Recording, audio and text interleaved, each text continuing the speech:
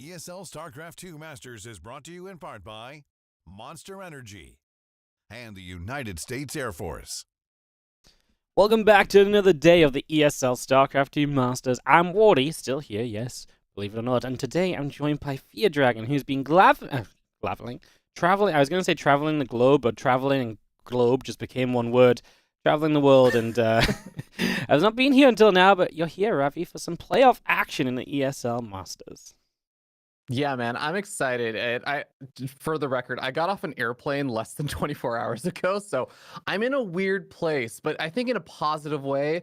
It's 4 a.m. for me, but it's actually technically like 5 p.m. for me because I just got back from Japan. You know, went to Japan, tried to convince Psyark to start playing StarCraft 2 again, couldn't do it, came back. I was like, all right, well, we still got some great players in the Asia region, including some of the players we're going to be seeing today, dude. Yeah, man, we got some fun stuff coming up. We'll take a peek at that in one sec. First of all, a quick mention to Blizzard Entertainment, Monster Energy, the United States Air Force, and ESL Shop for sponsoring the ESL SC2 Masters.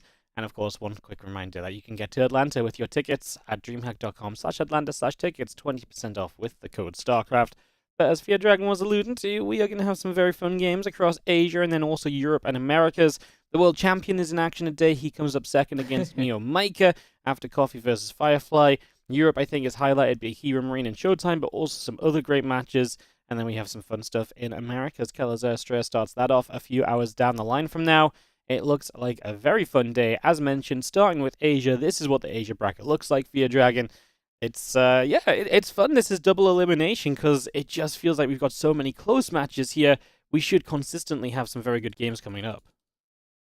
Oh, 100%. And I have been just such a massive Miiik fan for a while now, just because it's not even about results. It's just, if you see Miiik on a schedule, you know you're going to be in for a good time. People call him the kind of Zerg player of Haas, but Haas isn't even in the playoffs anymore, man. Miiik is better than Haas now. Like, it's such a treat. And of course, some of the other players, a lot of these like Asian Protoss players from China and Taiwan and stuff, like they're always a fun treat to watch. So I'm looking forward to this Asia bracket, man. I used to be one of those weirdos that would wake up at 4 or 5 in the morning back when Maynard and Peg and Zeph and everyone were covering the Asia region, because I really enjoyed watching this region. It's just a treat, man. It's not about the top level refined StarCraft. It's about just truly chaotic innovation. That's absolutely what Miiik brings, and also to some extent our Terran player in this first matchup, Coffee. He's aggressive, right? He's fun. He gets up in the face of his opponents, especially in TVP. He can definitely cause some trouble. He had a bit more trouble actually getting to these playoffs than I thought he would. He goes up against Firefly, who did very well last season with the top 4. Definitely looks like a great match to start the day. Of course, it's best of 5 all day long, starting with this TVP Fear Dragon we have in the bottom left corner. The red Terran player. This is Coffee. And up here at the top right-hand side of the map, we have our blue Protoss player from Team Little Fairy. It is, from Team Platinum Heroes, it is Firefly. Mix those teams up. Big platinum bird, little cute fairy thing. Very interchangeable, Ravi. I can get it. I can see it. Both flying, but you know, Firefly, I think. I like to imagine the big platinum bird is like some really, really weird interpretation of a actual Firefly. Yeah. Because this kid is, I gotta say, Wardy, this kid is burning a little bit brighter than usual to me, because I agree with you. I normally would rate Coffee just to be a little bit higher level of a player. But you mentioned it, Coffee kind of struggling a little bit more in the group stages this particular season. And Firefly coming in 3-1, taking a 2-0 versus like Maxed and Cyan, only really losing to the player who just kind of killed the entire like round robin stage of Jaishi. And you know, I'm actually really impressed with Firefly this season. Yeah, Firefly has just been great. He's been on the up for a while, then he kind of stopped for like almost like a year, it felt like. And then he's just resumed, kind of, you know, climbing the ranks in Asia and the online scene. He's been doing very well.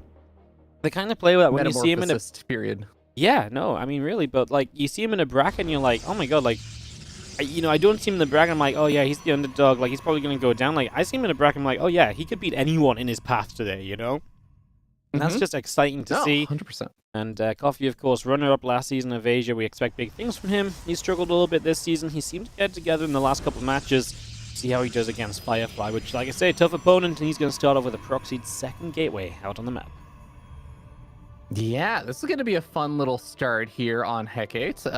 Now, of course, I'm just going to put the preface out there, and I'm going to do it once at the very beginning of the show.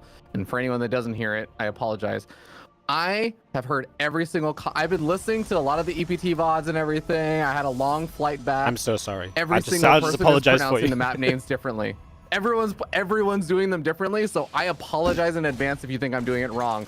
But I think this Reaper is not going to be apologizing for the damage that's getting done. Nice timing on the Adept there, though. Does save the probe. Nearly got a probe right. Would have been nice to grab that. We do see a couple of gateways still coming up, so we continue to bring those into play. And that means that we are actually going to have 3 gates in total pressuring here. The Reaper does see the gateway, by the way, so now knows that that is there. And that's just a good bit of info, because you know to play a little bit more defensively. This is already CC high ground from Coffee, so he is already being pretty safe with a Cyclone coming up too. I don't see Firefly doing anything early, and this always feels bad whenever your opponent's just going to camp on the high ground when you're playing 3 gates, because you're delaying your tech a lot as the Protoss player. And then if you don't get anything out of this, apart from like shooting a supply depot a couple of times, it just leads you in this really weird position as the Reaper goes down, just scouting the main base one more time. Yeah, it just leads you in a weird position where now you don't have any tech to work with, and what are you really meant to do to get better off in this game now? No, I 100% agree. There's a point in PvT where if you hit around like the 5 or 5.5 minute mark, you don't have any real tech, you just have gateway units. You just feel kind of impotent as you're taking your third base. You're just thinking in the back of your mind, oh my god, they're going to have stim, they're going to have medevac soon, and what do I actually have to deal with a strong bioforce or a handful of these units if I'm even slightly out of position? It becomes really scary. So this is nice, denying the low ground for a little bit, but pretty soon that first tank is going to be popping out. We have Cloak on the way here for the starport. That's interesting. Kind of love it though. Like honestly, like this set of units is going to be delayed tech. The last thing you want to be doing if you do build a robo is probably getting the observer. We do get in. That's a big deal, because now it means that these adepts can shade toward the mineral line. So mistake there by Coffee not having some SCVs to make sure the depot stands. Do the adepts actually see the Cloak Banshee? Yes, they do. At least they see it researching, so they have a good idea of what it might be, so that preparation can begin. I think that's a big deal, as our tank will slowly retake the natural expansion, and then you can obviously set up there as Coffee, and you just, even if you don't use the Banshees to harass, you can still have a big, powerful push out to the front. He really could do with that second siege tank that's supply blocked right now. That depot going down was a big deal, because if he had a second tank, he could push forward more easily. Now he's delayed just a little further. He just needs 1 tank to start poking down this ramp. 100%. And to complement what you were saying actually even earlier is that Firefly, his prep didn't need to be necessarily as early, because even though Cloak had started, the Banshee hadn't started. So without 2 Banshees, you can't actually DPS through the shield battery all that quickly. It takes a really long time to burn through that energy. And just a shield battery in each mineral line. That's all Firefly needs back at home to make sure that the Banshee can't just do devastating damage on this side. And he can easily just retreat from a Banshee with this army. Dep's trying to shade up that ramp as we are going to come back down the low ground. They're going to shade on top of the Marines just to eat some splash damage onto them. Friendly fire it. Tanks trying to target fire the Stalkers when they could, and yeah, we are going to get down here as Coffee. Firefly loses a fair few units. I will say Coffee, 16 workers behind. I'm just scared for Firefly. If Coffee moves across the map, there is really a moment here where, Firefly just doesn't have much. The Banshee shown up on the other side as a single kill so far, but is now going to get pushed away. And we will have to just team up with Banshee too. Honestly, just team up with the rest of the army and just go for one solid push. I think we have a cancel on this third awaiting you, basically, if you do that. Yeah, I think that is going to have to be the play, right? Because you've just taken out all of those adepts. Your opponent has been teching into the Robo and getting up the Twilight and getting up Blink and all these other things. So Firefly is going to be a little bit lighter on gateway units for the current moment. But man, Wardy, I'm actually a little bit worried about even the idea of trying to go for anything more than a cancel on the third. And it looks like Coffee is even worried about going for the cancel on the third. He pulls back. Yeah, I wonder if he just felt like it took too long to get down the ramp. Again, that supply blocked the second tank. Instead of 2 tanks right now, maybe it should have been 3, and with that he would have felt good. So, I mean, he's got 3 now, and apparently that is the magic number to start moving forward. The Observer overhead is going to spot this, and Coffee does not see the Obs to scan it. Stalker's immediately going to try and capitalize. They're going to get rid of 1 tank immediately. Now, they did blink in, so it costs you a couple Stalkers. The Banshee will cloak. As the Stalkers move back the other way, the Banshee does go down, but it means that we know the Observer's there, so we scan that down as well. And a flourish of attacks right here. Yeah, that's a weird set of trades, because it's, I think, 4 Stalkers total for 1 tank, which is great, but then also losing the Observer. So I kind of wonder, because I do feel like the longer this game goes on, Coffee isn't exactly growing at quite the same rate as Firefly is, because Firefly has that third base that's been established for a little bit. He has been basically investing into his massive swell of gateways. He's getting up charges, getting up all these other things. I feel like Coffee's gonna have stim and combat shields and +1, and then that's kind of it on the horizon right now for Coffee. So there's gonna be some big diminishing returns on his army value. I do wonder, when is his big time to shine in this game? Yeah, I don't actually know. It feels as though he has actually just succumbed to the pressure of Firefly, and there was a point where we came out of all this pressure and Firefly just had like a lot more workers, and I think we're now seeing the effects of that. That Coffee has just been behind for a good long time. Your opponent's now getting up into splash damage and all sorts as well, right? So things are only really getting better for you. At least you could get into splash damage out of Robo Bayon or so. I mean, I guess if you want to, you can just still play kind of heavy gateway units for a while and just make it very difficult for Coffee to ever move out toward a third base. And during that time, Firefly, you can already see setting up towards a fourth. So I think Firefly just sits kind of controlling this game for a little bit. And as long as he sits and controls this game, I kind of like it for him. I don't think we need to do anything like this. There's 3 tanks there. That's a little bit extreme, but yeah, I mean, I guess I don't hate it right now. It just, those moves, I guess they're just not necessary. You're taking a 4th against a 2-base Terran. Sit back, relax, get some extra stuff up. I mean, apparently we're just going to warp in a ton of units, which maybe does force you to do something, but then why not take the advantage into actually just teching up, right? Like, that's the only complaint I guess I have right now. Yeah, I'm kind of torn on it also, because I'm with you absolutely. It feels like it's extra risk when he's already ahead, and every time you're taking a risk when you're ahead, it kind of means that you're giving your opponent an opportunity to potentially come back. But at the same time, I kind of like the idea of just trading. If you can find any kind of trades where you feel like it's somewhat even, you are just keeping Coffee from pushing out, which is really his only game plan now. There is no other game plan here, Wardy, other than eventually push out and try and end the game. Yeah, no, I mean, even with the third base, it's like, what do you really expect to do? As the Vikings will force the prison to recall. The thing is, I think if you take the third base, you die to a swarm of Protoss units. Unless you wait long enough, by then Firefly really should have something. It almost feels like you're checkmated already, I suppose, as I wouldn't mind here. Gets a single probe. Firefly dealing with this well. This is the sort of stuff that maybe could have, cost you, a lead, essentially, from Firefly. This is the way that, each of those wouldn't mind hits 5+ workers. Suddenly your economy is not so great for a little bit. As we do stim out, we take the third, but there should be, the moment where you say, right, cool, clean up these mines, bring all of these gateway units that are over here back home, or back across the map, and just send it. I mean, this is the moment you've been waiting for, I think. Yeah, at this point, Firefly isn't exactly getting up big splash damage tech like his Robotics Bay with Colossus or Disruptors or Storm or anything.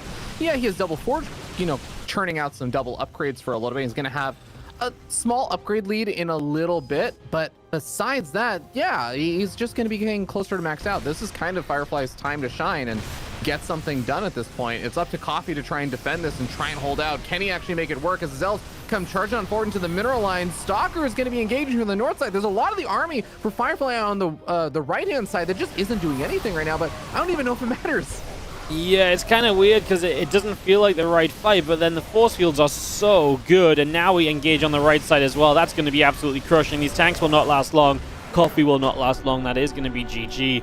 It was a weird fight. It was almost the sort of fight where Firefly might have lost from there, but in the end, not quite the case. He does hold on, and Firefly is able to close out this game that we definitely felt as though he'd taken the advantage in, and he opens with a 1-0 lead in this best of 5. Yeah, it was interesting kind of transitions. We were talking a lot about how Firefly had been able to get himself an advantage, and it wasn't quite a max out push because I think he was at like 180 supply or something, but it is kind of essentially a get to a really, really big army point and then just go for the big attack. And exactly what you were saying, even though that could have been a moment where maybe things didn't go so well because not everything was handled perfectly, Firefly had just garnered himself the advantage earlier on, and man, that proxy gate just worked so well, actually. No, it actually was just really effective.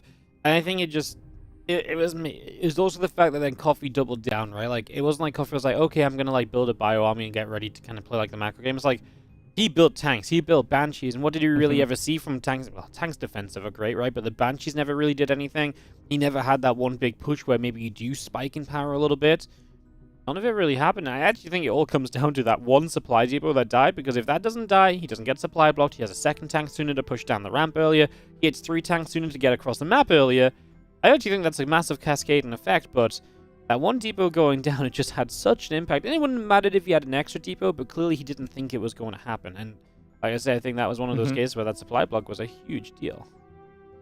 Yeah, it's so interesting too, because a lot of the time it's also just about if there's that many adepts, you're also just worried about the adepts shooting for it, but adepts didn't even actually end up having to commit in. It just literally the supply block itself was what actually did so much devastating damage and just kind of delaying Coffee's sort of build and his unit production there. But it's going to be an interesting game number 1.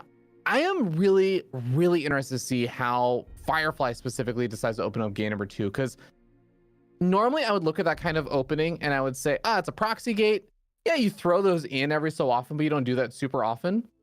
Coffee scouted that really early on, Morty. Like, he scouted that pretty much immediately, and it was interesting because it still worked so well. I would be interested, not necessarily for game number 2, but if later on in the series Firefly just busts it out again, because it seems to be pretty good against the way that Coffee opened.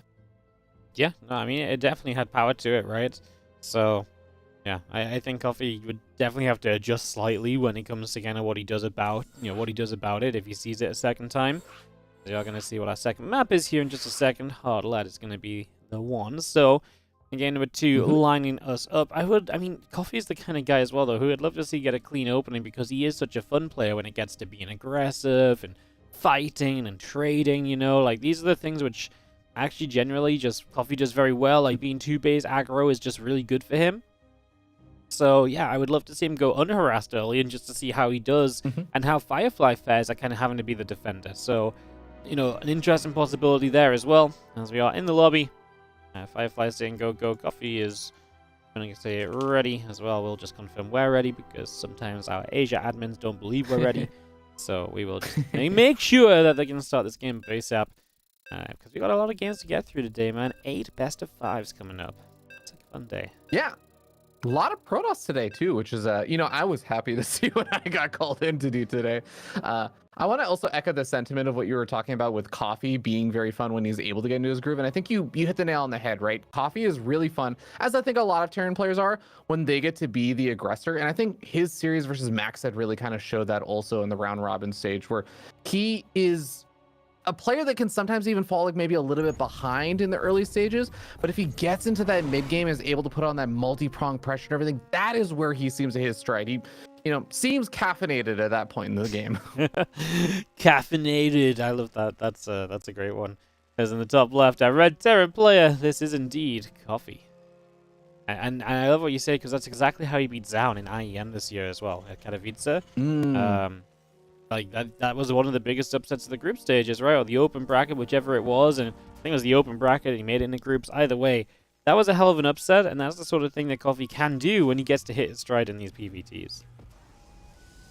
Absolutely. It does take some time to get to that point, though, and this player has already shown in game number 1. He's not just going to give it to him. He's not going to just give him the opportunity to get to that kind of comfortable spot. It is our blue Protoss player, Firefly, sitting up 1-0. What a great pickup for the Platinum Heroes. Really elevated their team, I think, just a little bit. Obviously competing in WTL and everything, and just cool to kind of branch out. They were a very European-focused team, but I think Firefly is a great sort of player that, he almost fits so well in their team because they pick up a lot of the guys that are kind of on that, like, pushing to pro level, right? Pushing to the top, and that's what Firefly is doing over in the Asia scene as well, so love that for him.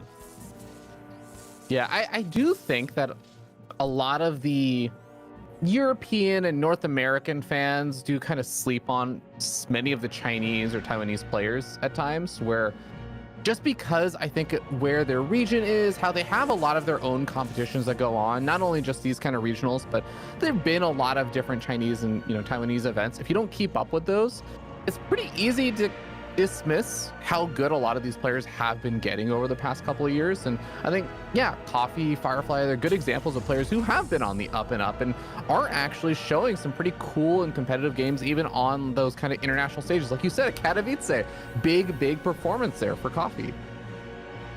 Yeah, we even started to see them playing a little bit more in like the weekly cups as well, even on the European server and stuff. They do well there, and that's when you really got to take them seriously. Like, these guys are taking maps off you on your home server.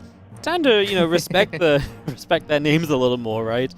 As this Reaper pops across. It is factory before we expand, and we expand high ground again from Coffee. That was great last time, kept him a little safe. In theory, obviously it didn't, pan out too well in the end, but in theory it was the correct way to play. This time, no proxy gate. It's still fine to do this if you don't want to worry about being on the low ground, but he probably could have gotten to the low ground here with the expansion this time around. Yeah. And Reaper, just small little details. I don't know if this was maybe what also signaled the Reaper last game, just scout out the exact location of the proxy and everything, but just identifying, oh, there's a pylon on the low ground. And also I saw the pylon up on the high ground as my Reaper popped up. In the last game, he didn't see any pylon on the low ground. It's like, okay, well, either you have 2 pylons in your main base and they're just not going to get anything on the low ground, or you might have something on the map. So I love these little signs that the players can use to try and pick up on things, and he knows pretty much for sure.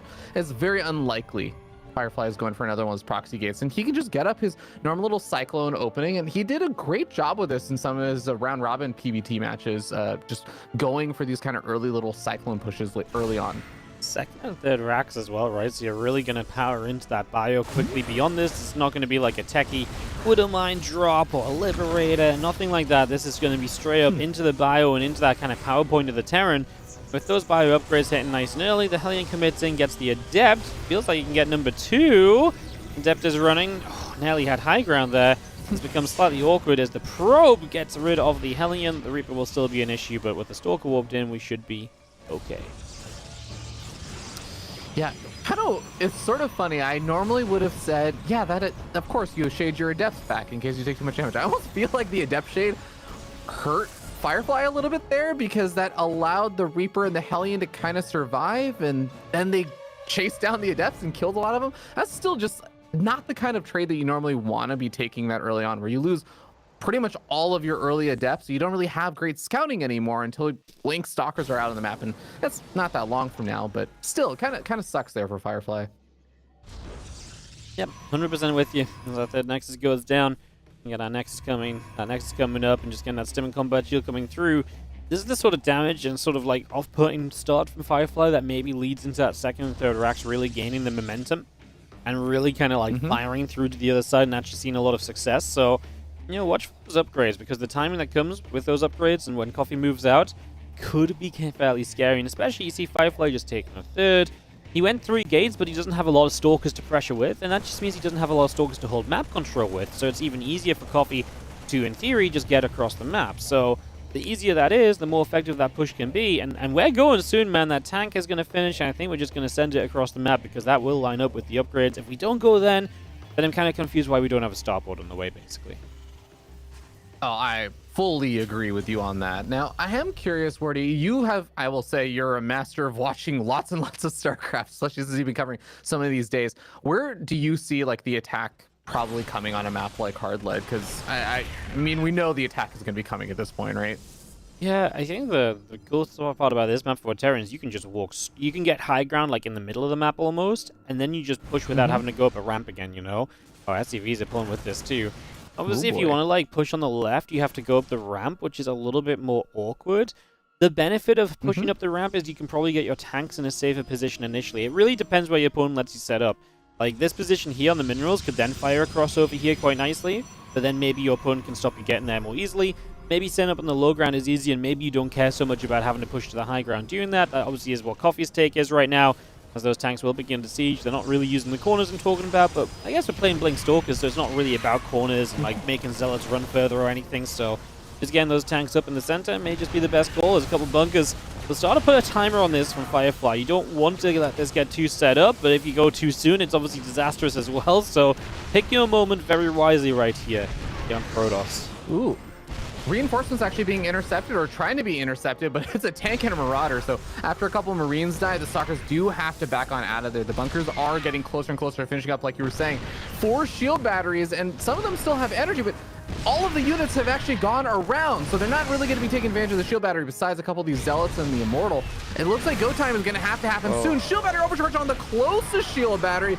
That just goes down almost immediately. Oh, Firefly is kind of missing his little window to break out over here. There's not that much bio left over, and the third base goes down. Yeah, I mean, if he was going to just try and heal the third, put the battery on the super battery on the further one out, right? Because then it shouldn't get knocked down anywhere near as easily. That was a weird choice, and I think he has missed the chance, man. 4 tanks are here, a couple bunkers. I mean, obviously the third has already gone down. At this point, is it worth breaking this? Is it worth trying to hold this position? Yeah, not really. Definitely don't give up any more units to try and hold this position any longer. Although Firefly currently getting himself supply blocked as well. I mean, this is just turning from worse to disastrous. Yeah, and the shield batteries being depowered means that these Stalkers are going to die a lot more easily. And even the Immortals, they don't die, but they get so softened up. They're going to die almost immediately without any of their barriers active. And behind all this, Coffee actually did get up that starport, does have medevacs out, does have some degrees of transitions getting ready to go for a follow-up big attack. Yep, I think Coffee, the only problem for Coffee right now is probably getting these units home, because it's all well and good having been able to stay here, but then the longer this goes, the more difficult it gets to actually get these units out. And if you can kill these off, maybe Firefly is still okay if he can swarm these units and trade well. That's why Coffee's going to try and make a play to the left-hand side. He's going to try and bring other units here, so he can essentially join everything up together, knowing that if he does that, he might be able to see some extra success. The Stalkers do have to blink away for a moment. We don't have charge yet. I think without charge, this is really an unengageable fight if everything's together, but, well, right now this is not everything together. Still, we're going to shut down this army trying to reinforce, so working out from Firefly. What if he just ignores the bottom left and just pushes? Yeah, I think that, you know what, Firefly was thinking exactly the same thing you were, Wardy. I think you're absolutely on point. And Firefly said, well, I know how to deal with this. I just don't. And I use that almost as a bait. It's the bait of you feel like you need to reinforce that position to get those tanks out of there. So that allows me to intercept your units, force you to continue to send more and more, and as long as he's doing a good job keeping an eye on vision for the map, where his opponent's units are, either with the observers or with the Stalkers, and does lose one there, that's a little unfortunate, but he's keeping an eye on his opponent's army and creating this awkwardness where Coffee doesn't have a clear decision to make on what he does from here. Do you reinforce, or do you just try and swing and attack on the opposite side of the map to draw your opponent out of position? So we dive and we get rid of the tanks and the bunkers quite easily on the bottom left, so that cleanup finally happens, and look at where we end up. 1-1-2, soon to be +1, okay, but that's Firefly in favor by an upgrade. You know, his work count is 8 ahead. Coffee does not have a third base, right? He's being set to really end the game on this 2-base, setup, 5 racks, and in the end, Firefly has slowly and systemically just gotten to this point where, yeah, he's actually in an okay spot. He's actually probably leading this game. Impressive. I 100% agree. It's kind of a weird moment where you have to realize that we talked about how Coffee was getting, or I mentioned how Coffee was getting some of his setups there, getting positioned with the additional barracks and stuff, as we do have this War Prism harassment, which is going to put an already all-in Terran player into an all-in position. And I think even Firefly realizes how all-in he is, because he just recalls the War Prism with the Zealots. He says, as long as I defend this push, I win the game. The Zealot's going to be getting to that front line to buffer against the SCVs. The Immortals trying to focus fire down some of the Siege Tanks initially, and they do get that focus fire down. Is there enough Protoss over here? It does look like it with the reinforcing Warpins there. It's funny because the SCVs honestly tanked amazingly. Like, so many SCVs took Immortal shots, but it just didn't matter. There was that much power in the army of Firefly, and he really did a great job of just taking a weird spot, something that definitely wasn't comfortable for him, and turning it into something that actually worked out. And you know, I was a little bit, I thought he left it too long. I thought just letting that third base go and re-expanding was probably a little bit too extreme, especially not to capitalize after. But he had the right call, man. If Coffee's still 2-base all in, eventually he has to gain those units back. Otherwise, it's way too, ineffective of a trade. And that's just what he stopped from happening. He made sure those left side units never teamed up with anything else. And as long as that was the case, we were always in a position for Coffee where he just never really had the full power of the 2-base all in ready to go. Yeah, and it's one of those moments where I love to think about, StarCraft is a strategy game, and it makes me think about like the what if path of, all right, was it the wrong decision for Coffee to go for the 2-base all-in? Because I actually was fully behind it when I initially saw it. I'm like, yeah, you're getting so much damage done. You're going to force him back onto a 2-base economy, and this awkward like siege tank bunker setup makes it so difficult to break. But then we kind of saw the way that Firefly was able to take a risk that paid off. And the paid off, I want to say, because of how Firefly executed it. If Firefly had tried to just use his units to try and ambush reinforcements or something, but he didn't have really good execution on his Blink Stalker, kind of moving around, picking off those units, keeping an eye on his opponent with the Observers and the Blink Stalkers, then it's very easy that Coffee can maybe just reinforce that position, and then he can just end the game there. Like, there was a lot of time buying there that Firefly did expertly. But it does make me wonder, what's the world look like if Coffee had expanded instead? What if he hadn't just come into the 2-base all-in? Was that enough of a lead? It's a great question. I wonder if he expanded, if maybe Firefly does find the moment where he's like, oh, those units are still in the bottom left, so that's when I actually can attack. Whereas, in this case, he didn't want to attack him because it was the 2-base all-in. Maybe not. Maybe the expansion goes up and maybe it's fine. It's a great question. I just think that bottom left segment of units was just such a problem. The fact we never got them out, and that we never... I guess what it really comes down to is they didn't trade for any units, really, right? Like, he just got the base, and that was all. And that was always going to be the issue. And maybe if you do expand, then it's okay if you then lose those units and build up. But like definitely in the 2-base all-in variation, you need to trade some units for those units. Otherwise, you're never going to get that overwhelming 2-base power. Very interesting game, very interesting situation in StarCraft, and one that you honestly don't see play out that often, considering how often we see those kind of pushes that then get reinforced. Like, usually the reinforcements get there, right? But not today, as in the bottom right, struggling along. 0-2 down is going to be Coffee. And up here on the top left-hand side of the map, we have our blue Protoss player. It's Firefly. And Wardy, I actually want to compliment you also on some of the stuff you were talking about. When I was asking you in that last game, where do you typically see like a lot of those tank pushes? And I actually totally agree with you. When I look at that last map, the location I would normally expect was the location that you were talking about, which is a lot more central, kind of behind, tucked away inside of that mineral line that was closer to the center of the map.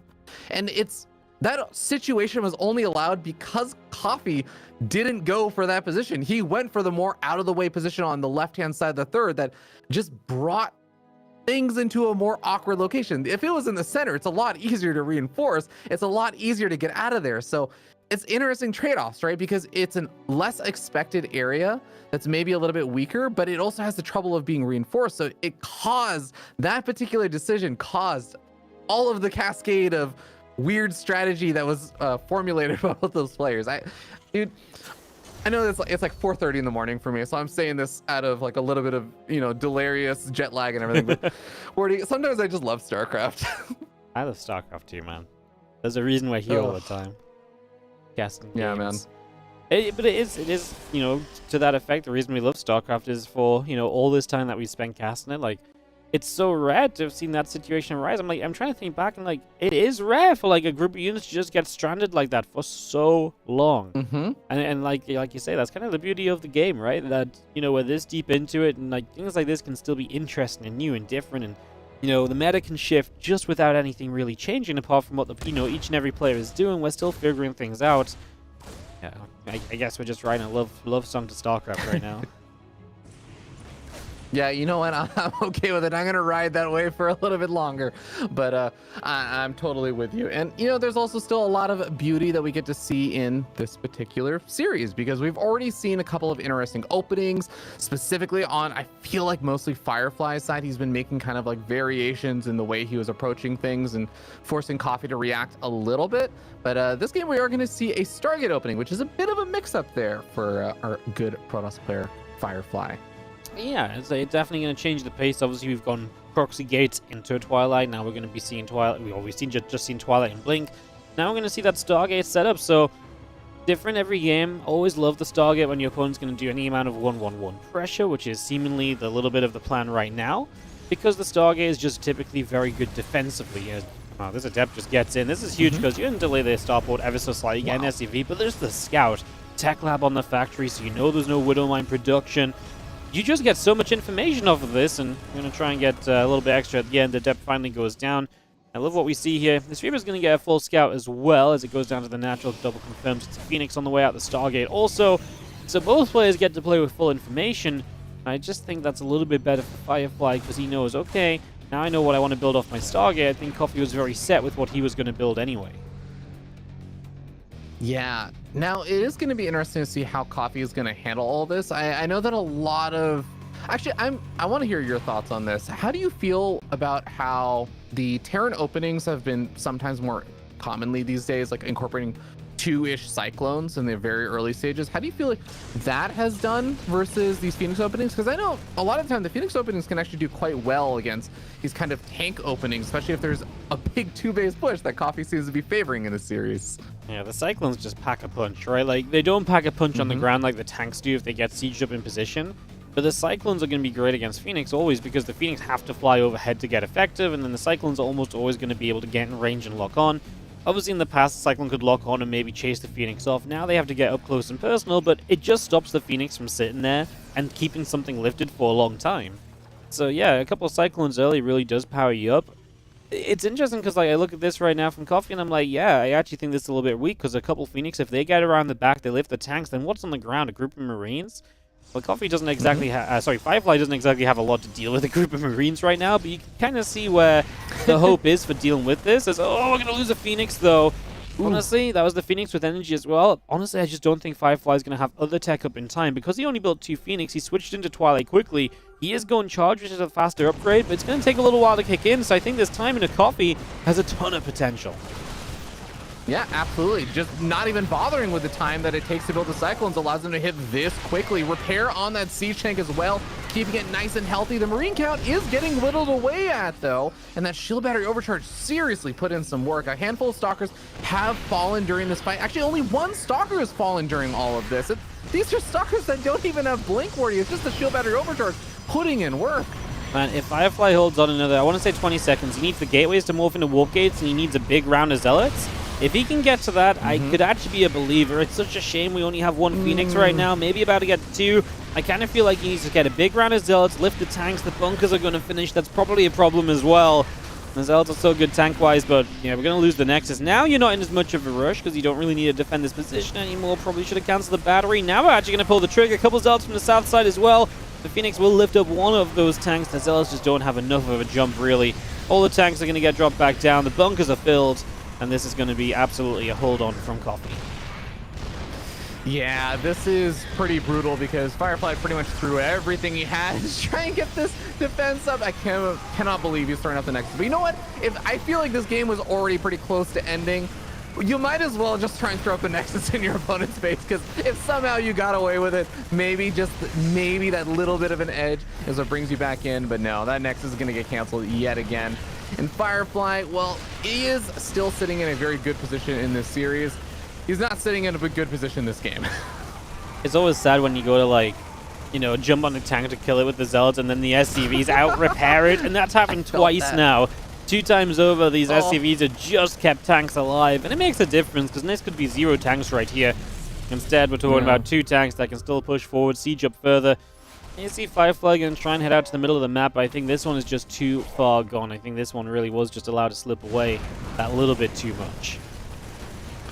Yeah, it's tough because you kind of think, well, even if I'm only on 2 bases, I have 8 warp gates, I have charge lots, maybe I can just somehow mount a defense over here. There's no shield batteries to heal up these charge lots. Even with +1, actually, +1 armor with 8 warp gates worth of charge lots is frankly pretty scary. You see how long it takes these Zealots to die?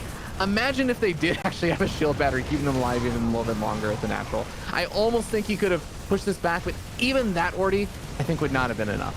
Yeah, I think that's just unrealistic, right? I mean, honestly, it's like it's on the verge of like maybe if there was a way, that would be it. Like I think the idea of what Firefly has is the right idea. It just didn't come in soon enough, and obviously the numbers are just not quite there as we stim on further, deeper, and well, Coffee is going to get himself a map in this best of 5. We are not just going to see a wash to open up the day. We are going to see a little bit of contest here in the Asia region. Yeah, and beautifully done there by Coffee. I have to give him a lot of props because this is, again, what I was very interested in, and how PvT has been seeing a little bit of that shakeup since the balance patch. It's been out for a bit of a time. You know, we've seen all the round robin games, but also a lot of these EPT weeklies and stuff with it. And I have just been seeing a lot of Terran players who seem, especially Coffee along with them, going for these kind of Cyclone openings. So I really like the super fast, just tank push. Forget the Cyclone revamp. We don't need those. Just as fast as possible. Hit before all of the Protoss timings are ready, and you know, before charge is there, before the Phoenix count is high. Just go, go, go. And it worked really, really well in that game. Yeah, no, it was just a solid game of just what Coffee did was the correct timings. I really feel Firefly kind of went too deep on like the switch. I understand he kind of wanted to go into like a fast charge, and I think it could have worked, but because he went 2 Phoenix, it's weird because like if he just went 1 Phoenix, it might have actually been okay because that little bit of a faster Twilight, maybe you get charged slightly sooner, the gateways come up a bit faster, maybe that makes the difference because the Phoenix, the extra Phoenix didn't really do anything. And that's the thing, 2 Phoenix there, it's very difficult to make work, and if they both fly in, both lift a tank, and then Zealots are charging forward, it's probably fine. But in this case, they didn't really do a lot, and then your own tech was delayed even though you're trying to hit charge fairly quickly, and that's kind of what, it was kind of that in-between. It's like, even if you just went to like 5 Phoenix here, then I feel a lot better, because then you can shut off reinforcements with the Phoenix and really camp those out. Maybe you do give up the 3rd base in that case and just say, cool, I'll expand elsewhere, and you can just slowly chip, and then you actually have damage against the tanks when you lift them up in the sky. And if you just give up the 3rd and then buy a bit more time for like a later charge, then maybe you can actually say, okay, well, when I do fire, I'm going to lift up a tank, it will die, my Zealots will charge in, and you just start cleaning up. The reinforcements have never gotten across the map because the Phoenix camped them out. Maybe that would have been a way as well if you wanted to dive deeper into the Phoenix production and then still do roughly what he was aiming for. Like I say, it's that kind of balancing act, and in this case, he just kind of went not deep enough on the Phoenix, but also not too shy on the Phoenix. I feel like he did pretty much the worst amount of Phoenix, I suppose is what I'm saying. No, I'm picking up what you're putting down because I agree with you. Forget the fact that one of the Phoenix also died super early on. Like, I think even if that Phoenix had survived, the thing about Phoenix is that they're really good for lifting up tanks. When is it useful to lift up tanks?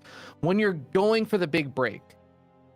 Those two Phoenix, they didn't really come out fast enough to justify Firefly trying to go for a big break. He didn't have the gateway units. We were talking about how even just the Marine count, forget the tanks, the Marine count was what was actually scary. It was just a handful of Stalkers that were holding the line. They can't really bust through that with just the Stalkers and the shield battery. You can't really get super offensive with that. So the Phoenix, you're absolutely right. They don't really hold a lot of power in just lifting up the tanks, but if you did have more Phoenix there, I don't know if you survive versus the Marines, but you at least have some ability to pick off a couple of units as they're reinforcing, maybe slow down the attack, pick off some SCVs or something. Like, you can get some extra value from those. Or if you get no Phoenix, you just have a stronger gateway army and can bust it a little bit earlier. So I'm picking up what you're putting down. It's an interesting question. And maybe, you know, if Coffee goes for a similar push, it's going to be one that Firefly will have to answer for himself, as the next map is going to be Site Delta. Yeah, no, it's fun. These guys are giving us games with fairly like fun, like almost like StarCraft puzzles, right? It's like, hey, How many Phoenix would be good? And it's like you know, in the video of StarCraft, there's never like necessarily one like fully correct answer, but like, hey, you know, he's got this, but what if he'd had this? And you know, you can kind of see two different angles of it. You know, these are the kind of games we're getting because they're interesting, they're interacting early in the game as well, and you know, specifically decisions like this are that much more impactful because it's early enough in the game that, you know, we're talking about low amounts of units being different in numbers would have the most impact pretty much. So yeah, some fun stuff here. This best of 5 has been a fun one to cast, as we have in the top left. Trying to keep it going all the way to a game 5. Our red Terran player is Coffee. And his opponent down here in the bottom right-hand side of the map, the blue Protoss player who's still shining bright in this series, he is Firefly.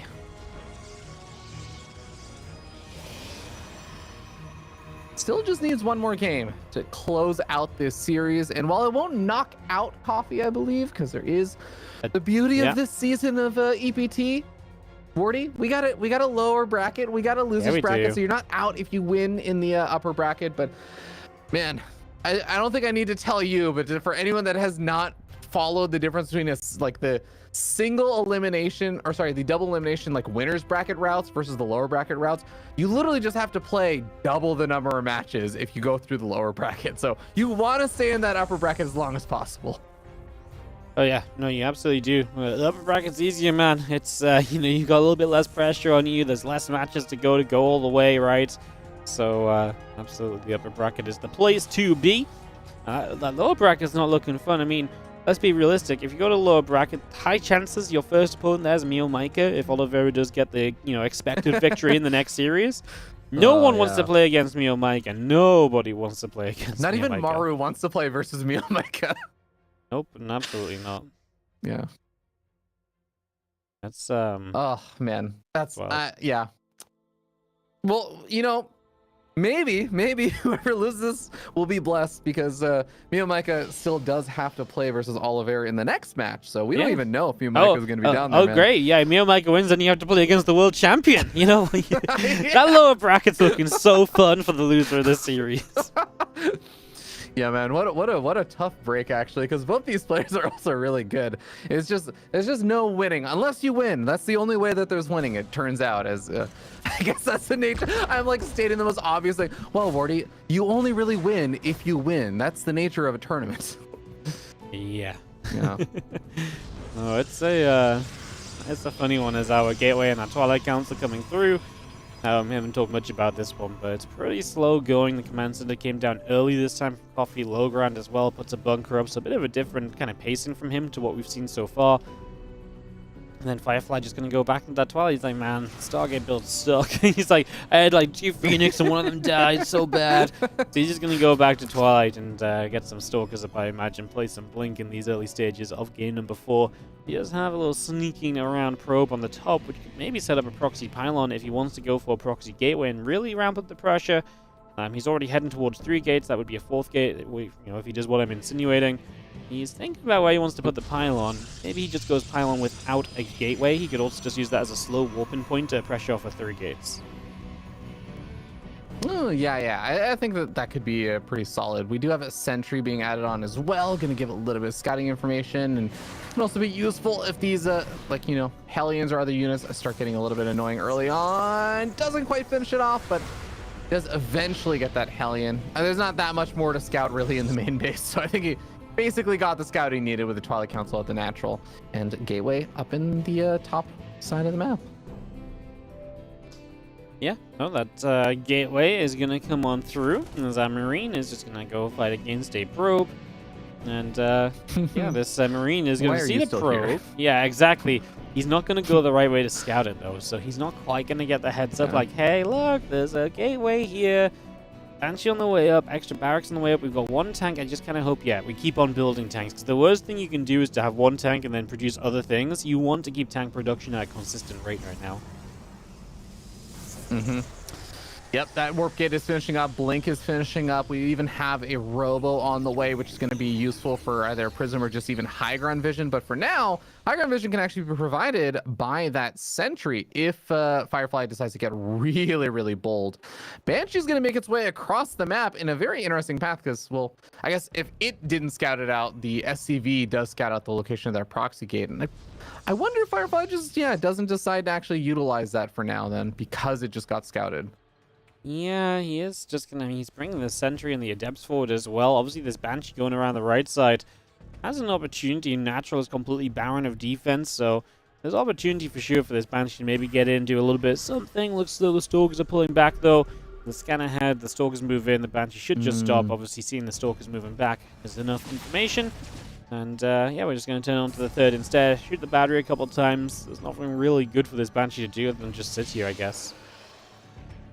Yeah, a lot of fun, like, back and forth on the positioning there, where it's scouting the Banshee because the Banshee scouts the proxy, so then players are starting to reposition their units, where Firefly kind of threatens to move across the map, so the Banshee then forces Firefly to return back home, but Firefly identifies it, but then there's a scan to identify that the unit's returned home, so the Banshee doesn't commit. It's like, I love those little interactions, and all of that actually leads up to Coffee being able to get very far across the map with this army because, well, all of those units weren't on across the map or doing any kind of pressure, so they just get right up on the third base now. Yep, that's going to be nice. The Banshee goes down. Super Battery has to pop pretty early on here. Tanks just blast a Stalker. We kind of need something to get in front of these Stalkers a little bit. They're just going to blink forward, going to get one tank, two tank. You know what? If the tanks go down, these Marines aren't all that good on their own. So there's actually going to be a cleanup from Firefly. Brave play to kind of jump on the tanks like that, but absolutely the correct one in the end. Mm-hmm. Yeah, I also want to say clutch shield battery positioning there. That shield battery was just barely in range with a lot of the Stalkers, even after they kind of blinked forward into the Marines. So the Marines are doing a lot of damage there, but the Stalkers weren't really going down that fast as they were focused running down the tanks because the shield battery was just barely in range with the overcharge. And now, so much of the army has gone down. These Stalkers just hold map control now. It's going to be so annoying for Coffee to try and establish a third base if he even really had one anywhere actually close to being established. I mean, one's finishing up now, but it's not even an orbital or anything. Firefly just has total map control right now. Yeah, not even an orbital, and obviously you've got to fight to make sure these Stalkers don't just stop it from landing as well, which he probably can do. He's got a good few Marauders. Stim is finished.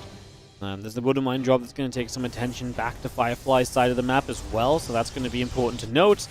As Stalkers move up, look for Wood Mine, don't quite get it. At one point, I would have liked maybe the blink up into the main base. If he got here immediately and went into the main, maybe grabbed the tech lab and the combat shield, that would have been nice. And if that continues through, these couple of Wood Mines are going to drop down for some kills. Just the one initially split doesn't happen because he'd rather just deny more mining time. Stalkers blink on top of that medevac. Now they can't blink away from the mine. They do have detection, but we are still going to lose a few probes. Yeah, a little bit of extra damage done, and like you were saying, also just kind of drawing the attention away, which you actually do see a real tangible effect for, because the Stalkers all pulled back. They were originally moving up the ramp, trying to damage a Widow Mine here or there, just trying to find little free pickoffs, but it's hard to actually focus that attention with your Blink Stalkers while also dealing with the Widow Mine drop. So it actually does give Coffee a little bit of breathing space during that. Yep. No, absolutely, just a bit of freedom as the Ghost Academy comes up, so you could really do with just a little bit of time. Get some Ghosts out, and Ghosts would really make his army very good against what he's playing against right now. These Stalkers do get the Widow Mine before it burrows. The Blink will eventually catch this medevac too. Here comes the bigger army coming out, trying to capitalize on Stalkers that have already blinked. Coffee able to take a step forward, and that should be a step towards the third CC for him in the next few moments. Well, Hallucinate Oracle coming into the main base to get a scat out and confirming, yeah, there is a third orbital command finished up and ready to actually try and do something if he ever gets an opportunity to establish that third base location, but it's not being established just yet. Also just confirmed the ghosts, I guess, coming on out, which is going to be pretty important. Concussive shells also on the way. So I imagine Coffee is going to be trying to hit some really, really big attack with this and maybe just waiting for the first three ghosts and then you just go? Yeah. No, I mean, if your 3 ghosts is super powerful, at the very least push out and, you know, secure your third base behind it, but there's definitely potential. I mean, it's not like the tech of Firefly is anything amazing. This is 25 Zealots, 15 Stalkers, and an Immortal. You know, like, that's the army. Yeah. EMPs on Zealots and an Immortal, and this army is very weak all of a sudden. even with the, well, what's not even going to be an upgrade lead anymore. Good thing to get rid of Widow Mines. Every mine you get rid of is one less little bit of splash damage that's likely going to land on your Zealots, so it's going to make your life easier. As Firefly seems to want to attack in, I feel like him attacking in makes this a little bit more complex for him. Widow Mines initially do okay, and those ghosts are ready to drop EMPs as required. Yeah, and that warp gate, that proxy warp gate is still alive this entire game, despite it being scouted very, very early on. And it looks like finally Coffee's going to have enough of that warp gate location. Tries to go up to the north side, and that might end up backfiring. A lot of the Zealots are getting completely blocked off by all these Stalkers, though, and this turns into a very strange engagement, Wardy. Yeah, those Zealots in the back doing absolutely nothing is really a big deal. Immortal is just chunking on the orbital commands, so not helping either. Stalker's blink forward, looking for a full medevac, gets it. That's such a huge pickoff. Firefly started this fight off as badly as he could have done. I don't even know if Coffee had to lift up and retreat. If he just brings reinforcements across, I feel like he could have been alright.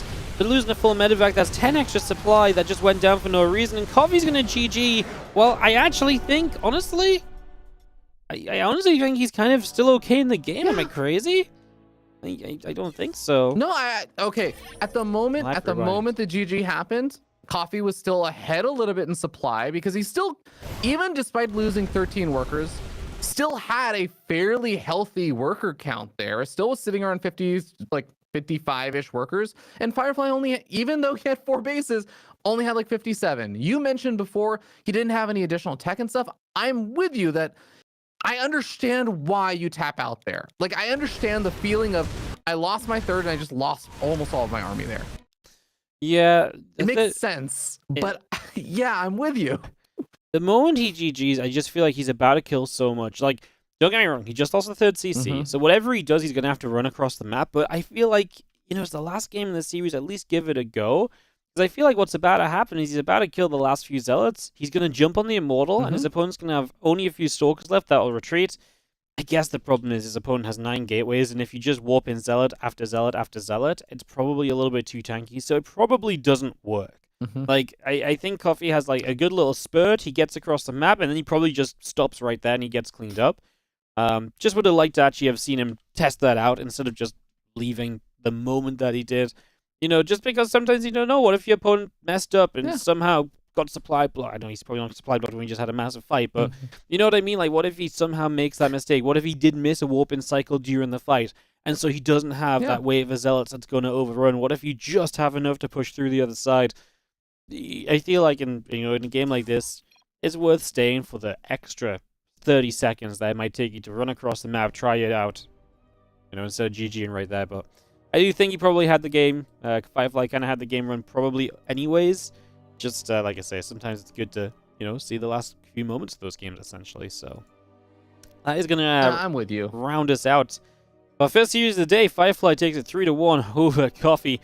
And like I say, that is just the first series of the day. We got plenty of StarCraft coming up. There's so many games. We'll have a quick peek at the schedule here and show you guys exactly what is coming up with Oliveira versus Miiik up next here in the Asia region.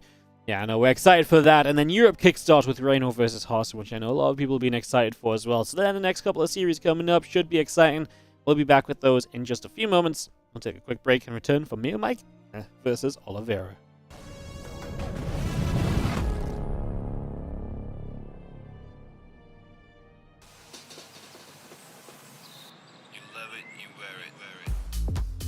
Wear your passion. Share your passion.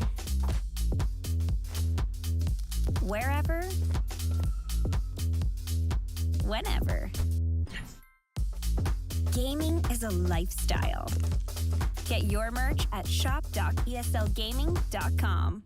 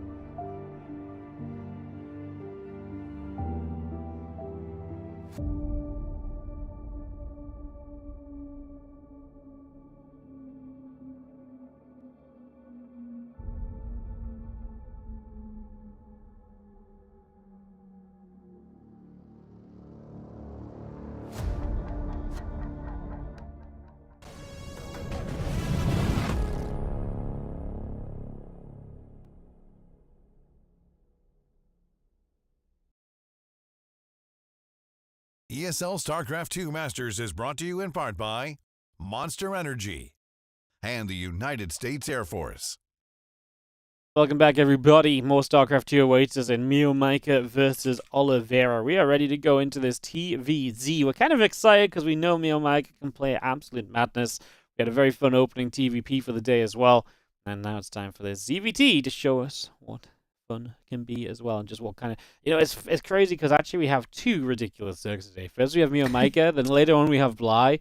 Like, if you like Zergs that don't really make a lot of sense and play StarCraft differently, today is the day to watch StarCraft here in the ESL regionals. Oh, 100. I would just say today, I think, is one of the. I looked at the lineup board and I actually just got excited looking at it because there's not only that with Bly and Miiik kind of, padding that lineup and everything. Reynor and Harstem, I think, are also fun, where I think it's going to be probably closer to more standard, but I think Harstem's going to bring something at least a little bit fun or difference just to go up against Reynor. I also think Mana is the kind of player when he goes up against someone who's super unbelievably good at PvP like MaxPax. Mana is gonna not just play totally standard. I am guaranteeing you, Mana is gonna do something fun in that series as well. So you got that. Estrella is also a fun player. Like Eggs is like an out there play. Man, we got just a fun day of not fully standard StarCraft. Yep. Let's get into this as we have in the bottom right hand side our blue Zerg that we're excited to see. This is Miiik. But up here in the top left-hand side of the map, we still have a Terran player a lot of people are still very excited to see. The red Terran, our world champion, Oliveira. Whose name I still sometimes misspell. You still misspell it? I guess that's Dude, fair enough. It's like the VEI and VIE, like that trips me up so often in his name. I like in my head I keep thinking I before E except after C, but there's no C, but I That's know, actually man. such a fallacy, by the way. China begins with C, like I don't know. Yeah, the I before E except after C is such a fallacy, man. Like it's one of those things that's just like a terrible lesson. I actually, I will tell you, I believed it for a really long time. And the thing that actually, it's one of the best things Reddit has done for my life. A Reddit comment corrected me. And I responded with because I had typed siege tank, but I misspelled that because I did I before E, except after siege tank. And someone corrected me there. And I'm like, if there was a way to be corrected, I think that was like the best way.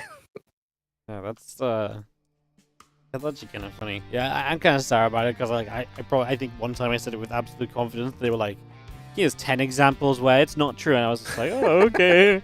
My entire life's been a lie. Free school teacher sucks, like, Damn you, Miss Calhoun. What have you done to my life?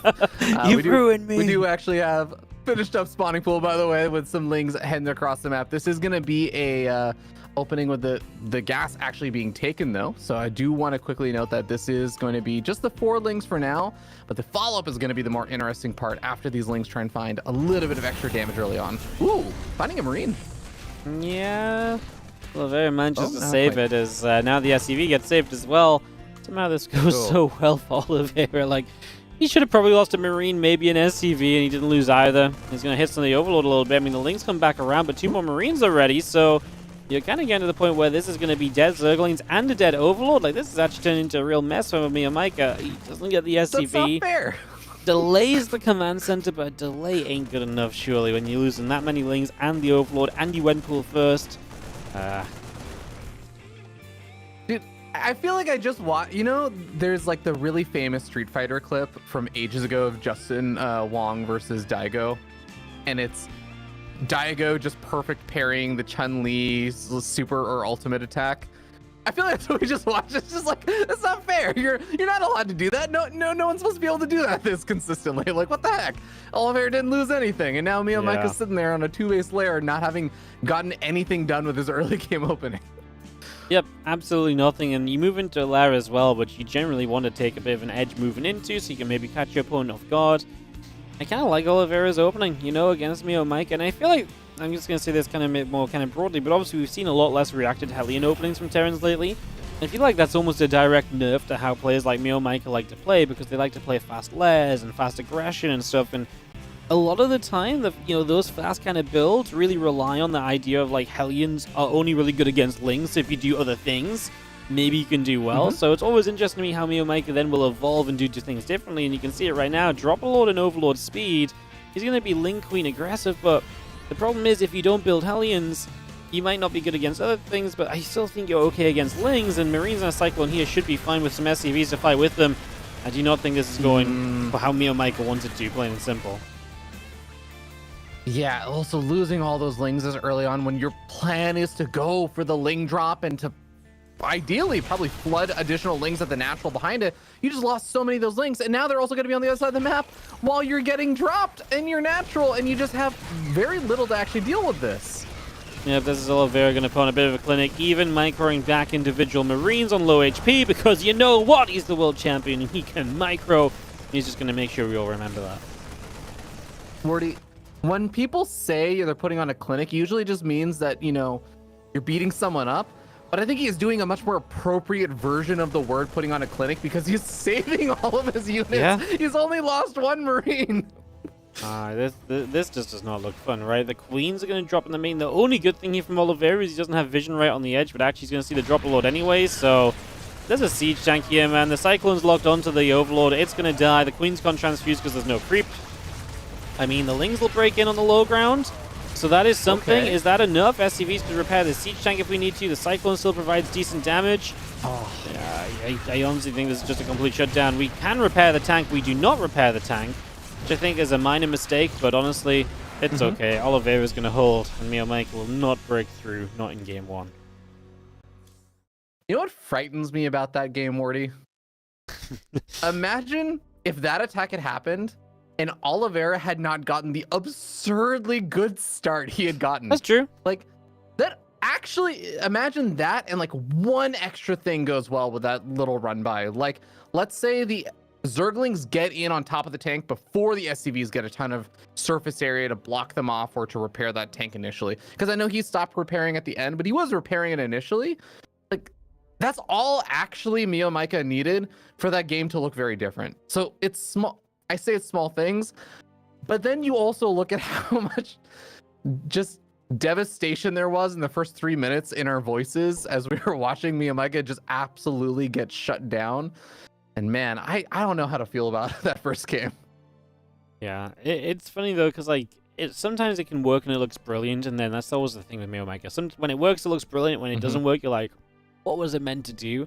It's like these Queens dropped. They never had creep to transfuse. The Overlord never got to spread it, right? Like, you know, the Lings are going to burst through a wall. If Oliveira just has like 4 SCVs on the wall repairing, none of those Lings even get in the natural, right? Already, it's just a completely lost game. So it's always one of those kind of funny ones as we sit here and wait for game number 2 to get hosted up. Just to mention that these guys agreed to play all on Singapore. Not sure what the latency is. Obviously, Miiik from Vietnam, Oliveira from China.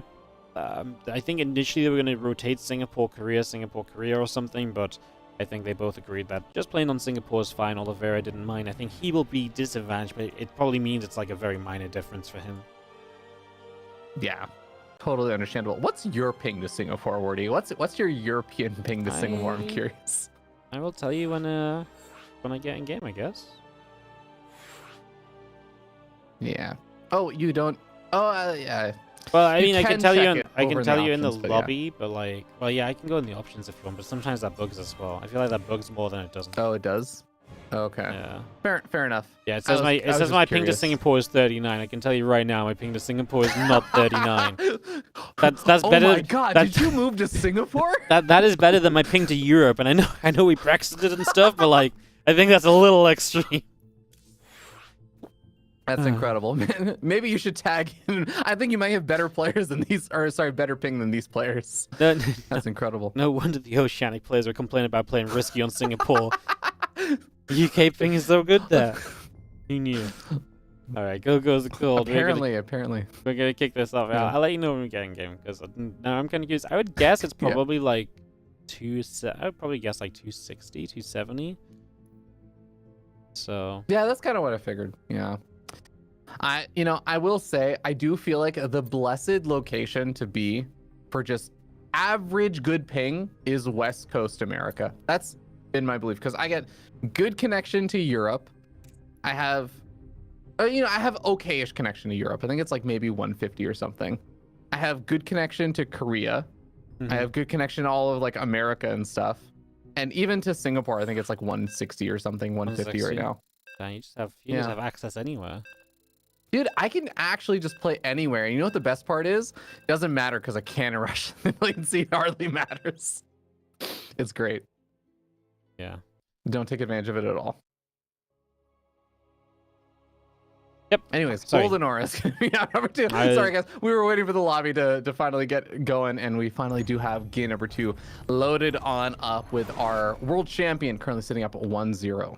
My ping is still increasing, so I'll tell you after the intros is in the top left. Just gradually increasing. Gradually increasing. You just mentioned it, up 1-0 in the top left. Our world champion is going to be Oliveira. And over in the bottom right, we have our blue Zerg player. He is Miiik, representing Team Gosu. Alright, my ping to Singapore. Wow, it's actually like 400. Well, now it's going to 438. That's. Surely it's not 400. That's not normal. Did it say like 320 before and you just dropped a digit or something? Oh man, like it genuinely said 36. Now it's 450. Surely there's no way it's 450 when my ping to Korea is like 300, right? I don't know. That is fascinating. Well, now I just want to see a Wardy ladder session on Singapore. Internets are crazy, man. The internets are crazy. It turns out it is pretty wild, much like Miiik's builds, as he is going to go for another early pool here. That's true, yeah. But literally no one actually cares about my ping, so I'm going to forget about it. Apparently it's just still going up, man. Yeah, like, I'm fascinated by this. It's 500. Okay, well. I know, sorry. I was very interested when we were trying to fill time, but I'm less interested now that Miiik is playing. Yeah, I gotta be real with you. All right, well, let's see what this pool into gas, into hatch comes into. You actually went hatch, then gas, right? Either way, it's still that kind of rough order. And you're going to just see the Reaper on the way from Oliveira to start. And then an SCV getting ready to expand. So Oliveira not, being worried about putting the expansion low ground. I think, honestly, he knows coming into this, he's like, right, I'm not going to build Hellions. I'm just going to build Marines and a Cyclone every game. And I honestly think if you build Marines and a Cyclone, it's difficult to die to anything a Zerg does early. Like, what can a Zerg do to break through Marines? Like, obviously, there's worlds where you just don't have enough. And, then the Zerg still has too much and they overwhelm you. Your bunker isn't up in time or so. But I actually think it's so difficult for a Zerg to be aggressive. And in that scenario, I'm like, well, maybe try and get up to mutas because then the Terran can't harass you as much. But honestly, fast mutas can be shut down. And if they get shut down, like, it's a nightmare for you as well, right? Like, where's the good stuff? Where's the good stuff for you in that scenario? I really don't know. Yeah, it's really, really tough. I think an important thing to mention about Miiik is it's very also, this is, again, why a lot of people say he's like the Zerg version of Haas. Miiik is a player who capitalizes on mistakes, but it's not just that he's capitalizing. He has to find ways to force mistakes out. So creating chaos, forcing your opponent into an awkward position where, in theory, as exactly you were saying, a player should be able to just get up a set of units and be able to deal with most of these pieces of aggression, as long as they play it well. But you create enough chaos that they start making mistakes, that they start maybe thinking, all right, well, there's no way they'll take this risk or this gamble. And that's exactly what then Miiik does, and that's how he suddenly throws Oliveira off kilter or something. So little things like that can be really helpful, as the Reaper does actually get picked off by the Queens pretty early on, and these Lings get to poke around on the other side of the map. So we'll see what Miiik can kind of bust out of there, because I think that's a necessity for him in this. Fast layer, obviously, with the Reaper going down, you do have basically this scenario where you don't get any further scouting for a little while, right? So he doesn't know about the third base. He doesn't really know what this is at all. He maybe saw the gas was still mining. That could obviously mean roaches or this faster layer. As we go up to 3 gas in total, this feels a lot like a Spire. As the medevac pops, we can potentially Cyclone drop across the map, which would be one way to try and keep an eye on what is happening while applying some pressure as well. And we'll see what happens. Yeah. I'm so glad you also brought up the kind of lack of scouting information, because it really is difficult going up against a player like Miiik, because I am not joking. I've seen this guy take like 3-4 gas geysers and then not mine from any of them, go for a Ling flood. That is the kind of player Miiik is not afraid to be. So being in the dark is really scary against Miiik if you don't have an idea of what he's up to. Now, we do see a Spire on the way, kind of what you were talking about. And the Cyclones are doing a nice job clearing off Overlord, just shutting down a little bit of Miiik's vision out on the map, actually shutting down, frankly, all of it right now. But that also does mean it delays his movement across the map. He's going to take a little bit longer to actually get a scout out on what he's up against. Yep, absolutely. As a couple of Cyclones will drop down again, and they are going to go straight into this Overlord. So the Overlord is going to get knocked down. Cyclones jump up to the high ground.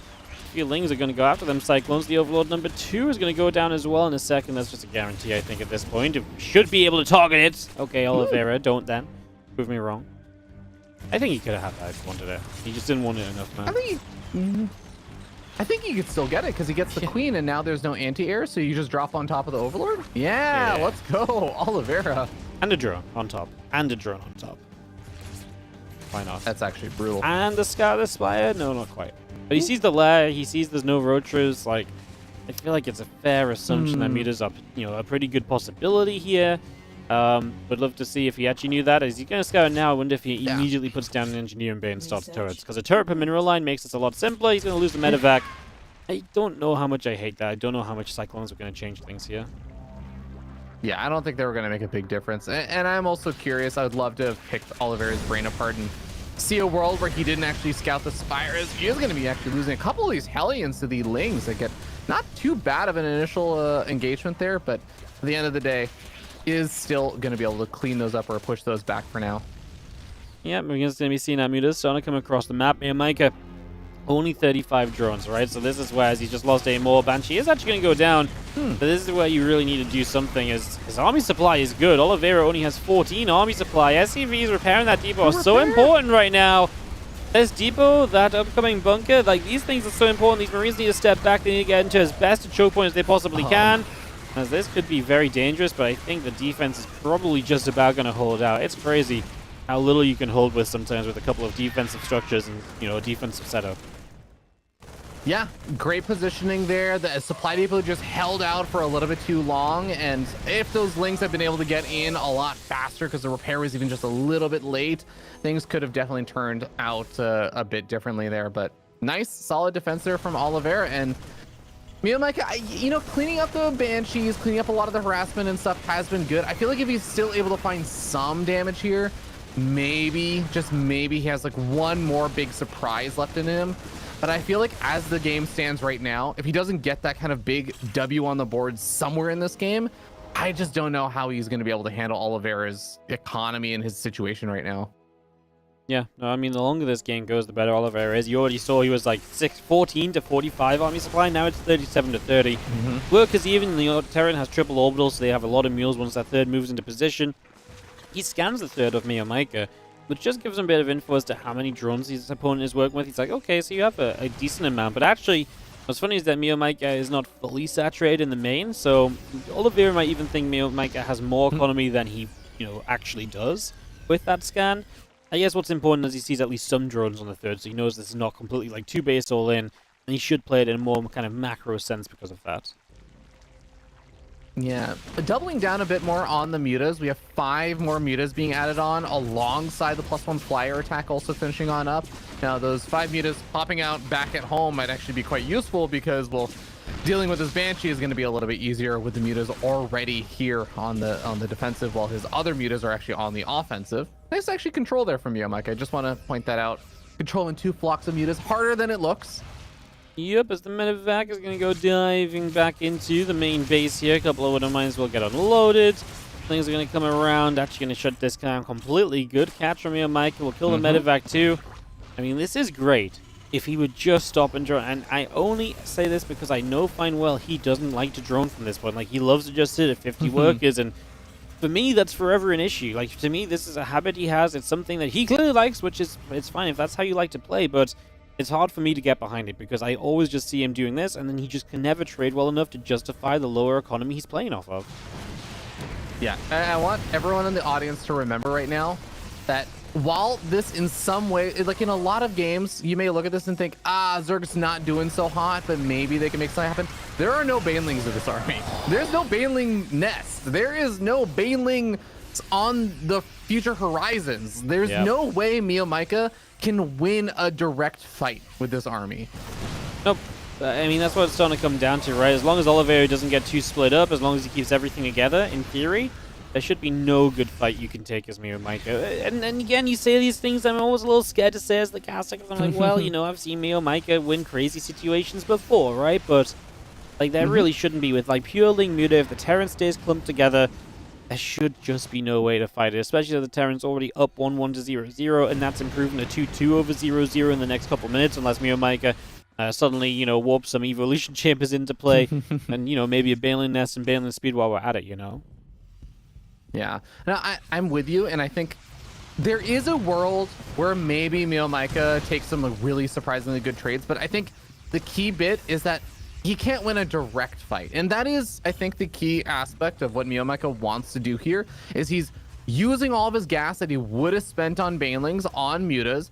He's flooding out a lot of Lings with the extra minerals, and I think trying to take more hatcheries as he can to try and get additional larvae out, but he then needs to force very indirect fights. He needs to force weird trades, find Oliveira as he's trying to move out with a big flock of mutas, try and punish while also returning back home to defend. It's a very, very difficult style to make work. And that's when the game is even. And this is not an even game right now. Oliveira does still have kind of control of the wheel at the moment. Yep. No, he definitely has. He's in complete control, if you ask me. I really think there's nothing about this which looks good for Miiik. Like, you know, like, he's gone to 4 bases. Here we go. He's going to take the fight. These Marines are going to stand and fight. The extra Marine showing up. Missile turret is putting some damage in.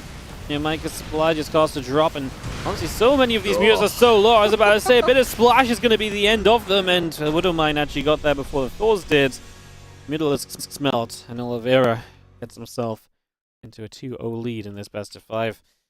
Honestly, kind of exactly the series I was expecting. Wild. Crazy from Miiik. Yeah. But Oliveira playing it safe and just being comfortable against these setups because he kind of roughly knows what's going to be happening. Yeah, it's an unfortunate thing in some ways when a player like Miiik starts to rise up.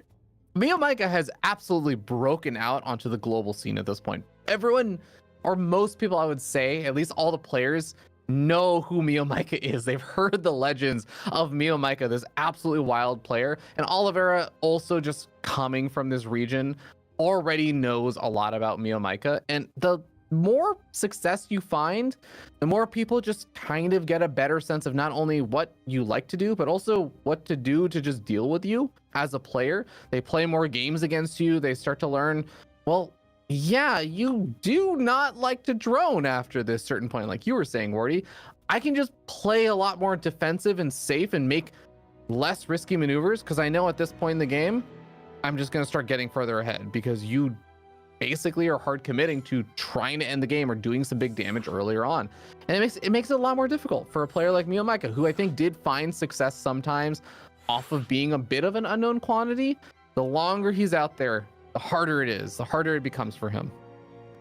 Yeah, well, and yeah, we had players like Bly who were still able to be successful for so long, and still find some success in this event as well, right? Where yeah, I think it's just a case of, especially ZVT right now is tough because a lot of the power is like, hey, if you're forced to open Marines and Cyclones, like, you kind of get into that position as a Terran where it's like, you're not comfortable. But actually the meta right now is to do those sort of things, right? And to actually not be building Hellions. So in that case, you're just more naturally comfortable again, you know, with the units that should shut Miiik down and put you into better positions. So it genuinely is tough, man. Like, it's genuinely a little bit rough. You know, how you work with that and everything. So yeah, it's it feels difficult. It honestly feels as though it's like almost like, hey, maybe it's proxy hatch time where you get the Ravagers, we just go for that one burst. Something that relies on your opponent like having to micro correctly, you know, from the start rather than just being set up with a set of units because, you know, maybe then you can catch a little bit of a lead or an advantage or so.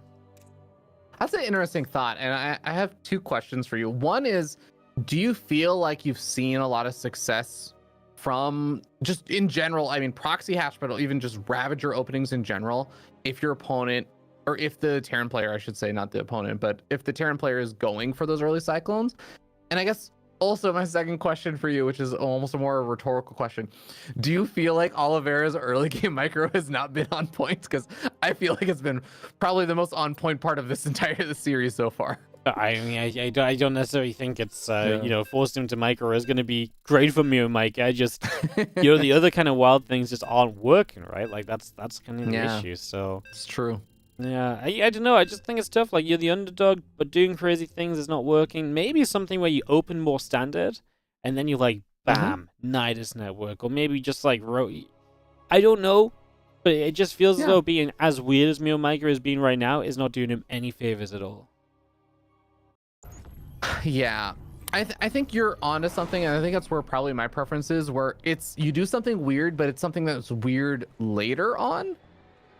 And then maybe you get to capitalize on some of the lower risk plays your opponent's making at the sacrifice of, some greedier the changes they could make. On the top left-hand side here for map number 3, it is going to be our blue Zerg player. This is Miiik. And down in the bottom right-hand side of the map, sitting up 2-0, he is your world champion, the Red Terran player, Oliveira. So fun calling him world champion. I don't think I ever called Serral world champion as much as I called Oliveira world champion or anything. Just like something a bit special about this one. That, or I guess we get to casting quite a lot as well. Helps so. Yeah. I mean, that's the advantage of doing so many of these Asia regional games, and also WTL. I'm sure also fun. Yeah, he just plays a lot of online stuff, right? Like he plays the weekly Open Cups as well. Like, it's almost like I think where world champions of the past have been a bit more like, exclusive in terms of what they play in. He's not a coward like Serral, says Wardy 2023. But he's not like backing down and not playing at all like Reynor. He's washed and all of this, like he's actually out there grinding every day. He took a couple weeks break and he was right back in it every time. And yeah, I don't know what it is. I guess obviously the scene has changed a lot. Everyone's playing a lot of these online cups now, but yeah, I mean, I think I'm back and think he was a world champion recently. I mean, I guess, I guess really, like you go from Serral to Dog to Reynor, and then we had, he was a world champion in 2021. Ooh, Korean. Shoot, who was it? I'm blanking now. Dude, the last 3 years have been so wild. I feel like it's sometimes I feel like 2020 Katowice, where Reynor won. Oh no, 2020 was like 2020 was months ago. Sorry, 2020 was Rogue, and then Serral was 2021 again. Oh, Reynor was 2021, then Serral was 2022. No, Reynor was 2021. You're right. Because that was when we did online. And then Serral 2022 was the year. Was the year everyone locked down while you guys were at Katowice. And that was Rogue, right? Because he beat Dust in the finals. Yeah. Disappointing series. Ugh. Yeah. So, I mean, when you list that name of players, these are not players like playing everything. Like towards the end, Rogue started playing everything, but like nowadays, like a lot more players are playing everything. So it's really the first time we've had someone a world champion in a lot of years who's just been out here playing in pretty much every cup. A couple times a week we see him playing games. His games are just so accessible. That's just not happened in a long time in StarCraft.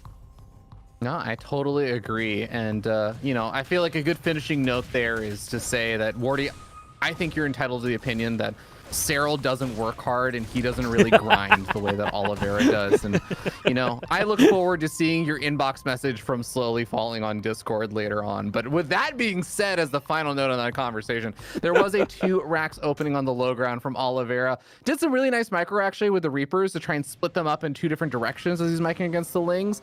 But Miiik actually did a really good job keeping all of his drones alive there. Yeah, no, we might miss some of that on the stream because I was Googling who won Katowice, and then halfway through my Google I remembered, but a couple drones go down. This is actually nasty, especially because it's a 4 racks follow-up, so you're going to be so aggressive on the follow-up here. 5 drones! Oh. And the problem is, if you're going to mass up drones to kind of rebuild off of this, you're not going to have the units you want when it comes to this massive 4 racks marine attacks. This really is kind of awful for you as the Zerg player. This puts you into such a rough position to start off with. So, yeah, this is tough, man.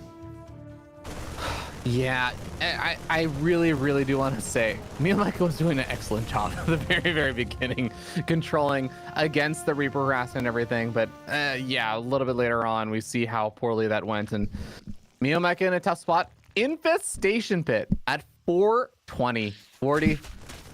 Let's go. And a dropper lord as well. And a dropper lord. You know what? This is truly the perfect way for a Miiik game 3 to go when he's down 0-2. I wouldn't expect anything less from Miiik. No, I mean, to be fair, there's a little drop of lings up into the high ground. I kind of like it. It's not full committal, but it's cool enough to maybe get a bit of damage done. My overwhelming issue is that he probably dies if these Marines just move across the map. Yeah. You know, like... You know, in a world where it was pre-fungal growth nerf, imagine the damage for that. Oliveira not having any idea there was a 420 infestation pit drop down with infestors, and he gets all fungal after Oliveira stims. Like, there's that world.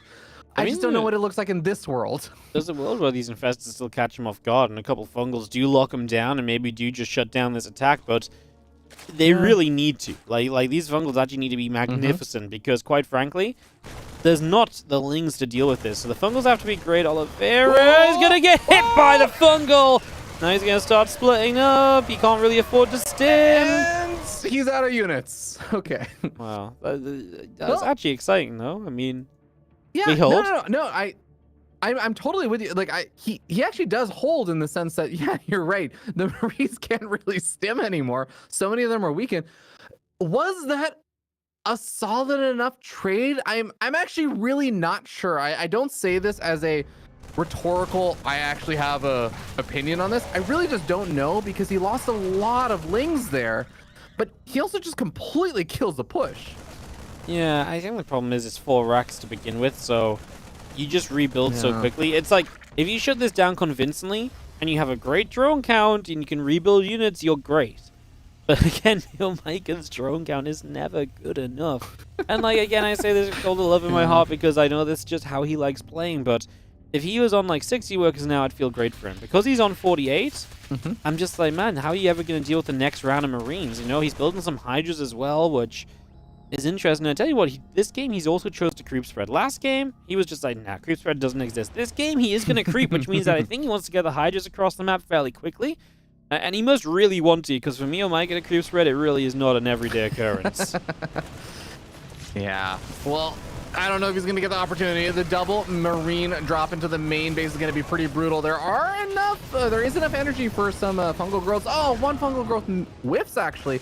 Could have caught the medevacs and maybe given the Hydras an opportunity to snipe those off. That actually would have been pretty big, to snipe off 16 extra Marines and 2 medevacs here as he was getting ready to go for this big attack. But as it stands, the medevacs survive. There's 2 more medevacs on the right-hand side of the map that might even just delay Miiik even longer from moving across the map. Can he even make the attack happen? That's a it's a good question. I mean, honestly, look at the production tab. That tells me everything I need to know. That Oliveira is getting so much. Yeah. And Miiik is like, okay, I'm finally going to see myself into some Evo chambers, and he gets a few more drones. I just think Oliveira is at this stage right now where he just keeps on massing up units, and he really should just be kind of golden forever at this point, in my eyes. Yeah, and I do feel like infestors, while they can be, like, in the early stage that we were talking about, where it was just the Marines, there's no medevacs, there is this really weird, scary power behind those infestors, as we kind of saw. Even with the Marines still trading decently well versus the Zerglings themselves, those infestors still actually did quite a bit.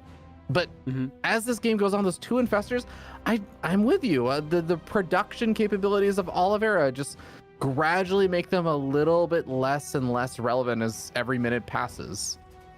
Yeah, I mean, infestors can still be great supporting units, but it feels like they've probably had the best fungals they're going to have already, and that doesn't mean they can't have an influence later on. It's just, it's going to be tough for them to have as much of an influence as they've already had, and then it comes down to, like, if they're more supporting units now, what else are they supporting? And that's where the issue stands, really, right? The problem is the fact that with another fungal, the problem is that it's Ling Hydra. Again, we do not see a Baneling Nest.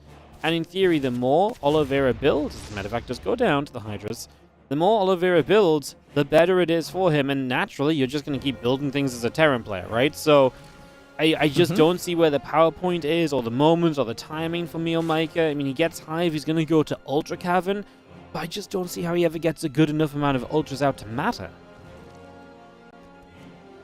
Yeah. It's going to be tough. He needs that PowerPoint, and, well, Right now, he's still just working off Microsoft Excel, trying to crunch the numbers, but I don't think that Oliveira is going to allow him any additional time to crunch those numbers. He is going for broke up here at the top right-hand side, and Infestors, they got some energy, but even a couple of those whip fumbles from earlier means they have a bit less. That's the second time someone's made an Excel joke after I've used the phrase PowerPoint in this last 2 weeks. It's not a frequent word to use. I'm sorry. I don't know why. Like, it's just in my head right now. Like, this is a phrase I use, like PowerPoint. Yeah, I get it. You're with me. What did you expect? I really, yeah. You know, I wouldn't have even mentioned it. I thought it was genuinely a good joke. It's just funny that I think Loco said it last week or something. Well, I think it was Cats actually, as Marines come up. They kill the Evo Chamber off. And obviously this push now is something that you have to deal with as Miiik. You've got to deal with this. It's rough, man. 4 ultras on the way, but they will pop pre-chitinous plating, so even immediately when they pop, they're not going to be the best they can be. The good news is there's no Marauders, but then you also just don't have great upgrades. It's not like you're on plus, there's going to be +2 attack versus +1 armor, and then there's Liberators to help against the ultras too. These are all, again, problems. There's a triple medevac drop, heads to the top left. That's where Oliveira will reinforce to, and that's going to be starting to pull Miiik apart even further right now. Very, very rough spots. Do you wait for chitinous plating to engage? I don't know if you'll actually get the opportunity, especially with the triple medevac drop you were talking about. No, it looks like you just have to go for it into the Liberators and everything. And those Liberators, yep, they're going to start whittling away at some of those ultras. It looks like it is a cleanup on this right-hand side, but it's because 3 medevacs worth of units on the main base means, well, just very little is actually going to be able to survive over here. The Hive is going to go down. The Marines can just pick up and, well, there actually are still a couple of Hydras that make their way over here. Just not enough to actually clean those up, and Oliveira just sells more units. Yeah, that's the problem, right? That's why Oliveira is set up to rebuild and Miiik is not, and it's okay. Miiik won one fight, and he can maybe probably fight again. It's going to be ending the game is very difficult against the Terran. Still may have some chance. A lot of the units of, Oliveira are across the map. He doesn't have a great answer to Ultras necessarily. He's going to have to really rely on the Liberator, although I'm not sure there's any anti-air to knock it down right now, but maybe we actually just break into the natural, and then maybe there is a bit of hope. An Ultra defending at the same time as well. This game's going to have a little bit of chaos at the very least in the last few moments. The Liberator shows up. We did deal with the Ultra on the low ground. This Liberator could probably get involved as well, and Fungal on some SCVs just in case the Ultra wasn't going to be enough. Let's go. I mean, he's killing a lot, and he's on top of production. One Ultra is very, very close to dying, but it somehow is staying alive. And, oh, not bad. Weirdly enough, this is not this is not the supply difference that I was expecting a minute or two after that attack. Miiik still is mining off those 2 bases on the north side, and he is eventually cleaned up over here. Is there any world you can recover this, Wardy? Is there any world? No. There's not. No. The Ultras are kind of the chance, but the fact that, Oliveira already had a Liberator or 2, and he was then deciding to build more, that's actually just all the answer he needs. Like, you can see he hasn't even really built any Marauders. And it's because he doesn't actually have to, because the Ultras are not that much of a threat as long as he has the Libs coming out. So he recognizes this, and then now as things stabilize, obviously we can see that this is not going to be a friendly game for Miiik. Down 20 workers, down a heck of a lot of army supply. He is going to even out in upgrades at least, so there's something there, but, we're now talking about 1 Ultra, and every Ultra you build at this point is expensive and probably, quite frankly, just a mistake. Yeah, I mean, it's 2 base Ultra right now, so it's not an ideal spot.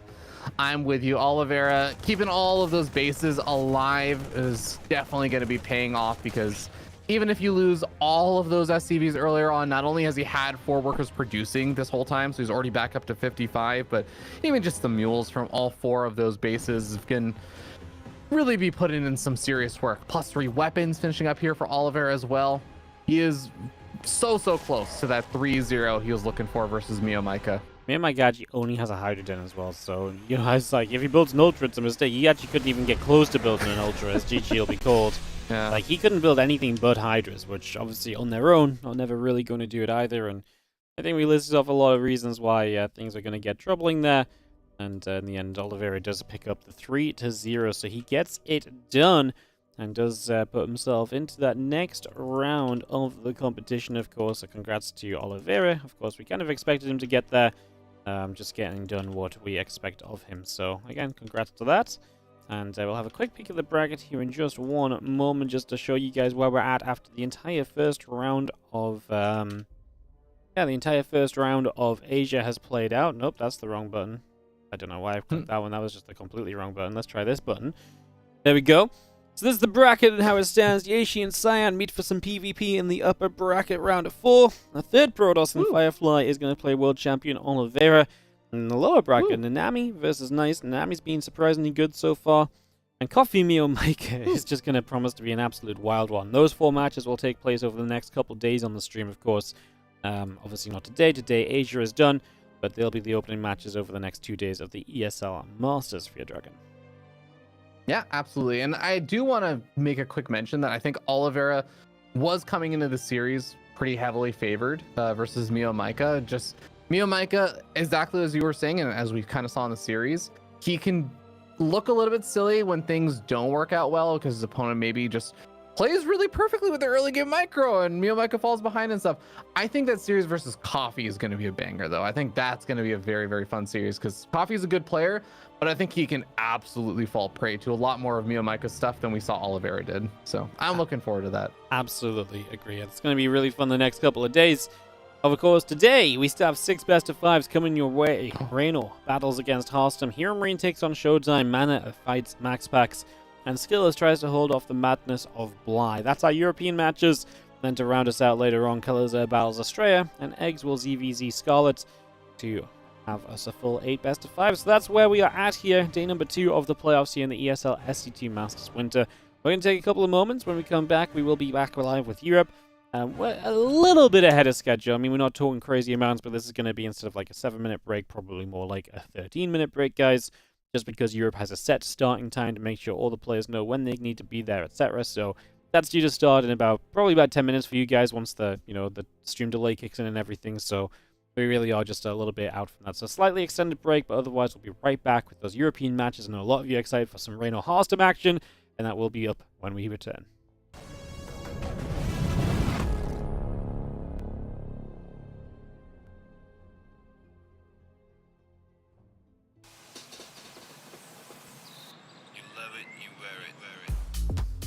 Wear your passion.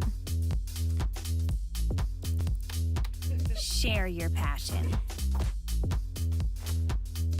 Wherever, whenever. Gaming is a lifestyle. Get your merch at shop.eslgaming.com.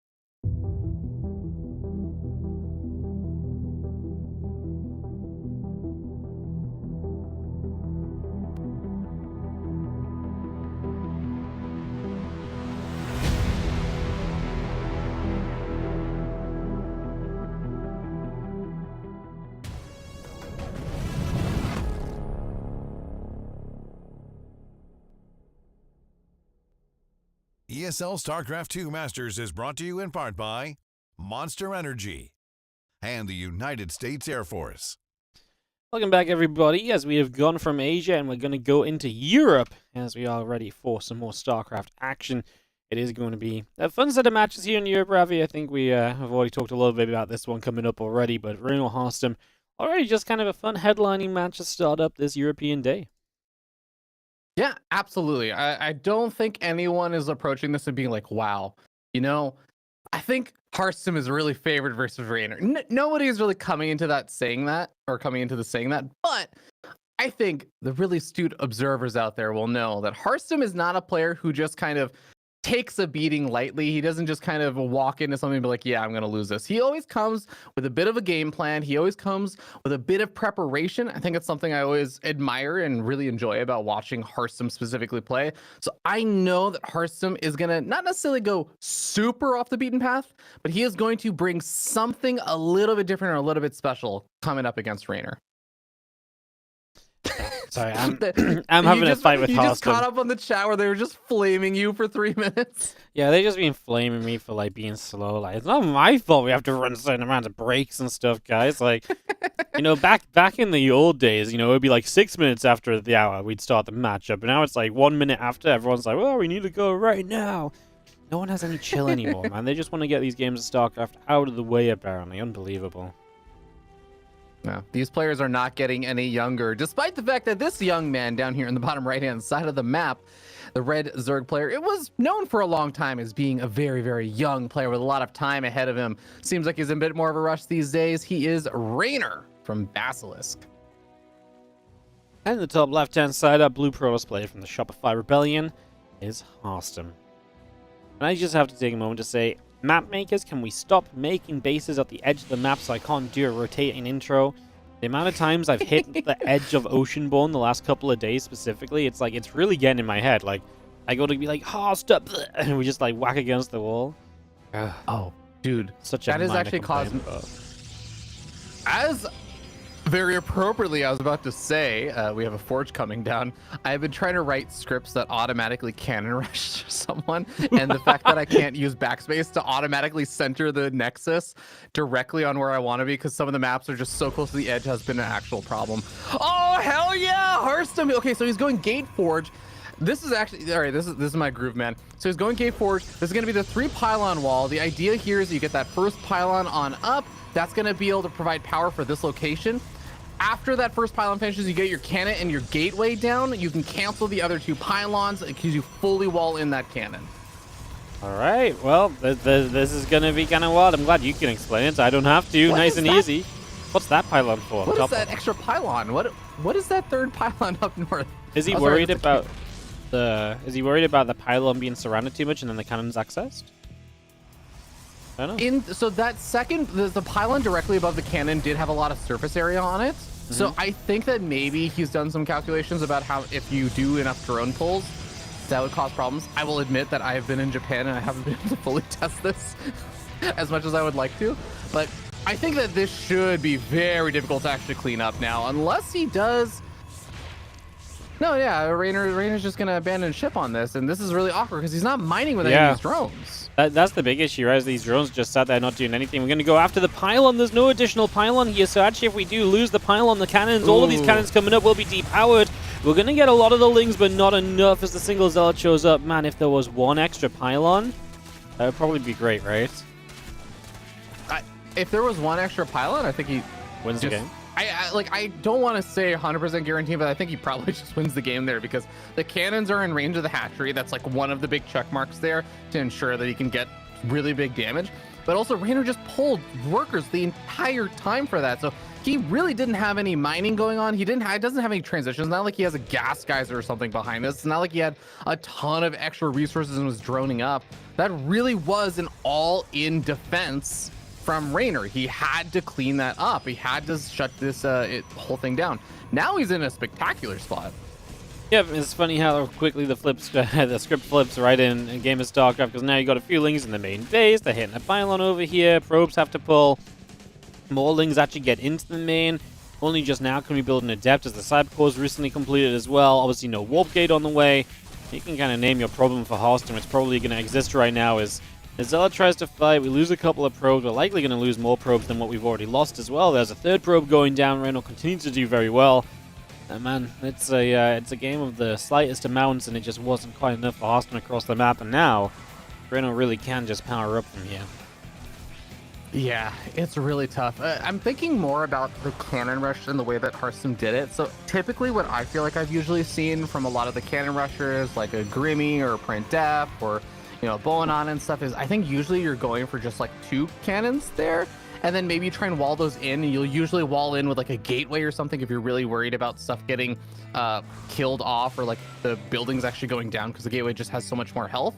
Going for the 3rd cannon there, I mean, the cannons themselves have lower hit points, so they don't act great as a wall. And I do wonder if just instead of the 3rd cannon, if you had gone for a 2nd pylon there, easy to say in retrospect, but that usually is going to be enough. The downside of it is then you aren't one-shotting workers. You're one-shotting lings, but not workers. So it's kind of interesting trade-offs. Yeah.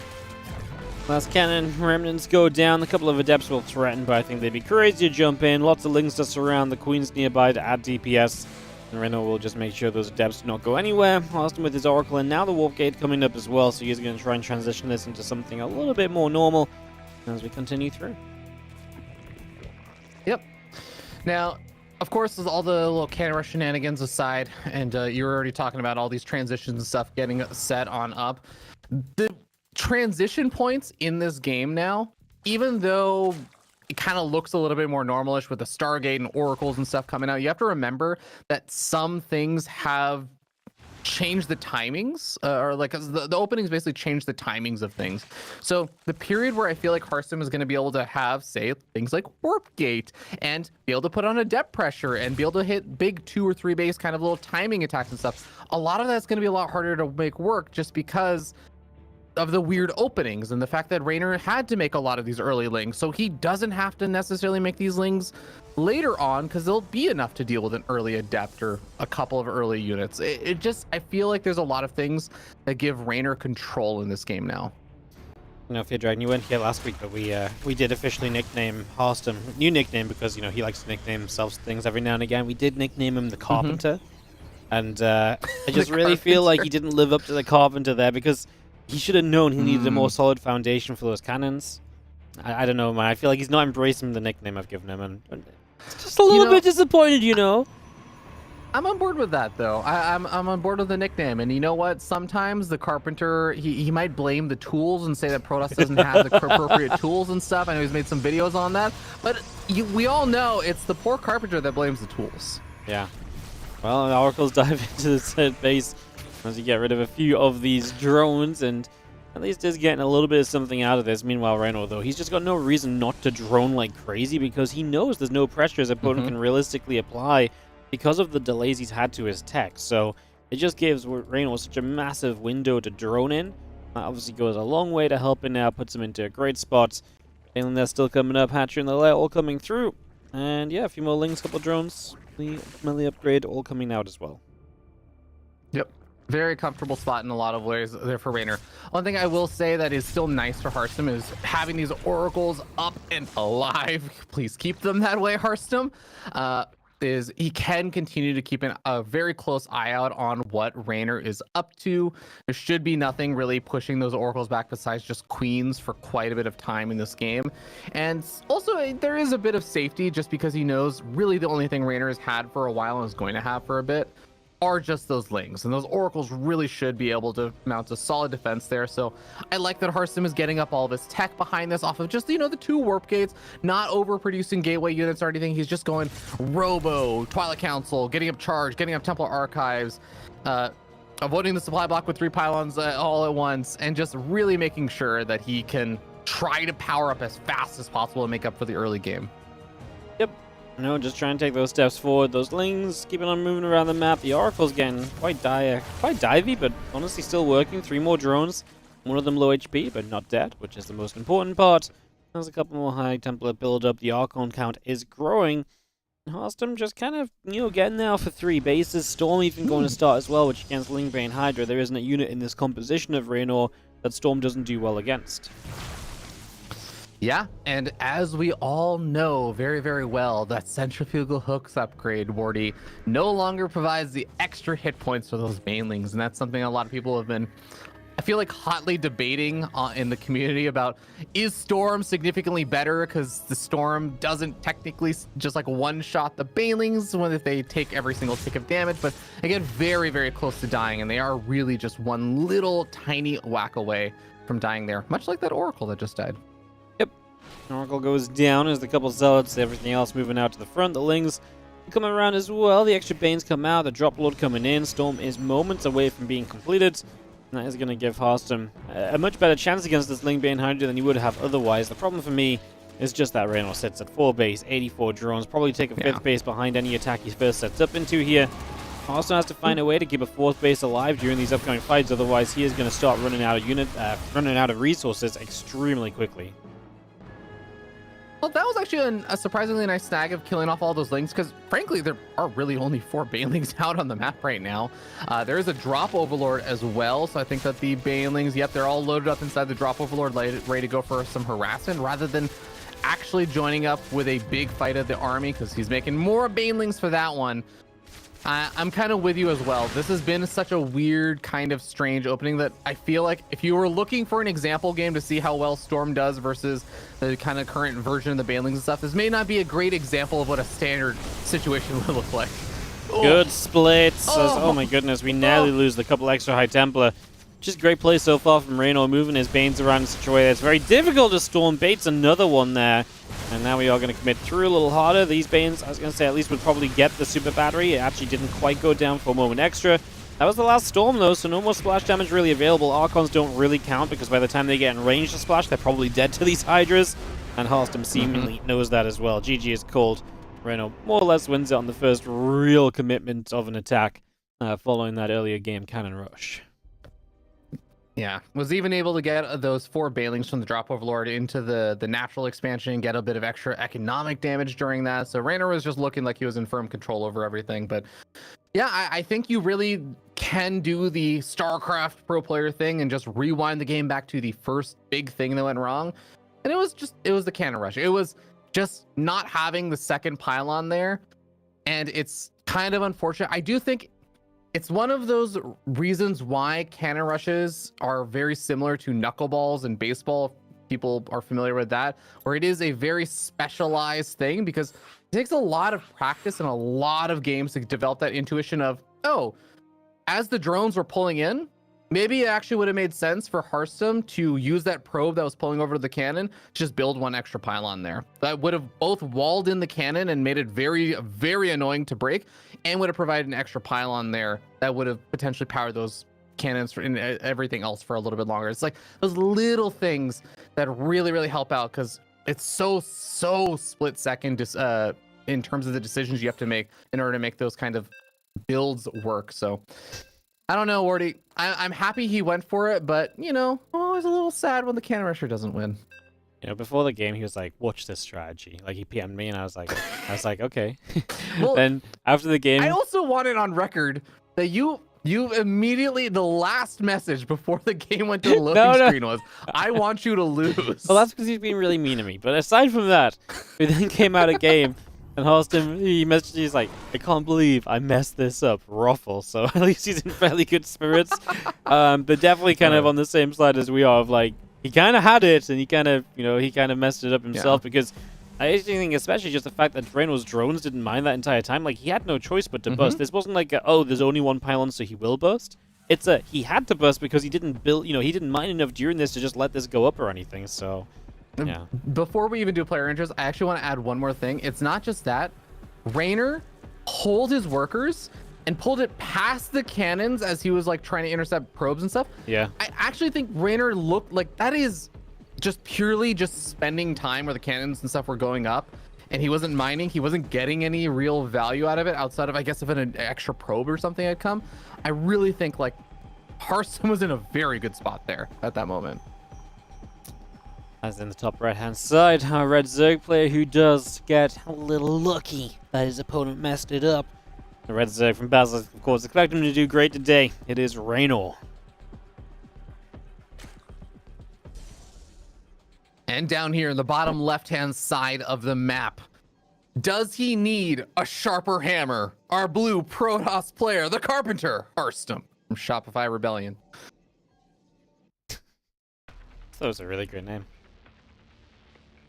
It falls I'm in really line. sad you didn't pick up on the fact that I asked if he needed a sharper hammer. I really thought you were gonna call me out. I was like, why do you want? Oh a no, sharper it hammer? was ridiculous enough just to make sense. Okay. But maybe you want a Okay, sharper I'm hammer glad. so you can also like break things up, so you can then carpet things down freshly.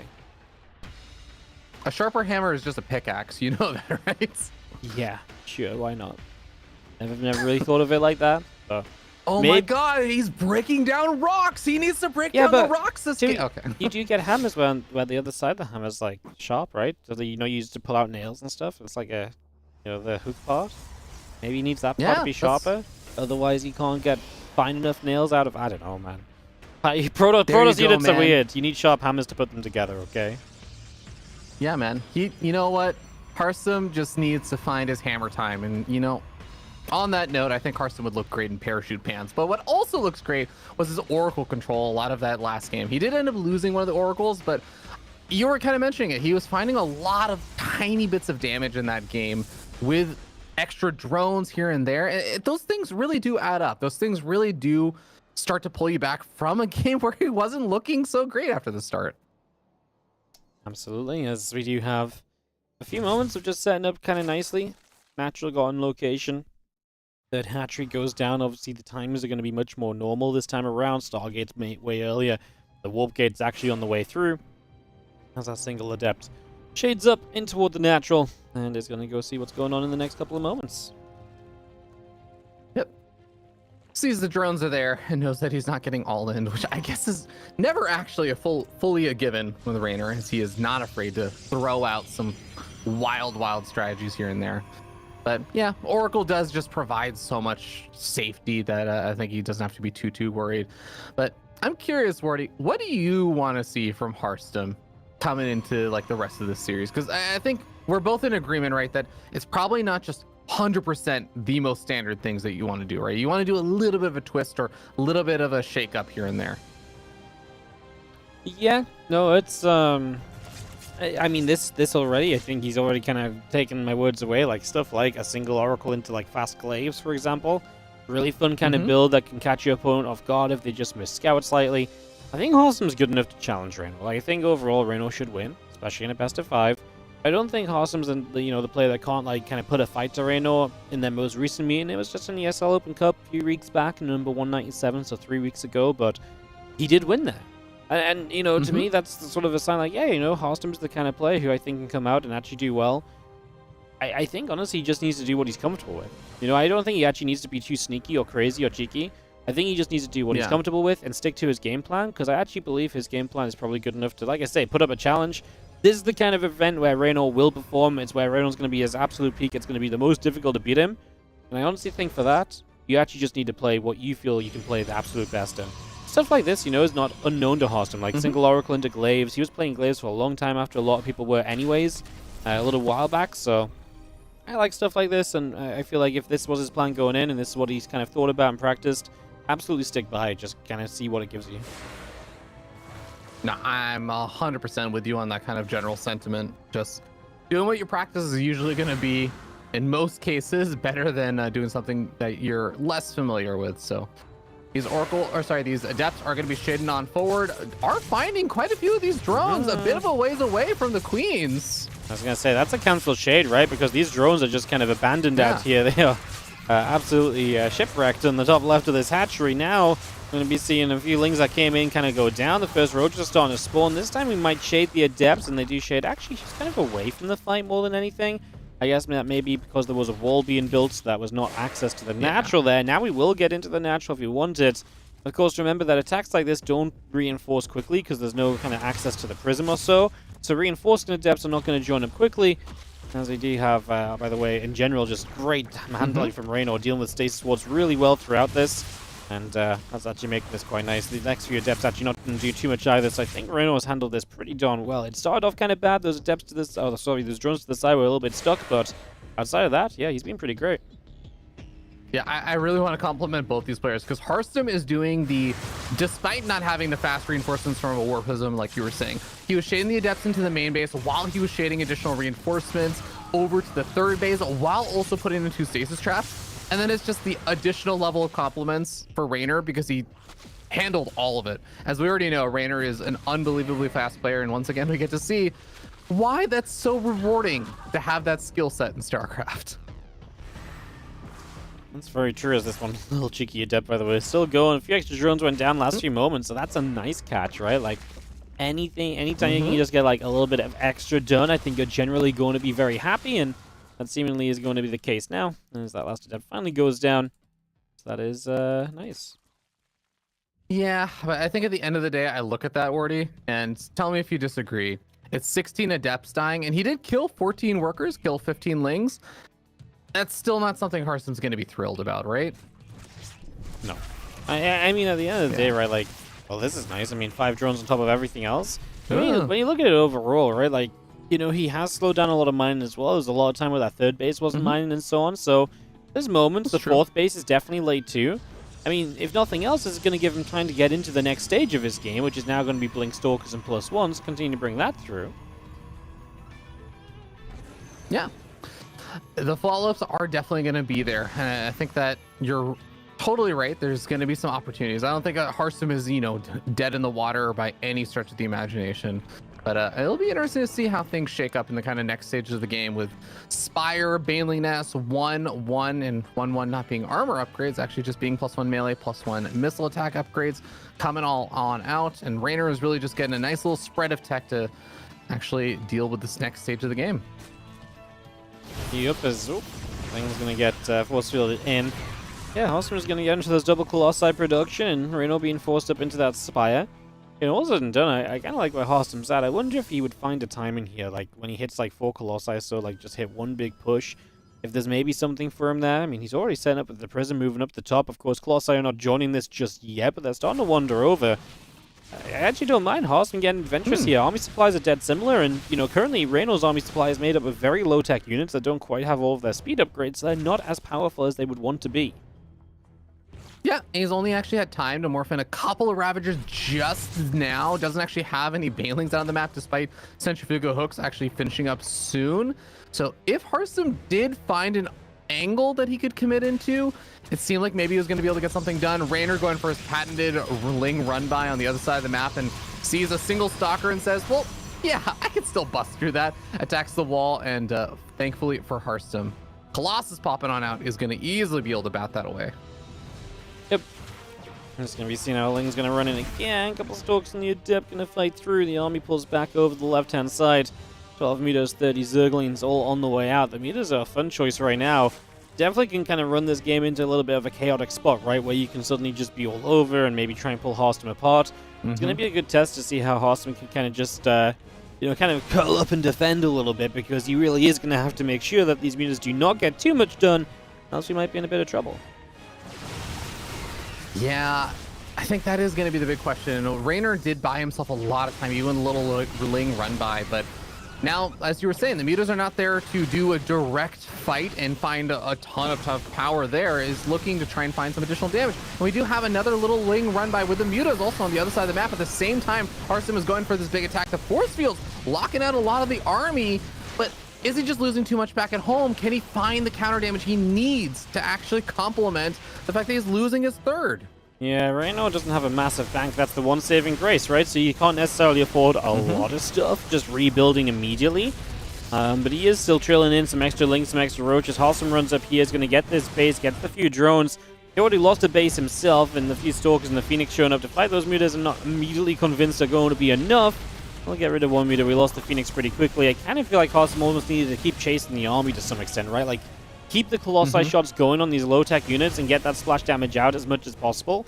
And just stop it from ever getting to a massive Zerg that probably is too difficult to deal with. Because now, pulling back doesn't really seem like a win for you, because these mutas have done so much. And the Zerg is still sitting on 4 bases fairly comfortably, 73 drones. Any amount of time given to Reynor right now, and he's going to be way better set up to deal with the Protoss army further down the line. Yeah, and 12 mutas, I feel like you need at least 5 Phoenix to really threaten this. And even then, it's going to be Phoenix without any on Pulse Crystal, so they don't have the range upgrade. That means that you have to give this a lot of attention. It's really going to be difficult for him to actually attack across the map while the Phoenix are dealing with the mutas. So just attention control wise, there's not really an opportunity. That means that Reynor is the one that's able to seize an opportunity, goes for a big attack in, knocks out those force fields with the Ravagers. The Banelings finally start to find a couple of connections here, and the mutas even able to try and flank back in. It does seem like the Colossus putting in a lot of work here. Is it actually enough for Harstem to hold on? I like Reynor's final choice. He decides to just dive the mutas onto the Colossi, and I like that because I think he's got enough of a lead to just swarm. The only thing that would stop him doing that is the Colossi and their efficiency. But that doesn't matter. If the mutas give themselves up to get rid of the Colossi, then I think you do just hold down the Ling, the Roach, the Ravager button, and you just go. There's not really any need to slow it down at that point, and obviously, Harstem agrees that Reynor's probably going to take this one down. Taps out that GG. Reynor had money to spend still. Would have been much further ahead on supply than he actually even was. And that is going to decide our game number 2. Reynor off to a 2-0 start, so a pretty hefty lead already for him. And Harstem, I like what he did. I liked a lot of what he did.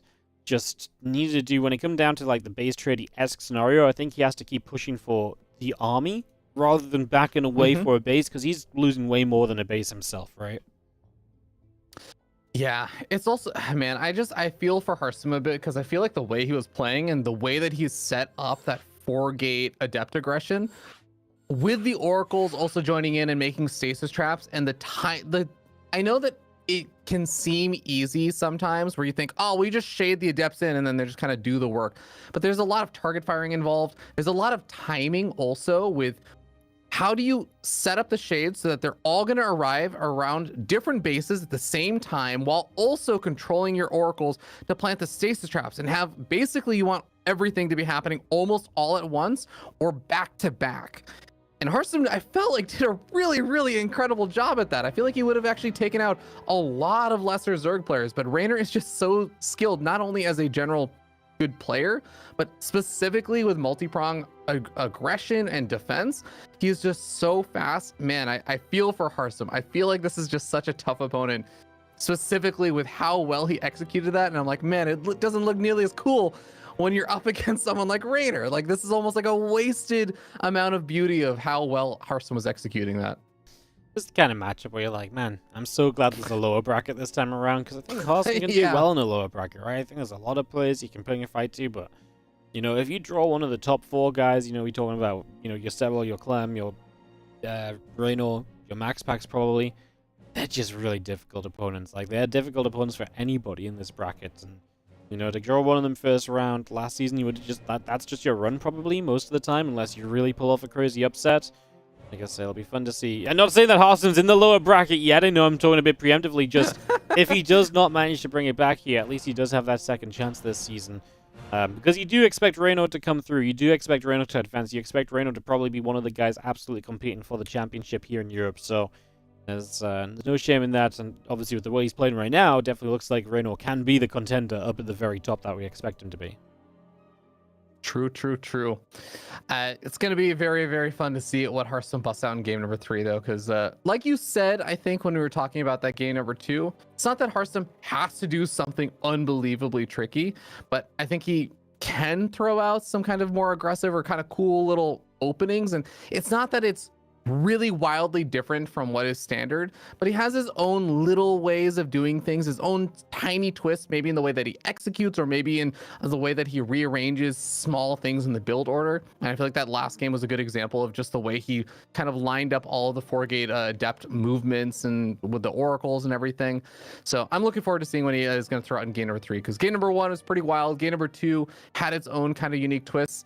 And even though Harstem is sitting down 0-2, I feel like he is still, as you said, playing really well. So I have hope. Harstem says, I have 3 more builds. This last one was my weakest one, and game 1 was my strongest. If you think about it, game 1 is definitely a mental win. And this one was almost a win. So in my mind, this is an absolute 3-2 for me. So by Harstem's logic, he's on the road to victory, man. Like, it's not quite playing out exactly as planned, but like, it's looking good apparently. So hey, he's gonna reverse sweep from here, right? And then that makes, if it's 3-2 for him already right now, then I mean, he'll win 5-2. Yeah, no, I mean, I have no idea, man. Like, the math doesn't add up, but sometimes maybe that's the best place to be, to stay positive and to stay in the best state possible. Top left, doing some math. That doesn't quite add up. Probably because he kind of half did it on stream. He's our Blue Bros player, Harstem. Down here in the bottom right-hand side of the map, we have our red Zerg player. Thinks Wardy is kind of rude. It's Reynor from Basilisk. Yeah, he was like, Yeah. so what happened was he was like, is there a break? Question mark? And I was like, question mark, because I didn't know if he was like asking me, because we don't have breaks, right? We haven't had breaks all season. He's like, why are you question marking me? And I'm like, I don't know, because I didn't know if you're asking me or. Yeah, I don't know. Okay, impartial third party, Wardy. I read that and I thought you were doing a mocking question mark back at him. Oh, really? Impartial third party with no context. I read that and I just saw Reynor asking an innocent question, assuming that he wanted to like go and take a break. And then Wardy just like passive aggressively throws out a question mark like, wow. Oh, I don't know. Maybe you should know by this point. Aren't you a professional player? Don't you do this for a living? I thought Does anyone else think that Wardy is really rude? Well, I thought he was like, surely there's a break now. There's always breaks in best of fives. And I was like, question mark? Because I didn't know if he was asking. But yeah, okay, well. That was Dude, just wild. Slowly Falling is going to be so upset with you today. I'm just getting fights, man. Reynor, you talked about how, Oliveira is a hardworking and grinding world champion, unlike previous world champions like Serral and Reynor. Oh man, you're gonna be in the doghouse with your mod. Yeah, and the Zerglin house apparently is. Yeah, I mean, what can I say? Sometimes the words just have to be said, man. I honestly, I'm just getting into fights today. Apparently, I'm just causing trouble. It's okay. I'll be your friend today, Wardy. Even when no one else will. Because certainly not Harstem and Reynor today. They've been just after you in every lobby. Yeah. They have been, right? Like, everyone's after me. The admin was telling us off yesterday as well, saying we need to be ready soon. I'm like, probably. Wardy's just sitting here trying to do these EPT like 12-hour days.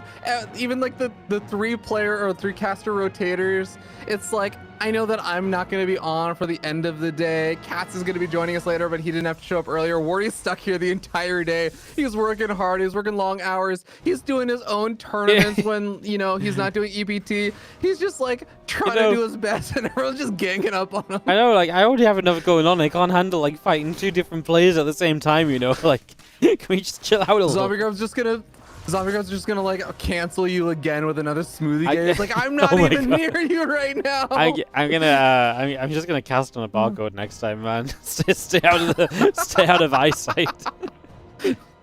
Next time. Man, all right. Well, let's take a look at what's going on in the game, because I want to see if Harstem gets karma for bullying poor Wardy this entire time. Well, I guess actually Reynor did too. So maybe I don't know who actually gets karma if they lose on this, but we do have a Twilight Council coming out yet again here from Harstem, and 4 gateways finishing on up, or resonating claves starting on up. Wardy, it is a repeat of game number 2 without a Stargate, right? So very minor difference. That's true. It was only 1 Oracle, and 1 Oracle was actually, by the way, I want to again point out, like, it's just kind of a fleeting thing, but man, it really tried to get Stasis Wards down, and Reynor pulled away from them brilliantly while all the Adept harass was going on. This time we just go straight at Glaives. It's kind of an old school thing. We haven't seen it as much lately. We'll see what Harstem does with it. We'll see how good his timing is. He'll put a 3rd down. Reynor is already on the way to Roach Run. He just needs to know to actually make the Roaches. That will be the next question, is that might be a minor cancel on the 3rd base and a rebuild here. Yeah. Also, just important to mention, just because we were memeing a lot in the early stages, that Reynor did get a scout out on the Twilight Council, and he's already making a lot of roaches, staying on just 42 workers. This is a very clear indication, or series of indications, that Reynor is very keenly aware of what he's up against. But knowing is not always the same as defending, especially when it comes to resonating glaive adepts. Yep, no, Adepts still have potential. This is why this build was so good for so long, because you still have to move correctly, you still have to deal with it properly. Now, of course, you expect Reynor too, but it ain't a guarantee is what we're getting at, as the first couple queens will begin to go down. So this isn't so bad, right? 3 queens go down, you're now going to get a few lings. There's only a single roach left behind here. Yeah, you don't know what to do, right? I mean, you pull the other roaches away. We actually commit a couple of adepts in. But you know what? If these adepts just go chase after those drones, we've once again got drones just separated from the rest of the party. Sorry, forgive me for the silence, because I was counting how many drones have not been mining for now about 45 seconds to like almost a minute. It's almost 20 drones. Half of Ranger's drones are actually, sorry, now almost all of Rainer's drones were not mining for a second as all the drones in the main base pulled away. He's barely been mining during all this. So if Harstem is able to find even one good shade over here, no, it looks like he's going to have to shade on or recall out. It seems like Harstem was actually finding some really, really good indirect damage during all of that. But Reynor, he only lost 11 workers. Is that pretty good damage, would you say, for Harstem? I feel like it's pretty good. Absolutely. Because he put a third base down as well early. So he has already now, he had a 10 worker lead coming out of this. He still has a few adepts. Reynor lost a few units early as well, mostly Lings, but he also lost some Queens, so he's missing some injects. Overall, I think it's absolutely enough. And, those drones killed plus the mining time lost, like you brought up, that's really where it hurts, because that's where Harstem is just mining so much more for a significant portion of time. He turns that into an advantage, and that's where he's at right now. Still maintaining worker lead, still applying a bit of pressure with Adepts too. Love what he's doing so far. The only scary thing is Adepts over time don't maybe kind of hold out when it comes to a larger fight. So in theory, it would be nice if you could maybe trade out these Adepts little by little, just get a little bit more damage done, but without throwing them all away at once, you don't have nothing to help. And he's kind of doing that right now, just kind of shading a couple here and there. He gets a few more drones. The Adepts from the right side are coming back in. Doing well. Love it. Absolutely beautiful. And you can even see how late this lair is. So Reynor doesn't have tech. He is actually losing some of these roaches during these little trades because of the way that Harstem is kind of shading things around and splitting things up. Harstem is continuing to find worker damage, so he's got an 11 worker lead. He has a third base that's not only just there, it's established long enough that it now is going to have 2 shield batteries to help defend it. And Harstem is also getting closer and closer to getting out more immortals to help defend. Harstem has got everything going his way this game. He is doing such a great job with that follow-up from the early adept pressure. Yeah, no, he's doing a great job. Love what he's doing. We see the lab about to finish from Reynor, but it's so late. He's down in supply, and Harstem's only getting into better supply, right? His first Colossus is on the way soon. He's already getting extended thermal length. These are all things that are going to put Harstem into a better and better spot. You gotta love where he's at so far. Now, Reynor is good enough to pull himself out of these tricky situations, and that's what makes playing against him so terrifying, because he really can be in a really bad place, but then turn it all around. So don't count him out completely just yet, but, the stage is set for Harstem to see success here in Game 3. Absolutely is. Now, we are going to see Reynor try to get up his additional bases, but it's going to be that awkward situation where the Protoss player and the Zerg player are taking their 4th bases at the same time. It's not the most comfortable spot for our Zerg player here, but adding got an infestation pit as well. Kind of interesting move. Where do you feel like this is leading? I don't know. Maybe just straight to Vipers, because Colossi are on the way? Probably the best call. That would make sense. Yeah. He doesn't have much of a bank to roll out Swarm Host. It's very late to go Swarm Host as well, right? So you'd be doing the earlier you get Swarm Host, the better, because the more time they have out in the game, the more Locust Waves they get, the better off you're going to be. So I think we're just going to try and get Hiver, because he's going to need a way to deal with Colossi, and that's just going to be by abducting them. There's not really much other choice, so just trying to shuffle on up to that. Again, his 4th base only just finished, and his Hive does finish as well. He's going to put the Hydroden down too. He could, of course, eventually end up on Lurkers as well. The Vipers should be the first calling point for Reynor here. I think that's going to make total sense there, and I imagine that that's going to be what we see on the horizon. But first, is going to have to deal with the potential push out over here from Harstem. It's not the full army, it seems like. I think that there's still a little bit that's looking to join. But, that's going to be a bit of a problem, because one of the Colossus gets caught very early on. War Prism saves it for the moment, but this is still a scary moment here for Harstem. Yeah, Reynor actually really doing a good job there, just kind of finding an opportunity to maybe jump on his opponent and maybe just kind of catching a chance to maybe make something of what really was nothing. So I like that. I think that was very well played. Harstem also played well as well, though. The force fields immediately came down. They saved that Colossus. The Prism meant to help out saving it as well. That's what you want to be doing from the Protoss player, right? If you get into a sticky situation, find your way out of it quickly, as these Adepts just hammer in for 11 drones. Reynor's economy is not being left alone so far in this best of 5 game 3. I mean, I think it's actually low-key one of the most underrated, like one of my most favorite underrated aspects of the Resident Glaive Adept opening is if the game does get to a good transition point and you do move into the later stages, having Resonating Glaive Adepts and just being able to warp in 2 Adepts in the later stages of the game and just send them in to harass, it can just turn the game around. You can literally just turn entire games around with those 2 units finding a nice opportunity at the right time, at the right moment. Not actually unlike a really nicely timed burrowed roach play, and the Tunnel and Claw roaches finding a bit of damage over here in both the natural and the main base. Only one observer on the map as well, so we're not immediately ready to deal with this detection-wise, right? So, yeah, cool play, and we're going to get a bunch of probes back already. We do threaten at the front with the rest of the army, but looks as though Harstem got a couple force fields down, a couple shots off, but this is still him just losing a lot of probes, and that is adding up.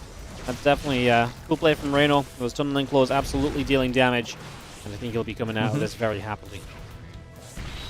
Yeah, nearly actually a little bit over equalizing the damage he took from those 2 Adepts earlier on. But all this is also buying a bit of time and space for Reynor, because you mentioned the Lurker Den, and the Lurker Den, of course, is finished up, but those are Lurker upgrades, or the Lurker upgrade is still going to be very important to get before you can really take advantage of anything. He hasn't even morphed the Lurkers in just yet, but all of that time has really been bought here for Reynor without having to worry about a big attack. And if you look at the army composition for Harstem, it is still a very scary looking army with, you know, Colossus, and there's more Immortals in there than before. We have 6 Immortals, but it is largely basically the same army composition as a couple of minutes ago.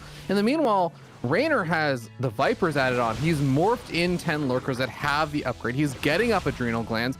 He really has been able to make the most of this time with his tech transitions. Yeah, let's see what these Vipers can do. I'm a little worried that Harstem's out here right now. If he had Storm and he had like a couple of High Templar ready, I'd love it. He actually just abducted the Immortals, which ain't so bad because Immortals are the kind of thing that can chunk down the Lurkers. So I love getting rid of some of those when Lurkers are going to become, you know, a big part of our defense now. Ling's in the main base. You do lose a lot of drones as Zealots just get into the natural. So again, Reynor's been bleeding out workers all game long. He does have one Viper with energy back. Well, he actually just lost one Viper as well, though, so that's a little painful. Harstem supply looking good at the moment, especially after he just took down a bunch of drones. Reynor does not have a lot of rebuilding potential, and right now doesn't seem to know what exactly he actually wants to rebuild. Or is he just lava-starved? I think he's a little bit lava-starved, in fact. Yeah, that's going to be a big problem. It's a minor note because it doesn't matter just yet, but I do want to mention the Ravager Crows of Biles did manage to kill off 2 of the 3 observers. Harstem does still have that 1 observer providing vision, but he does have to be careful with it because if he loses that, he cannot actually see these Lurkers anymore. He doesn't exactly open up Oracle or anything either, but Lurkers are starting to get picked off over here. Stalker gets abducted by the Viper instead of the Immortal. I think a bit chaotic here as both these players really are just throwing units everywhere right now. Yeah, it's obviously messy because attacking into Lurkers is never going to be like a pretty situation. The Stalkers in the main base are going to recall out of there. We still have Immortals and Stalkers just joined up in the center. A couple more Lurker shots coming through. A couple more Roaches and Hydras are firing. And just getting some extra damage done as our Zealots continue back over the left side. We are at 43 drones now killed because the Zealots have just continued to hit these mineral lines. We've lost the natural expansion completely as well. The Reynor supply is struggling along, and it does definitely look as though Harstem is taking a big step back into this game. Yep, 76 workers killed by Harstem this entire game, and 45 of those in the last couple of minutes or so.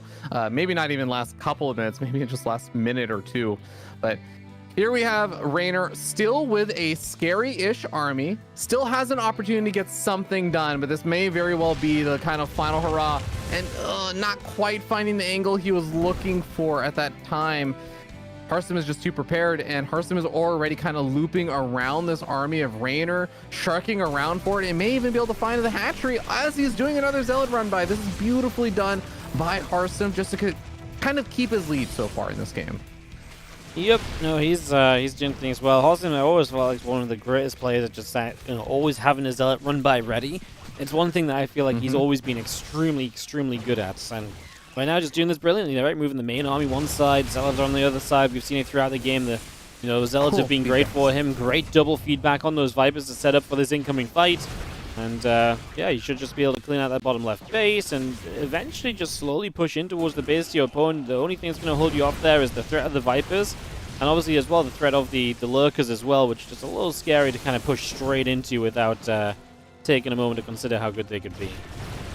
Yeah, and don't even sleep on the fact that these Lurkers are actually quite softened up, even from just these gradual storms. A lot of them are quite low on hit points. They are not going to be able to last very long, especially with that many Immortals on out. I think a couple more Lurkers also just died, but Reynor also just is remaking a handful of them. I think he's putting all of his eggs in the Lurker basket at this point and saying, all right, Lurkers are the big power unit I have right now. I've been keeping the Lurkers and the Vipers alive. I need these two units to basically win me this game. And I don't know, man, he's gonna need some of the sickest blinding clouds on all of the Immortals, and I don't even know, the Lurkers just basically annihilate this army for him to come back in this now. Yeah, this is this is basically hoping that the Lurkers pull off a miracle, but Harstem's doing the right thing just in case this game progresses onwards, which is to get the Stargates up right, slowly move into potentially carriers. That's something which Reynor's army has no current answer to, and in theory, because he's going to be busy trying to max out, he should never be able to afford a Spire and like a ton of corruptors and stuff. So what Harstem's doing eventually will win him this game, unless, like you say, there is a disastrous fight where Lurkers do way more than Harstem should ever let them. It's not impossible. We've seen Lurkers take ridiculous fights in the past. They are going to burrow up in the perfect position right here, and Harstem cannot fight up there, so well, that's a base that Harstem will lose. Lings into the main as well. I mean, this is the kind of start that you might expect everything to fall apart for Harstem from. I mean, he's still very far ahead, just, yeah, not the greatest of ways to start things off here.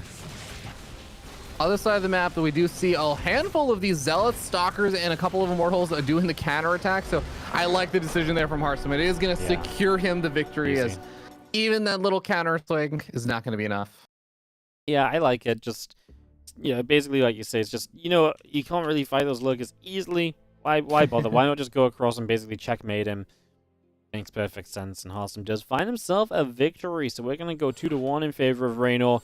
And Harstem going to fight back that a little bit. You know, we got excited about this series today. This is absolutely going to be one of those scenarios now where Harstem can show us. We've seen glimpses of it in games 1 and 2, but this really is him showing us, hey, look, I've got potential in these games. Like, I can win these out. So that's very exciting to see. Going to be moving on into game number 4 of this in just a second. Big map as well. Alkaini for our 4th map is going to be pretty darn sizable, so definitely something to watch for. Gold base available too. And I'll see if Reynor does anything kind of special himself. Obviously playing pretty standard throughout.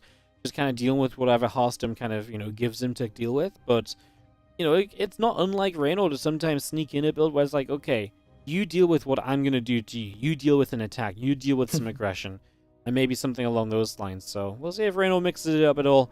Like I say, with the gold base available, maybe there's something you can utilize with that. But first, we're just going to have to get into this game and kind of find out what the initial plans will be. Yeah.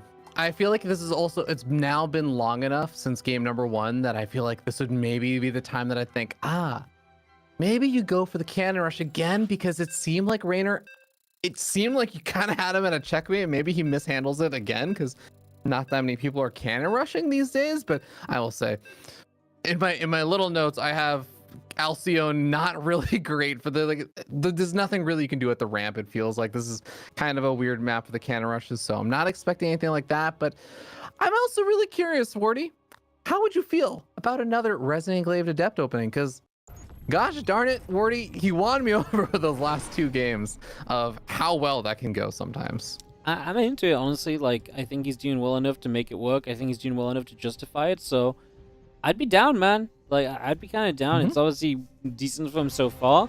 The only thing is, if you do it too much, does Reynor figure out, like, your tendencies? Does he figure out how to punish it? Maybe that's where Harstem, like I said, he's got a few different builds planned.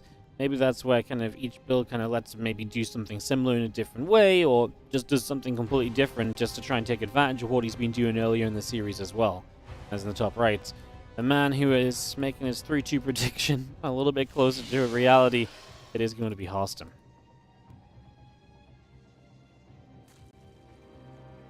And down here in the bottom left-hand side of the map, the red Zerg player still sitting at match point here. It is Reynor from Basilisk.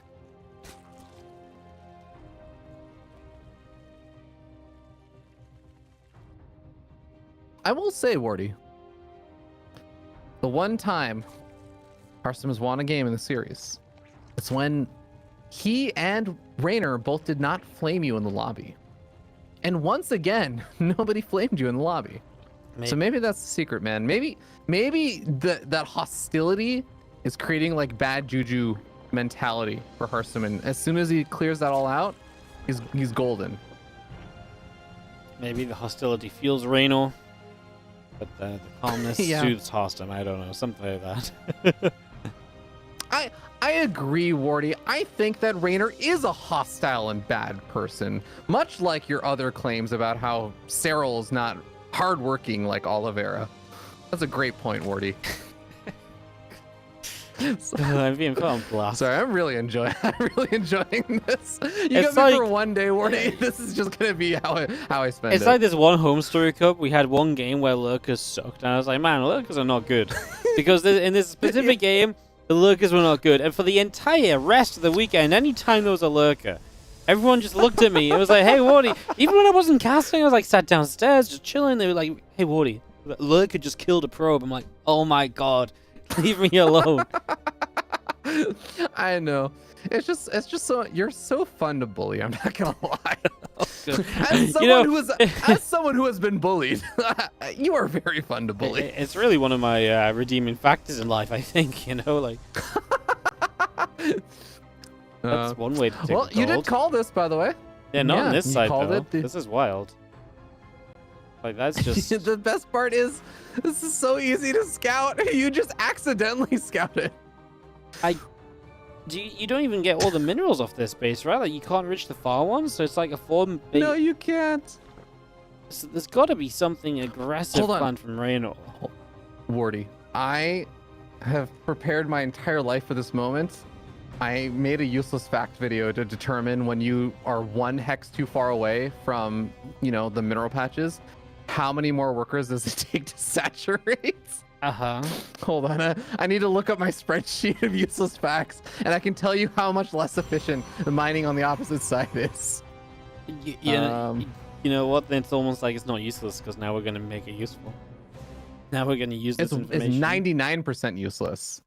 This is the 1%. This is the 1%. We're in the 1% right now, Wardy. Oh my god, finally I've made the 1% cut. Let's go. Oracle is okay, coming this across. is taking too long for me to look up, so Yeah. we'll do it later. We'll do it later. Alright, Lings are going to jump on the third. Harstem just double Oracle coming in. Nothing really spectacular about the build, and I only say that because each game so far really has had a twist or a turn. Cannon Rush, one Oracle into Twilight, straight up Twilight and Glaives. This is just triple Oracle, right? This is just very normal. And like I say, very intrigued as to what Reynor is truly planning off of that gold, because I really don't know. I mean, he's just going to mine out the other side, and apparently, yeah, that's just the plan. Apparently, that is just the plan. That's wild. Yeah, so the I don't have the exact numbers for percentage of decrease in income, but in order for you to need to add an extra worker to saturate the like a far enough away mineral patch, you need to be 3 hexes away from the minerals, and that's the point where a third worker won't just bounce away from the extra mining. So adding a third worker, I think, like for each one of these mineral patches, I don't actually think the mining will be that bad, because you just oversaturate like a little bit, and you actually should be pretty close to fine. Yeah, okay. Then I guess I'm kind of down for it. What a weird way, though. Because the thing is, though, usually when you take a gold, the benefit of the gold base is like, hey, look, I get to mine, a good, the same amount of minerals with less drones than usual, right? So, man, I'm not being funny, though. Yeah, like, actually, this fall patch is actually like, okay, there's the downtime. Okay. Yeah. But yeah, we see Reynor, he's kind of setting up now, and I think with Roachling on the way, I think his idea is he's going to start pushing forward, and I think that's kind of why he took this base here, because he's going to be able to push forward from a position, but now he's just going to drone as well, and like I say, that's going to catch me off guard. I really do not know, man. Like, this is kind of wild. Queens are pushing up, we are pushing through the middle, but it feels like with the drones, he shouldn't be fully committed to anything. He's definitely sending these roaches to try and find something, though, man. This is actually insane. Yeah, I would have dropped this so long ago if he wasn't just still droning. Like, I'm 500% with you right now, Wardy, because none of this would matter if we were just like, it's a forward hatchery. He's going to get aggressive because this is how No Regret qualified for GSL Codas multiple times. But he's droning. He's transitioning this out. Yeah. That's what's weird about it. Like, it wasn't that weird when it's like maybe put a couple of drones on the goal and it's very far forward, so you get a good push off of it, you creep spread forward from it and everything else. The fact that now we're like, and he did oversaturate, by the way, so he has put those extra workers on to get full, you know, usage of this. Yeah, he keeps droning, he takes care of the base. That's the part that fascinates me. That's the part where I'm like, man, let's see how this all turns out then. Income-wise, Harstem has generally been ahead throughout the game though, so only just now is Reynor really starting to take a lead himself. Like I say, it's weird because usually the gold base, it gives you more money on less workers, so you don't have to build as many workers, so you can begin your all-ins or your attacks sooner. In this case, you build just as many workers because you have to kind of send extra to fully saturate, so then how beneficial really is it? Like, it is fascinating. What a wild style. I'm convinced at this point that it's all just building into the mind game, and that's why he also made all those early roaches still and did the little fake push across the map. I think he was hoping to force an overreaction from Harstem, get Harstem to do something like throw down 3 extra shield batteries or something at the third base and to cut a bit of his tech in order to get up more units a bit earlier on. But Harstem didn't really overbuild warp gates. He didn't overbuild shield batteries. He still has pretty decent tech. So that's kind of where I feel like I'm landing on this. And I'd love to hear what Reynor's thoughts are later on this. But it is, I agree, a fascinating strategy. Harstem did build 5 oracles as well, so he definitely set up to maybe be a bit more defensive, right? Because these lings are leaping forward and using his creep to just catapult onto that army for a little bit. It's just going to push that back. And that is one thing, like, his creep really is good just through the middle of the map, now taking base 5 to the south side of the map as well. So, you know, if that's part of the reason he took this, that has absolutely worked. The creep is pushing up the ramp in toward Harstem's base right now, so it's getting to be a real problem.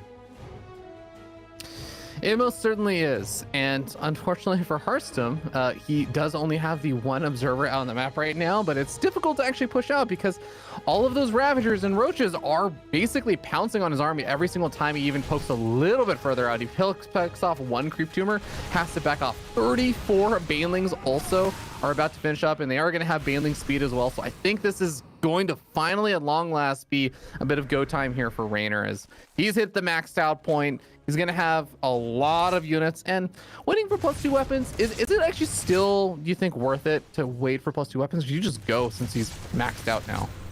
I think you just go. Melee is not as important as it used to be. A lot of these lings are going to die well before they hit anything, so I think if you want to attack, you just attack. I don't think +2 really does anything on the Zerg side. Obviously, it helps to some degree, but I don't think it's worth, like you say, waiting around for. I think sooner is better because the less tech there is up for Harstem, the less Archons available, etc., the better off this becomes. Those first couple of lings do not successfully set off those stasis wards. Now, it takes a few more units to do that. First Storm coming down, and Oracle knocked down by Queens as the first few units just kind of bleed up this ramp. Well, obviously Harstem does have Storms to play with defensively. That Storm was okay, but a few of the Banes got past and exploded anyways, so still dealing some damage. Next Storm on the ramp. I mean, these Storms are nice until you realize there's no follow-up Storm. Usually you need 2 Storms back-to-back because that would actually kill the Banes. Instead, the Banes are blowing up on units just on low HP, which means that the Storms didn't really generate any sort of damage.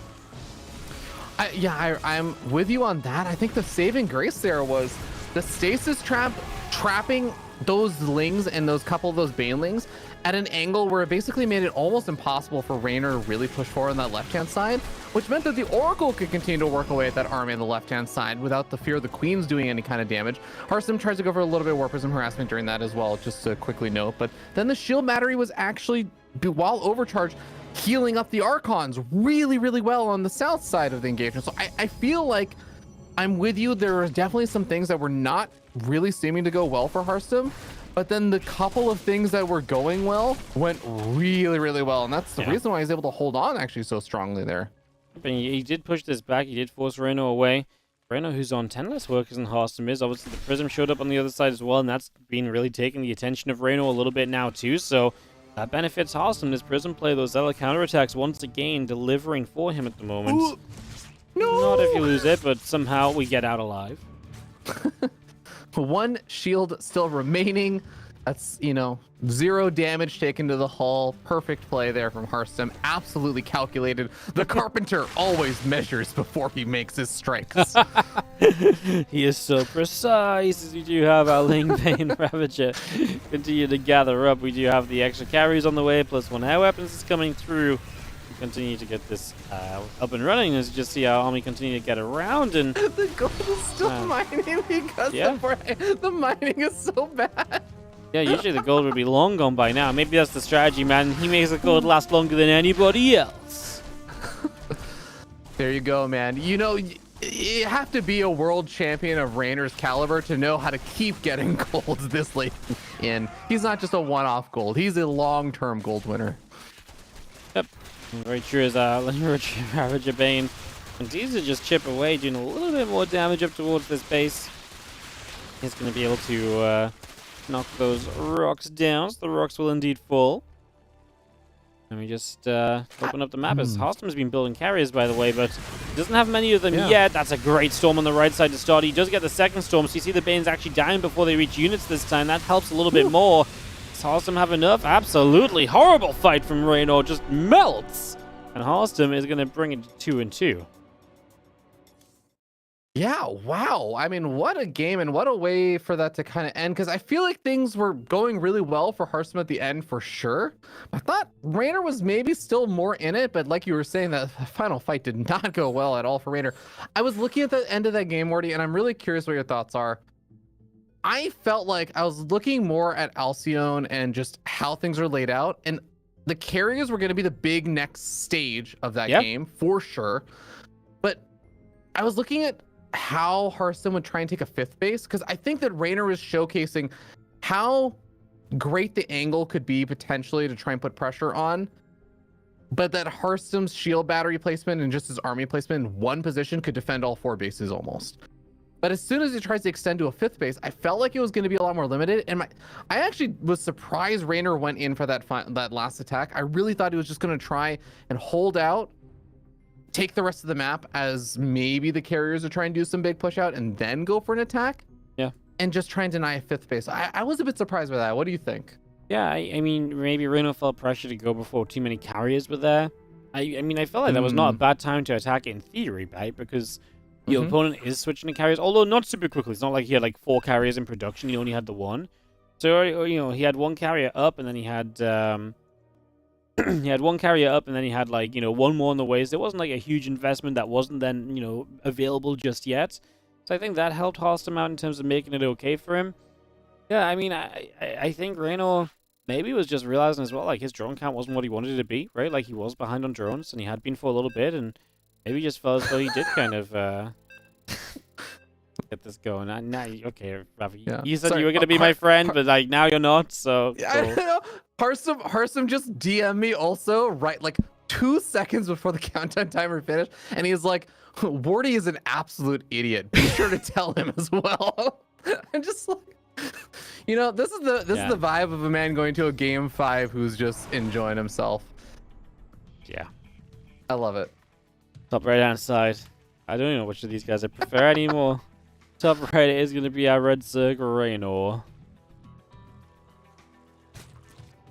And down here in the bottom left-hand side of the map, the blue Protoss player who has won every game he didn't bully Wardy in the lobby for. Just bullied Wardy in the lobby. Is he going to lose now? It's 2-2. It's Harstem. The actual caster curse. It's funny because it's not even a caster curse. He would have cursed himself. If he loses this, I think we can directly point back to the fact that he won every game. He didn't bully you in the lobby, and that he chose to bully you in the final moments of the final countdown to go into game 5. But it wasn't in the lobby. Truly, it was in DMs. It was in. Oh, you know what? That's true. It was in DMs. But he told me to tell you. He told me to tell you. Yeah, because he wanted to bully me, but not in the lobby. He knows. Oh, okay. So you think the curse is tied to the lobby chat, not DMs? Yeah, why not? Crazy enough, it could be the case.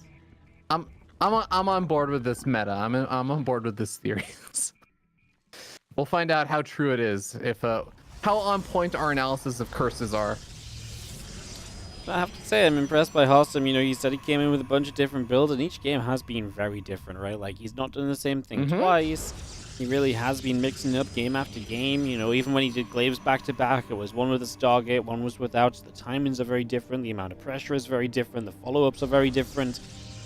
It has been, you know, in a scenario where a lot of players in PvZ will just play Stargate, Triple Oracle, and then maybe diversify slightly between Charge or Blink, right, as the next step. In a meta where that is so prominent, Harstem has really come in, just like we say, just kind of doing different things every game, and you know, that's refreshing to see, and it's working out for him because I think the mix-ups have never let Reynor kind of fully settle into a groove, and Reynor is kind of one of those players where if he gets fully settled, he really can start to have a very good time. Yeah, I will say, Wardy, there are 3 Protoss players that when you give them time to prepare, I think these are like the 3 Protoss players that come to mind from. God, I will never get tired of how fast and funny the pros look when they go through this accelerated zone. Sorry, it always distracts me. But there are 3 Protoss players I always think of. The first is Drogo, who I think when you give him time to prep and figure out the builds and then practice execution for them, he looks really good. Mana, I would say, is another one. And then I think Harstem, when you give him time and say, here's an opponent, you're playing 1 best of 5 against them. That is all you're doing for this day. That is your job for the next day or 2 or a couple of days, is to prepare to play this one player. I love what Harstem was oftentimes able to bring to the table with that. I think that's actually one of his strengths. And I do feel like, weirdly enough, we talk a lot about how Terran players benefit from that in, say, things like GSL and stuff. But man, Harstem really shows what a Protoss player can do when they have time to prep. No, he really can. I was going back to Glaives, by the way. We did like the Glaives that one time we saw it early, just as a straight-up Glaives. It was a very convincing lead that he took with it, and he's going to go Glaives again right now. Solaris, which is a fast map. It's got acceleration zones to help the Adepts move across with, and this is just going to be that 4-gate without any Prism or anything, right? So it's just going to be, hey, if you want to reinforce, you are going to run them across the map. Again, this idea of, hey, I want to throw this 3rd base down. I want to get that down early, so you'll have that 3rd to follow up with as well. That was a big part of the reason why he saw success in the earlier game he went Glaives, because the 3rd was so fast, he was able to do a lot with that and from there. Yeah, I absolutely love this decision here. And I think what's also going to be very, very cool to see is Reynor already turned down the Roach Warren. I think last time he stopped droning at 42 drones as he started the Roach production and really tried to deal with this pretty handily.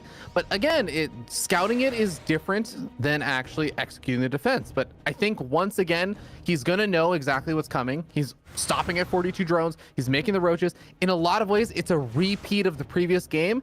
But again, it's going to come down to the execution. How well can Harstem and Reynor both execute on their own ends? Yep, them Adepts is going to start moving forward. First Queen going to either Transfusion. One Adept already going down. We do get up the ramp. I mean, he's not finding like the exposed units like he did earlier, right? That's already very apparent, I think. The Evo Chamber going to make it so you can't really reach the mineral line here, so you're just kiting against Lings. You go into the natural. There's going to be Queens nearby. Reynor is very on top of it this time and really just making a display of how different you can go from one game to the next. Because this is so far being a shutdown. Now, here are some Adepts on the other side. A lot of Harstem's damage in that earlier game came beyond the initial Adepts as well. While the initial Adepts did well, it was the extra Adepts that then continued to find damage. So maybe there's something to be said there, but overall I will say that I think Reynor handles this brilliantly. Harstem is a couple of workers ahead, but Reynor's already back to droning now on his way to his lair. I don't think he's going to be all too worried about how this all went down. No, not at all. Reynor's going to be thrilled about this. This is going to be a very different kind of game from the previous one where Harstem was able to garner himself a solid lead and then make decisions that maintain the lead. In this game, now Harstem doesn't trade out against all those early game units, so that means that Reynor could actually theoretically, like, it's not that what he's actually doing right now, he's droning up, but there's a world where Reynor could maybe have just made a couple more units and then actually try to threaten the 3rd base or try to put on a little bit of pressure. So Harstem has to respect that. He has to respect that potential. So getting up and trying to get up more Immortals a little bit earlier on, warping in some Sentries, trying to keep it active with the Adepts that he still has out on the map right now, and trying to just make sure that Reynor's staying at home. home, but Reynor, he just gets to drone up behind all this. He knows that he doesn't have to worry that much because not only did he deflect the first wave of adepts, he kept his units alive to deflect additional waves. Yeah. No, I mean, Harstem sets up with this Prism. He's going to get ready to go. He was ahead on workers for quite a while. Just recently, Reynor took over. And look at all the things he's building right now that would not be ready for this attack, right? Melee upgrade, roach speed, Spire, all of these drones. These are actually all the things that Reynor is building that he's actually not really necessarily going to benefit from straight away. Harstem not chilling out at all. Walks straight up this ramp.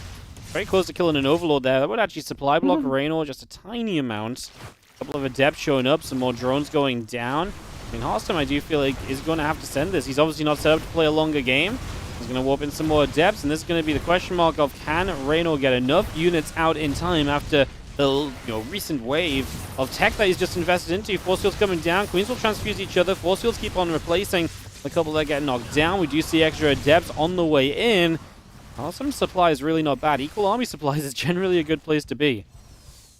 Yeah, this is a very scary moment here for Reynor, especially if he ends up losing a handful of these Ravagers on the front line. Immortal Barrier does get popped, but there's not actually that much extra DPS to kill off the Immortals. The Adepts doing a great job staying on the front lines, even a couple of drones being pulled in, and because the Adepts are actually doing counter damage. Just two Adepts on the other side. 16 workers killed. And Harstem's now attacking behind this as well, so he does need to do something, but he is kind of going to have a follow-up to it as well.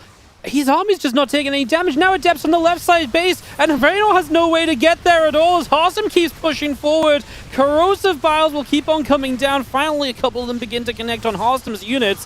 We still have those two Immortals that have had, their barriers popped once, but have otherwise been mostly untouched. 31 dead drones. Harstem keeps on backing it up, but honestly, he keeps on trading so well. And with the damage done, Reynor is going to run out of ways to keep on firing through with reinforcing units. Prism's going to take some shots right now. He's a little slow to pull out of the way, but the third Bile was late, and that means that the Prism stays alive as well. Yeah, now it's actually too far away from the creep, so the Queens can't even close the distance very easily. The Prism in a nice, safe spot.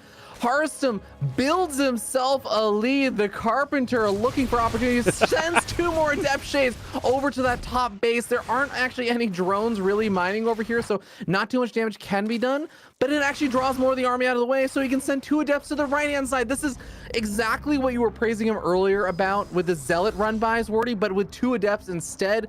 He is doing a great job finding a way to just pull Reynor, of all people, a bit apart from multiple different angles. Reynor has a Spire that's never been used. Harstem is going to set up a defensive Stargate, I believe, against that, just in case. He's on his way to +1 in Blink. The pressure will finally lay off for a little bit. Reynor can breathe, and Reynor can also start up now the +2 melee upgrade, as that is not a good time for a lag spike. Not sure who that was, but looks like we will resume. And nothing will be said. Baneling Nest on the way. That was missing, and obviously that would have been huge to clean out the Adepts, but now you're going to get a Bane Nest up when it's more about Stalkers. First Disruptors on the map as well. I mean, Harstem has absolutely... I love the point at which he's transitioned behind this, right? Like, it wasn't immediately he believed in his attack, but he also said, okay, I'm not going to end the game with this, but I'm doing good enough that it's worthwhile me looking into the future. Now starts a fourth base as well. I mean, I do genuinely love what he's been able to do here. He's done a phenomenal job with this. This game is actually going really, really well in a lot of ways for Harstem. I totally agree. He maybe look like he's down in a bit in supply, but again, it's just mostly the Roaches and Ravagers that are inflating the supply there for Reynor. He's got 11 Mutas on the way, but as you already pointed out, not only are there Phoenix on the way, we have multiple Stargates that are sorry, actually, oh, did he? No, he just, okay. He just built second Stargate's finishing up now. Yeah. It's like, he can prepare for this so hard. By the time the Mutas get across the map, I think there will actually be 5 Phoenix. What a call as well, because he saw the Spire, but obviously he knows Reynor wasn't necessarily using it for a long time, but now he's like, man, I think I did enough where you probably feel forced to use the Spire, right? So now he does set up some Phoenix, and it's the perfect call. Remember, he's going to have Blink right now. He's on his way to +2. I love this. I mean, he's got 3 Phoenix in the main about it before these first Mutas are going to show up and have a terrible time, quite frankly. As they fly in, they're going to start hitting some gates. 4 Phoenix should be able to fight these Mutas a little bit. Obviously, you've got to control the rest of the army at the same time, as we do have Reynor attacking the topside base. The Mutas have backed off. Harstem is going to move in a position to deal with this. He does not find a second force field that maybe could have locked in units for the Disruptor shot. Yeah, but remember, even the Disruptor shot, it's similar to the way that the Mutas are going to force attention onto the Phoenix and means that Harstem has less time to look at his army. The Disruptor is going to force Reynor to look at his army and have less time to micro the mutas against the Phoenix. So it does go a bit both ways there. And Harstem deflects the attack at the 4th and deflects the mutas and has a fleet beacon on the way as he gets up additional Colossus. And really outside of the mutas and I guess corrosive biles, what is there to actually deal with the Phoenix right now? They can just pick away at these kind of expensive Ravagers. Yep, I love what he was doing with the biles, though, to kind of force the Phoenix to lift. It took 3 lifts to kill the first Ravager off, but yeah, an Overseer now goes down as well, and these Phoenix just chilling out overhead. Unless you want to come bring the mutas on top of Phoenix, then yeah, you can't really deal with this at all. Mutas will say, okay, if the Phoenix from the center, maybe we can make our way around the left side, but of course, Stalkers and Blink are in a good place too. Fleet Beacon finishing, Stalkers start to blink on top of these mutas, they get pushed away. In the center, the Phoenix are once again just going to lift up a Ravager, and the Corrosive Bile does not connect there. Maybe this one will. Nope, that misses as well. Man, we are just bleeding out Ravagers. We're down to 5 Ravagers, soon to be 4 Ravagers, and that's, I think, like at least 4 Ravagers that just died in the last couple of minutes. A couple of workers are going down to the mutas, and Baneling run by. +2 weapons is not going to allow them to one-shot it, but Baneling still kill workers pretty gosh darn quickly, as do the rest of these units killing that 4th base. It does end up falling as the mutas are going to just trade against the Phoenix because he is focused on this main army engagement, but despite Harstem losing a lot of economy there, his army remains intact, and frankly, Wardy, can Reynor actually deal with a counterattack right now? I actually don't think he can. I think Harstem knows he's just killed a lot because he's killed the mutas, he killed a lot of army, a lot of Banes there as well. The Banes that came from the bottom side, they ran all the way there. That's the reason those probes went down. Yeah, and these Phoenix just going to immediately go and start trying to get Ravagers again. The more, oh my god, Biled his own Ravager in the end. The more Ravagers you get rid of, the less you can use. A few Lings have just spawned, but they go down. We have more Banes coming up. We don't have a lot of splash damage, but maybe the sheer number of units is enough here from Harstem, who sends again the Phoenix forward and trying to find something extra. He's going to go find this base to the right side, and maybe that's just the strategy right now. You just work base by base and push through this. Reynor's army supply is catching back up, though, which maybe worries me a little bit. But still making Phoenix as well. I'm not sure if we really need to keep making Phoenix. Like, they're still finding value, just is it enough value to justify more? Reynor starts to counterattack. Harstem gets a Temple Archives going, and he has decided it's time to rebuild the 4th base as well, which he didn't do immediately. So that's something he hasn't had for a little bit now. Yeah, it's a good question. Is making more Phoenix really the most useful thing right now, or would it even make sense to start adding on carriers or something? I mean, he has the Fleet Beacon, I believe, unless he canceled it or something. No, he has the Fleet Beacon still there. Yeah, unless he feels like he really is just about to be subject to a massive counterattack or something, in which case I get it. Carrier would just be a lot of dead supply for a while. But here we go, big Baneling run by over to this base. But again, if the Banelings are using themselves on this worker count, and even on the Nexus on the north side, that just means that Reynor's army is going to be even smaller for a little bit longer. Yeah, I mean, now Harstem has to go, right? He just lost both of his bases, so he pretty much just has to send it across the map, and this is where we're going to find out whether this one army can do it or not. There is one Viper out, it's gaining energy, there's a second Viper building, that's going to be huge, but the Phoenix might be able to shut those down as well, remember. There's no guarantee that those Vipers will get close enough to do anything. We lift up a couple of Queens, no transfusions available. The Viper is likely going to find a big abduct. What's it going to go for? The Disruptor Shot does find a Ravager. He actually hits a Blinding Cloud. Harstem blinks forward out of the Blinding Cloud. Lings coming in from the other side. Colossi will do well against those. The Ravagers still getting lifted up by Phoenix. Here comes a massive round of Banelings from the other side, and Harstem's army is melting away. It looks as though Reynor is going to do it. He wins it in the end. My goodness. Oh, heartbreak for Harstem because he had it. I think won at points, but Reynor forces him into a losing position in the end. Just absolutely crazy game to round out this series. Man, that's rough. That looked like such a potentially close fight there. I'm actually rewinding the replay to see where the heck those Banelings even came in from. Oh, those are Banelings that were on the counterattack. So they were already on the way other side of the map. They were trying to go for a run by, but there was an Archon in the wall.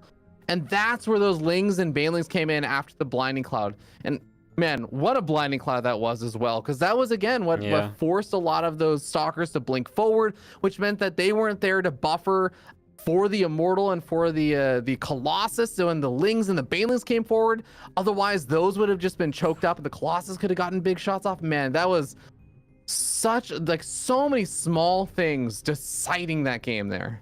Such a heartbreak of a series for Harstem. I mean, It's great to see Reynor do well, right? But you got to cheer the underdog, and especially someone like Harstem that a lot of people love, to get so close.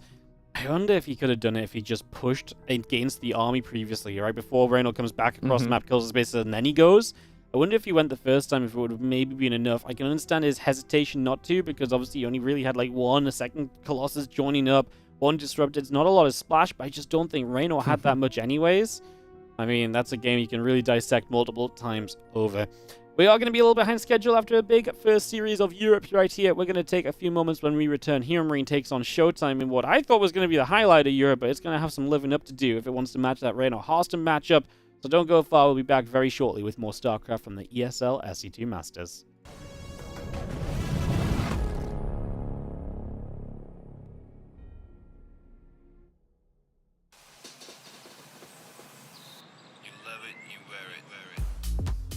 Wear your passion. Share your passion. Wherever, whenever. Gaming is a lifestyle.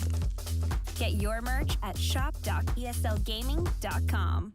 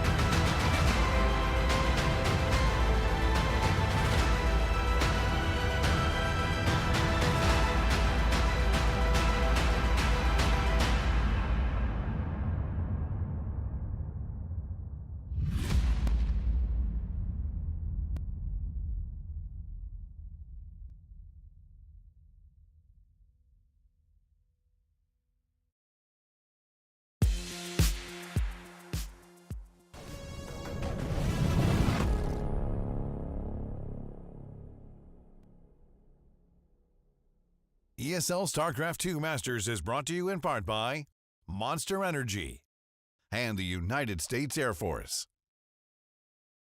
Hello and welcome back, guys. We're moving into our next match here at the EPT European region. I'm joined here now by Katz, who has awoken and has been watching a couple of those previous games. Katz, how you feeling about that last series, and also just how are you feeling about this next one?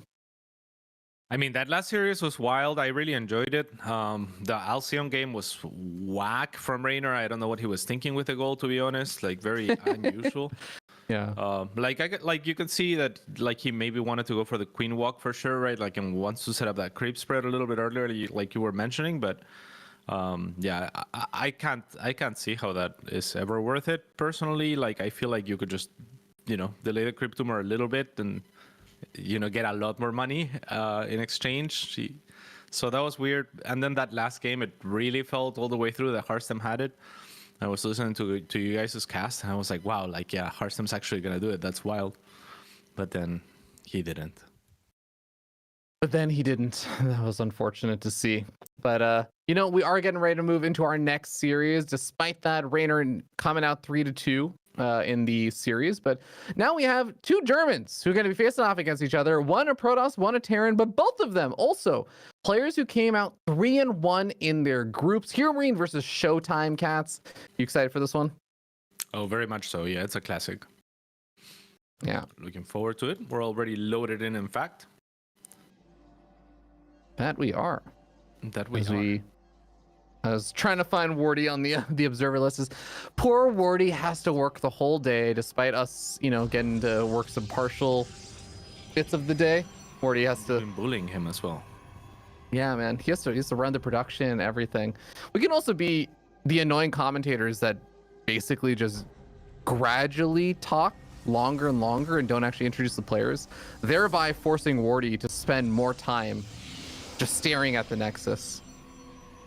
Yeah, I mean, that's something that we could definitely choose to do if we want to continue to bully Wardy, I guess. I don't see why Wardy should be bullied. I was going to compliment his mustache. I think that it looks really majestic at this stage. So, Wardy, if you're listening, your mustache is A+ right now.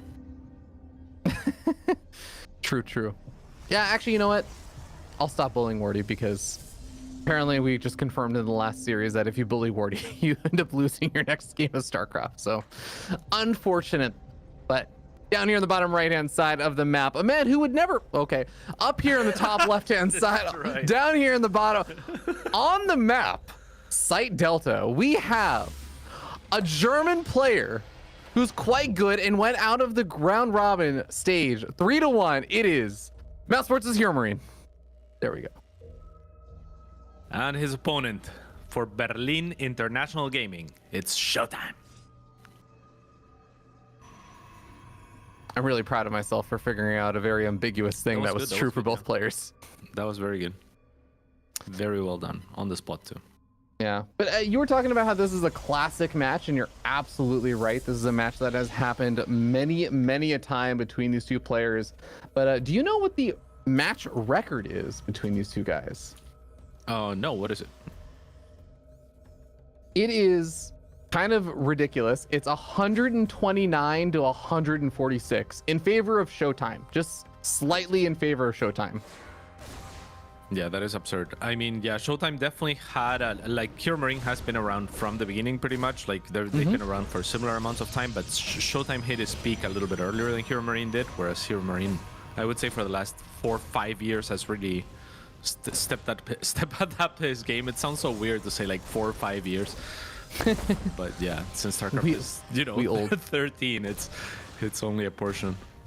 Yeah, StarCraft is finally hitting that puberty. Our voices are cracking, and we're finally starting to see that maybe, you know, romantic relationships aren't the worst thing in the world. But you know what is pretty feels bad man vibe is having a bunker behind your natural that just delays everything. It's just annoying. Even if you do have the ability to clean it up, this is just annoying to deal with. Yeah, for sure. Especially when you open that depth, it's not going to be the most adept unit at taking down the bunker, sadly. So, very beautiful grenade as well. Bounces both units. However, a sentry on the top ready to receive the Reaper will eliminate that threat. But the bunker did its job for sure. Yeah. So, Katz, I know you've been watching a lot of these EPT regional games. How have you been feeling about these kind of Cyclone first openings and stuff that a lot of Terran players have been busting out versus Protoss? I'm agnostic. I think the Cyclone seems to have a play so far. I don't think it's it's been shown to be completely broken or just break matchups in ways that we were hoping that it wouldn't. Like we haven't been seeing too many like proxy tempests or ridiculous stuff to abuse the gap that the old Cyclone left. So I'd say just give it time. It seems to be playing out fine. I don't think anything's broken from it. What do you think? Yeah, no, I think I'm with you in a lot of that. I will say, and this is from a very personal standpoint of my experience and not talking about top level, proxy tempests have been going quite well for me against the Terrans that don't have Cyclones. But that less important in this particular series. I'm curious about how these early game Cyclone openings have worked out for like the pro level Terran players and just what they're able to accomplish with it across the map when they're able to do little things like this. This is like really cute. A single Widowmine and a single Cyclone in the medevac, and Showtime is actually going to be able to deflect this with just well-positioned stalkers. So very, very well done in just anticipating this. Yeah, this is a new move that makes sense with the new Cyclone that wouldn't make sense with the old Cyclone. Reason being the lock-on is now instantaneous, right? So you can drop it and actually micro it in and out. Whereas before, if you wasted your lock-on, then you can't really micro it with the medevac. So we've seen Hero Marine do this a couple of times in a couple of his series. So he is definitely looking to experiment with this sort of thing. I think Special has done a little bit of this too. So yeah, it's definitely a new option, and that's always cool to see, but not super effective in this instance. Yeah, not gonna be able to accomplish a whole lot, but at least he does keep the medevac alive with the Cyclone still intact as well inside the medevac. Statement Combat Shield's gonna be close to finishing up, but it's worth mentioning that this is kind of now just created a situation where Showtime has Stalkers. Blink is about to finish up, and it's not that he's on some absurd gateway count or anything just yet, as he has 5 on the way soon, but it's all of his units basically just being extremely passive back at home. And really the only aggression on the map right now is Hero Marine's medevac drop that didn't actually go in. So Hero Marine hasn't had to deal with any stalkers poking and prodding his front. He hasn't had to deal with stalkers potentially blinking up into his main. He's basically just bought himself a lot of space. He has bought himself a lot of space, but he is also moving out. He doesn't have a third on the way either, whereas Showtime has his already situated. So this attack has to do a lot for him, and Storm is 80% of the way done. So we'll have to see. Showtime has 3 Templars, and they're already on site. They will have Storm as soon as it finishes. So if Hero Marine can't do any damage with this, now he just drops his 3rd command center. He's going to be in a little bit of trouble potentially. Oh, 6 seconds until Storm finishes. Oh my god, even just a little bit of time that he spent looping around may actually cost him the ability to avoid all of these storms. Big storms on a lot of these Marines. They're so softened up. Even the medevac's getting softened up. One of them's gonna pop to the storm. The Cyclones and everything else gets focus fired down here. And while it's just Stalkers left over against a lot of Marauders, that's more than enough for Showtime to clean house. Yeah, exactly. And Showtime wasn't really... Oh, this one mine could be huge. Now he sees it. But like Showtime, I think, wasn't looking to do much with the Stalkers early on, right? Because the real transition was Storm. So here Marine just kind of hits at an anti-timing of sorts, where Storm is just finishing and Showtime gets away with the economic advantage that he had been creating for himself. So this pans out really, really well for Showtime, I think, as Hero Marine is going to be super behind to his 3rd. And Showtime already has situated himself in a good position tech-wise as well. Yeah, little unfortunate there on the timing there for Hero Marine. As you were kind of saying, it turns into a bit of an anti-timing, but I can just imagine if Hero Marine knew that Storm was that close to finishing, he maybe doesn't do the little loop around where he scans and moves his army away. He hits 5-6 seconds earlier. There's a world where he stims up and just gets in on top of the battery or gets in on top of a lot more of the army and is able to get a lot more done there, but doesn't quite end up working out, and now he's in a little bit of a pickle here because 3rd base is now being established, but Showtime is looking to be in a pretty solid position. It's going to be pretty tough to actually bust here until at least the ghosts get out on the map. Yeah, exactly. There's 3 on the way though, so that's going to help him out. A decent count of Marauders here as well on the side of Hero Marine. But Showtime is preparing for his own little bit of aggression with the Warp Prism. There is going to be something to spot for it on the other side as these units try to make something happen. Celots on the flank. Beautiful blink down from Showtime as well to continue on the chase. The War Prism is about to run into a Viking. Fortunately for here, Marine, he has that on position. Oh my god, so lucky. That's really unfortunate. Viking moving out at the absolute worst time. As here, you can see the rally on the mini map of the trickle of units moving across the map at the absolute worst possible time. And well, this choke point is going to make things a lot more difficult here for Showtime to get consistent damage, but nice micro control there. Sends his ults around. Yeah, also a warping would have been massive here for Showtime, but he didn't know that, right? Like he doesn't know where the army of Hero Marine is, so chooses not to commit extra units. A warping of Zealots there would have been brutal, would have killed probably a lot more, but 7 SCVs and pulling the army back, not gonna be too sad about that either. Yeah, I mean, if you look at the timing of this, the attack would have been hitting just as the Colossus were popping out, but we're not necessarily going to actually be there at the front lines, nor were they going to have Thermal Lance. Now, first 2 Colossus will be out in time, or actually first 3 Colossus may be out in time for this attack, and Thermal Lance will be done, and Shield Batteries will also be finishing up at that new base. So all of that time that he just bought for himself is absolutely going to be paying massive dividends.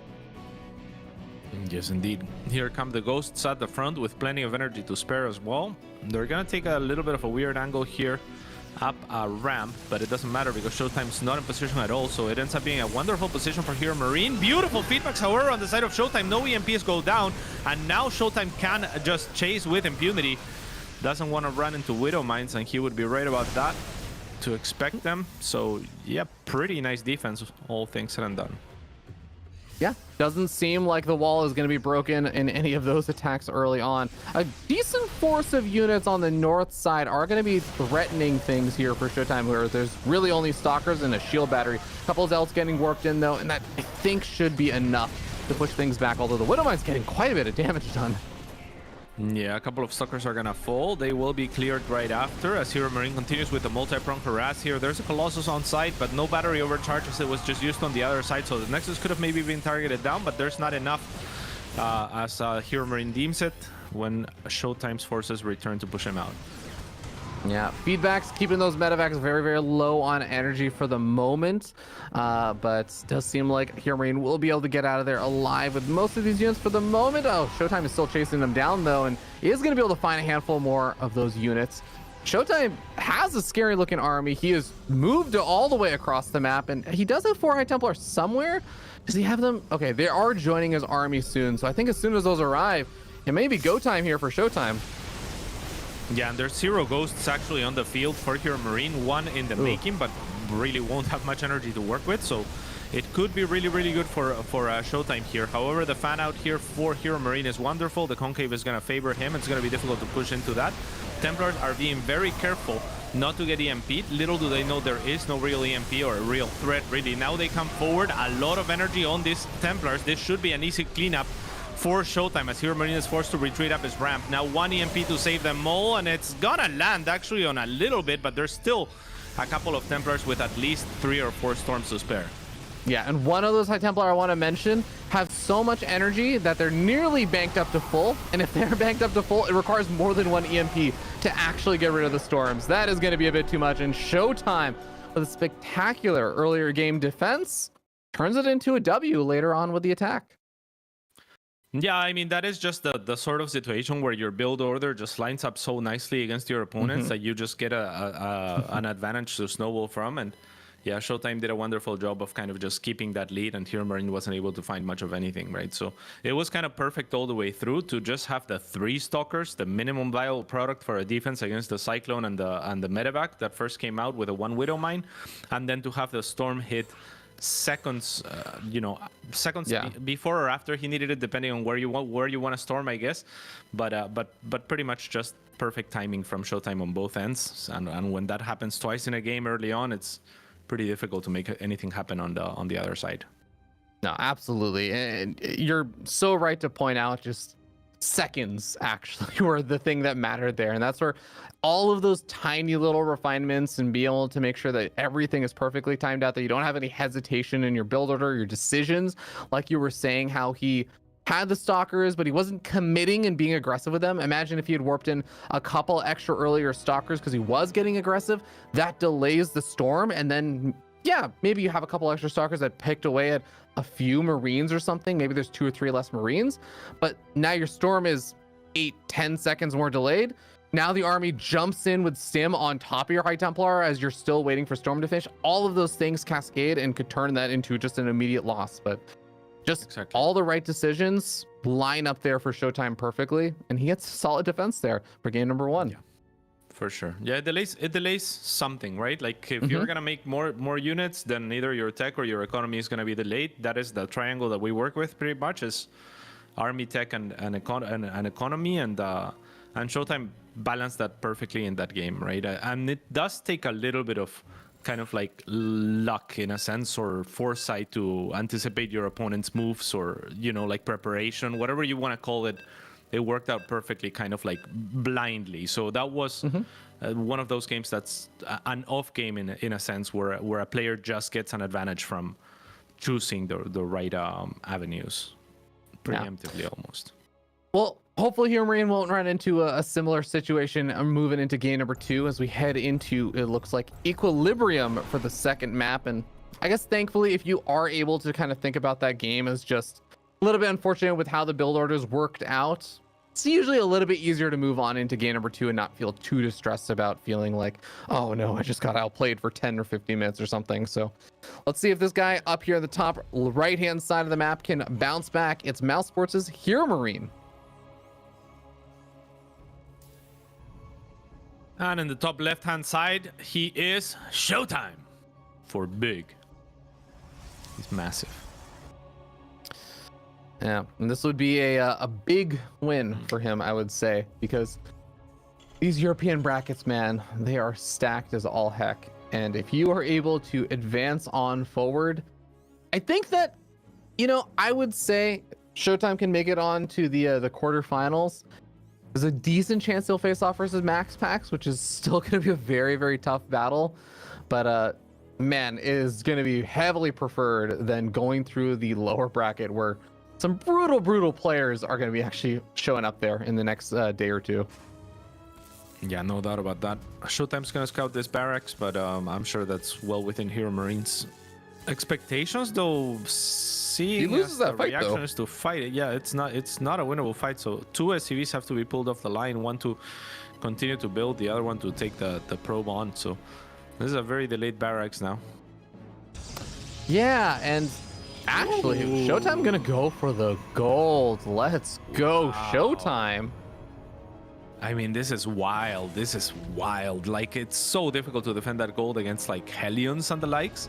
It's very unlikely for a turn to want to go Hellions in this matchup early on. Like, if there's a tight wall at the natural, unless you have like Hellion Liberator or some way to elevate him into the main or something of the sorts. But I feel like if Hero Marine can sniff this one out, Hellions would be a wonderful choice to harass here.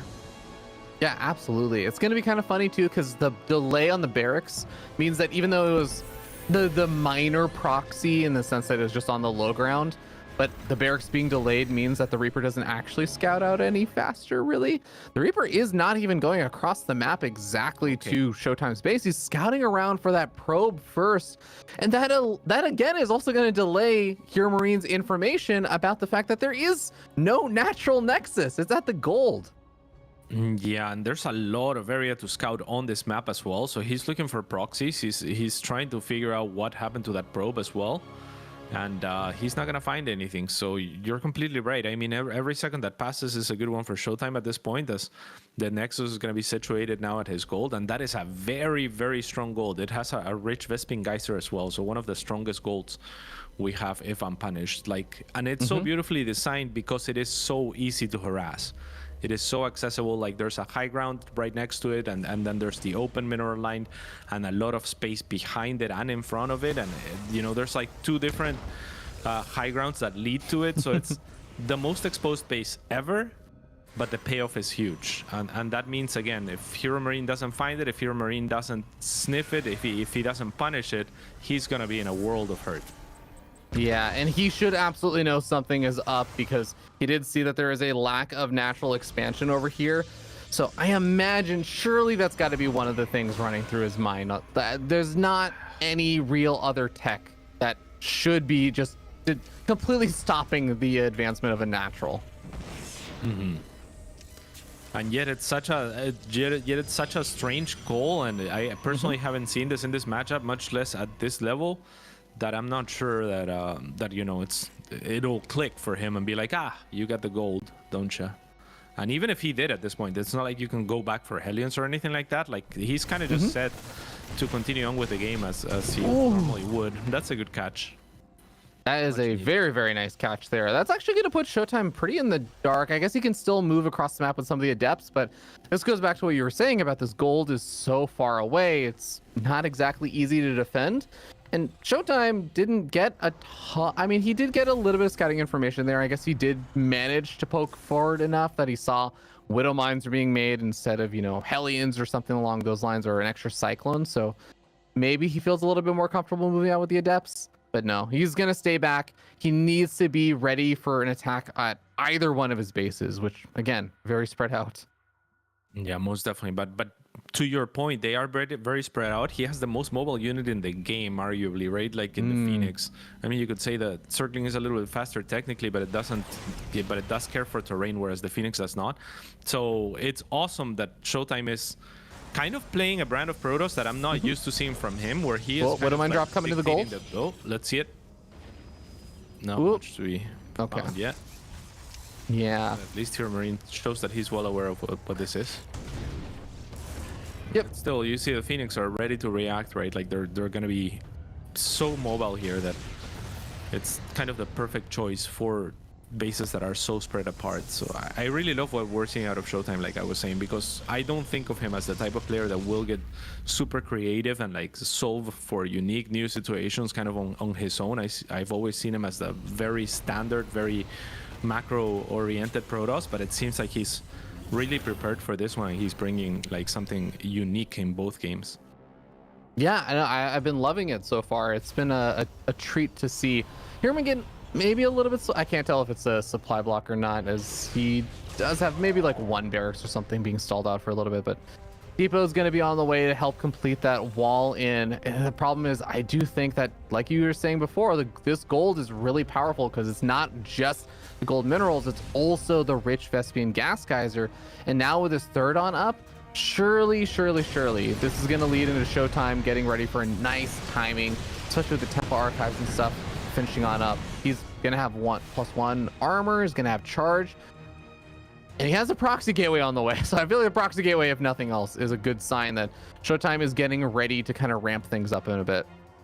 And it definitely makes sense because he has taken advantage of that gold early on and whatnot. Like the worker count is a little bit deceiving. I wonder if there's an income graph that we can pop up just to try to figure out how the economy has been going. I'll imagine that it's being popped up on the screen as I can't see it. What's the hotkey for it? It's a numpad 1. Numpad 1. I don't have numpad on this PC. See, this is why no numpad keyboards suck. All right. That's exactly why. Yeah. Sorry, this is an argument I've had with Sal many times. We do have Hussein Phoenix actually going to be setting off the Widow Mines, I think. Ooh, that was the both Widow Mines getting set off. Third base completely abandoned. Anti-armor missile hits some of these zealots, but I think Showdown's going to be a lot happier with how this engagement started than. Oh wow!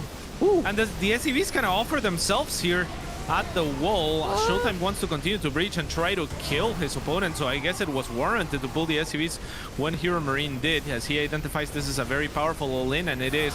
Could use force fields and will to section off the units from the ramp, and now goes to town on the SCVs. The Zealots are still the primary weapon that he has to work with here, so he can't really go after the SCVs without being shelled at from the entire army at the ramp. So instead, he's just doing everything that he can at the natural, and this is looking like a 2-0 start for Showtime. Yeah, even actually getting a supply block there before he kills off more of the army that was being elevated to the low ground. Even if Hero Marine cleans up at this point, so much damage has been done that it is unrecoverable. Showtime with a 2-0 lead now in the best of 5 series. Man, cats, I'm not gonna lie. Showtime is making this look super duper wildly good for himself. I know that last, like this most recent game was a very strange game with the gold. The first game was also very nicely timed out with the like when those build orders got chosen for the series, and things just lined up so perfectly. But this is just not the series I was expecting so far. No, absolutely not. And that is what's exciting. It's like, yeah, like maybe like there was some downplaying of like what Showtime did in the first game, in the sense that we didn't get to see both players like match up against each other in full force because one had an unfair advantage from build orders. But at the same time, like that is super exciting, both in that game and this one. The fact that Showtime is doing things differently, the fact that he seems to have prepared for his opponent. He's not just a wall looking to just absorb everything. It feels like he's also like ready to kind of throw in some wrenches. And yeah, I just love that, seeing that specifically from a player like him that has a reputation for standard, right? So yeah, I mean, well-deserved first 2 games, and we'll see if he has something cool prepared for Oceanborn as well. Yeah, pretty sick. The wall is becoming sentient. Can he turn into a demon wall in this 3rd game as we head, as you said, into Oceanborn? Because Big Gabe, you know, the gatekeeper, he's a gate in a sense. A gate is also a form of wall, but so far he is struggling a little bit more in this series, and maybe he'll be able to catch a break here. Maybe he'll be able to do something without kind of having his strategy sort of thrown for a loop based on what Showtime happened to be doing in that same game. Yeah, we'll have to wait and find out. I mean, Gabe, he has been pretty passive as well, right? And that is maybe what hasn't been favoring him in this series so far. Like it's very low commitment to go for the 1 Cyclone, one Mind Drop, and in the second game it really didn't feel like he had much prepared for the early game either. So maybe proactivity would favor him, but we are loaded into the game, and in the top left-hand side, leading the series 2-0, he's Showtime. And down here on the bottom right-hand side of the map, the gatekeeper from Mouse Sports, he is Hero Marine. Beast. An absolute beast. And you know, this is a player that you really just can't sleep on. He's one of the players that I think for a while was known as the Protoss killer. And I think he still has an incredible TVP. But Showtime has just been getting the better end of him in these first 2 games. If it happens that, you know, once you can, it happens, right? Get a little bit lucky. Even Serral or Reynor or something will sometimes drop maps in kind of silly ways. Twice you're like, okay, that's a bit unfortunate. It's a little bit unlucky or something. You know, things are not going quite the way you wanted. 3 times in a row, though, I'm just gonna have to say that Showtime is really just maybe reading Gabe really well at that point. No, for sure. It seems like he's the one that has prepared a little bit more, and you know, is adapting a little bit more. And when we saw Gabe, I think at his best in this particular matchup, a lot of what he was doing was a little bit more aggressive in the early and mid game. And he also had a very good sense, I feel like, for when he could move out with really like ridiculous looking little squads of units that like maybe shouldn't stand to do too much, but you know, he just knew how much his opponent had based on the reads that he got, and you know, could move out with just about anything and make it work. It felt like. So we haven't seen much of that in the first 2 games at least. Instead, we've seen a pretty passive Gabe, and the Oliveira's gonna get caught here. Yeah, look, kind of interesting. He decided to still jump up the wall. I wonder if there's a situation where sometimes you do spot something there that Gabe was hoping to see, because that should have been a known quantity that you're probably just going to lose the Reaper doing that. Yeah, more likely than not. I agree with you. Oh, a bit unfortunate, but I guess the Reaper going down is not always just like the end of the world or anything like that. But Cyclone follow up here once again from Gabe, something a lot of these Terran players have been doing. It's going to be the Twilight Council for Showtime instead, just adding on that blink as per usual. Yeah, so this is the most standard I think we've seen Showtime play so far, which is yeah, cool to see, I suppose. It's kind of just reverting, going back to his safe zone of sorts. Blink is going to be as normal as it gets, the Robo to follow as well. And yeah, we'll see if he looks to transition into that very fast storm like he did in the first game, or if he has some aggression planned with the Blink himself. As two Marines are going to cross the map, just looking for information. And on the side of Big Gabe, I mean, there's nothing too crazy going on either, right? Just like a couple extra barracks going down to make it up to 3. And one medevac being made without the reactor whatsoever. So we're going to see a little bit of a mine drop with a couple of Marines and the Cyclone potentially. Yeah, you know, in some ways, this does look kind of similar-ish to what Hero Marine was doing in game number 1, but losing a handful of those Marines early on, the Cyclone getting pushed back quite early, Showtime actually being active out on the map and seeing everything quite early on as well, and Blink not quite finished up, so he can't actually blink out of the way of that Widow Mine, but picks that off as well. He is going to end up losing the Adept to the Cyclone, but, you know, this was like, in some weird ways, even though Showtime transitioned so fast into Storm in game number 1, he had gone for like a 3-gate Blink Stalker opening, I believe, in game number 1. This game, it's just a 2-gate Blink Stalker opening as he gets up a fast 3rd Nexus. And I feel like he kind of walks away in almost a better-ish position than he did in the first game. Well, does lose a Stalker and an Adept, but he put the fear of God in Hero Marine by the looks of it, because he was trying to move out with that medevac, right? Like that medevac was without a reactor from the starport, so it definitely had a purpose to serve. But now without the Widow Mine being there, he's been hesitant. He sees Blink very early, or the potential for it. He sees units out on the map, and he doesn't feel like he should go out on the map. So on paper, I think units lost and whatnot, maybe it's decent for Hero Marine or a wash, but mentally it feels like it worked out really well for Showtime.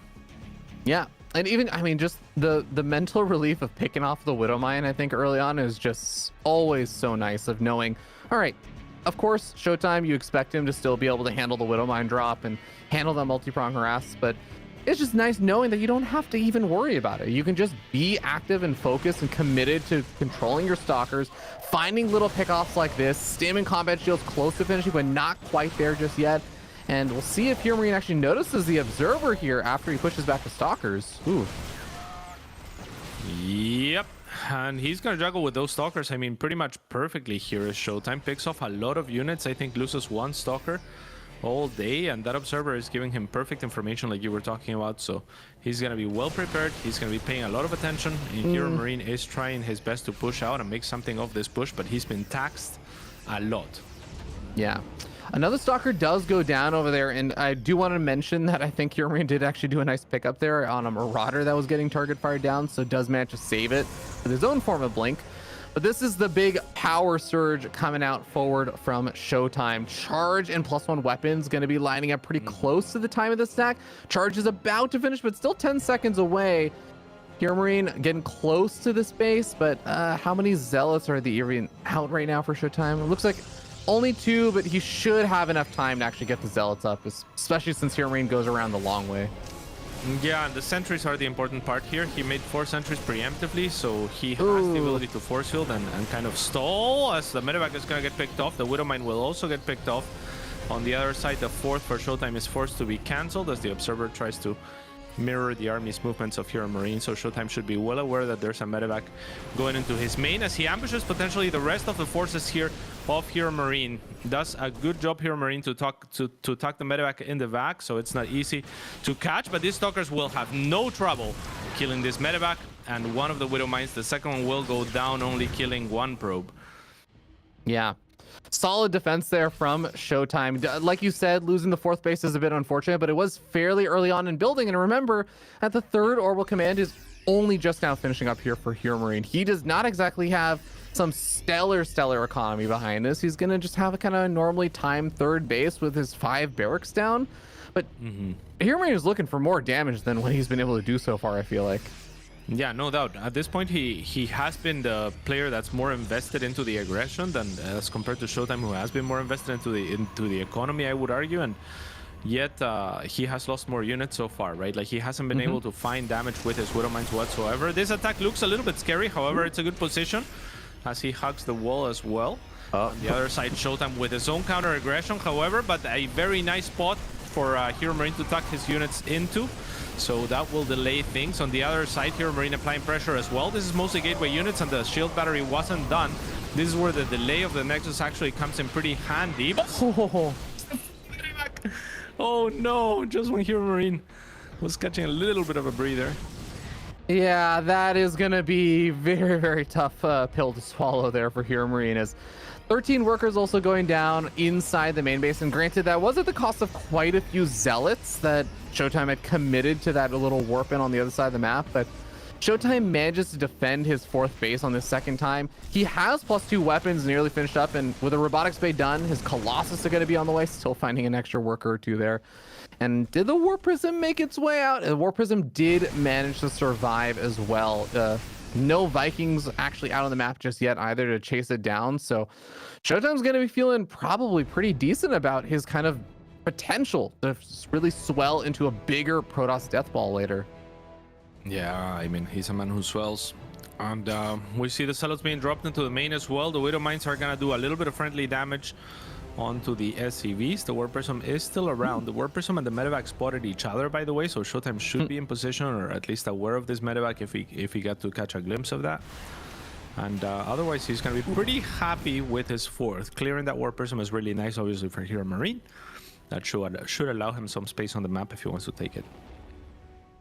Yeah, 4 Widow Mines coming into that natural. The Stalkers are nearby, but that does mean that the Widow Mines do get an opportunity to burrow, and they don't quite get massive connections off. But again, it's just delayed mining time, forcing a bit of a reaction. And as all these units move forward to try, or move back, I should say, to try and deal with the Widow Mines, you see on the minimap that Hero Marine is moving forward with his big army. He's able to safely journey across the map without being picked away at by stalkers or really just deal with any kind of annoying harassment there. He's going to deal with the the Zealot run by, but should be able to get up some units pretty quickly to help defend this soon. Yeah, no worries there. Only 4 SCVs have fallen. So the real aggression is on the other side. The Widow Mines are so nicely positioned as well. The Zealots all clumped up towards the end, and they did a wonderful job of softening those units up. So the rest of the attack didn't pack much of a punch for Showtime. Hero Marine doing a good job of stabilizing in this game for sure. And yeah, it looks pretty close. It looks like it's anyone's game at this stage. Big stim. Yeah, that's unfortunate stim. I was gonna say, like, the biggest thing that I feel like is going well for Showtime still is just the Viking count. Up until I think in about 5 or 6 seconds, the Viking count was quite low, given that there were 3 Colossus out. And if there was that big attack from Hero Marine, if he had committed there, it seemed like Showtime was maybe going to be able to take advantage of those Colossus and the Colossus count that he had built up. But it does seem like with 4 Vikings able to be made at a time, Hero Marine is playing some quick catch up, and now that kind of window has sort of gone out the window. And this big medevac drop over the top right hand base is going to pull Showtime really far out of position. Yeah, Showtime already used his blink just to narrow the gap here to try to help his Zealots with firepower. So the next blink now comes off cooldown to try to get rid of the medevacs. And he needs a little bit more here, as a few Marines are going to chase away the Stalkers. Now with the next warping of Zealots, the Stalkers can focus onto the medevacs as the Zealots give chase. And when all is said and done, you know, like a good defense for Showtime. Yeah, not too bad. Sorry, one of the things that's actually been on my mind lately is when the Terran players are going to get the medevac upgrade from the, I know it requires the fusion core and everything, but it does make me think, you know, as so many medevacs end up dying and maybe you're focusing on making more Vikings, when do you actually get that medevac upgrade so you can make the most of the medevacs you have? But seems like he's just going to spend a couple extra cycles remaking medevacs he's been losing. In the meanwhile, Showtime gets up more disruptors. And it does seem like very shortly we could see the actual big army clash that has been teased at for quite a bit of time. But Hero Marine maybe actually not thinking so, as he does circumvent the army on the north side and starts heading toward the top right-hand side of the map. Yeah, absolutely massive army here for Showtime as well. Very basic, but Zealots are very, very strong, especially in open field. So Hero Marine has to think twice, has to kind of hug those walls and those high grounds as best as he can to tax the Zealots as they go up. A couple of Widow Mines get burrowed, anticipating the next set of aggression, but it will trigger only onto one of the Zealots at the front. The second one is pretty good, but there isn't any real follow-up. I don't know where the rest of the army of Big Gabe is here, as he's going to be kiting now very nicely, but the disruptors are there. On the other side, Big Gabe is doing a little bit of counter-aggression as well. If he can hold here, that'll be fantastic, but 182 supply to 143. This is beginning to smell like a 3-0. Showtime looking for a connection here. Hero Marine's going to be paying attention now, looking for the probes in the back of the base that he just killed. If he can hold on the other time, it's not on the other side. It's not over, but it looks extremely difficult. It is going to be really tough for Hero Marine to clean up this army that is now knocking at his front door. Ooh. The wall has shown up in front of him, and the disruptor hits. Even though they don't need to be that massive to take decent trades, he's getting pretty decent connections. And the ghosts alone, you know, you can EMP this army, but something has to kill it still. Yeah, exactly. And I'm almost surprised that Showtime gave up that position, because when you have units up against the wall, disruptors are even stronger, right? Because you can't actually run away from them. So that was a pretty strong position for the disruptors, but Hero Marine also has chasing units out in the open field like the Zealots and the Stalkers, or I'm sorry, Showtime does, and this looks like a game for him and a series to go along with it. 3-0 is what it looks like, Ravi. It's wild.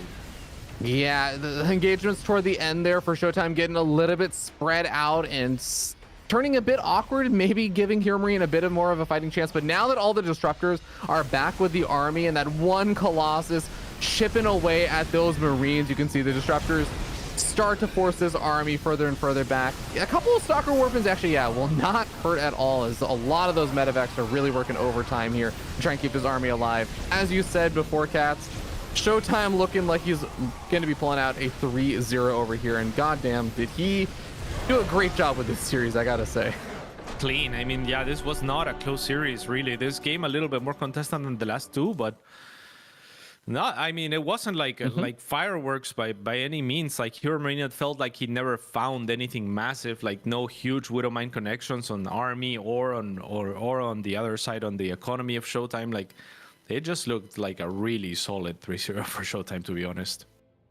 Very, very solid. And honestly, I did not fully expect it. I think if you had asked me for a prediction before this series started, I would have said I think that this will be a close 3-2 series. But if it was going to be a 3-0, I actually would have guessed Hero Marine, just because he's known for being so good at TVP these days. But Showtime really giving a lot of those Protoss players a lot of hope and a lot of reason to cheer for some of those Protoss into the European that's region. A good point. That's a good talking point, Ravi. I like it. Yeah, the Protoss players have been complaining about this matchup being unwinnable.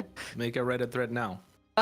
Yeah, that is exactly where my head was at. That is Cass. what you Thank were saying. so that much. is what you were saying. I see you betraying your people. I see what you're doing. Finally. You're doing to me what I was doing to Wardy, and you know, I'm picking up what you're putting down. But guess what? I have the ability to throw us to a break. So I can just circumvent this entire conversation and say, no, Wardy, take us to a break. To block the break for a few brief moments. Wardy, I'll accept the break now. All right, Wardy's going to accept the break. We're going to be heading to a break before we jump into our next series, guys. It's going to be a PvP, so those Protoss players can eat their hearts out, as we got Max Packs versus Mana, another best of 5 coming on up in just a little bit. Don't go anywhere. You're watching the EPT European Regionals.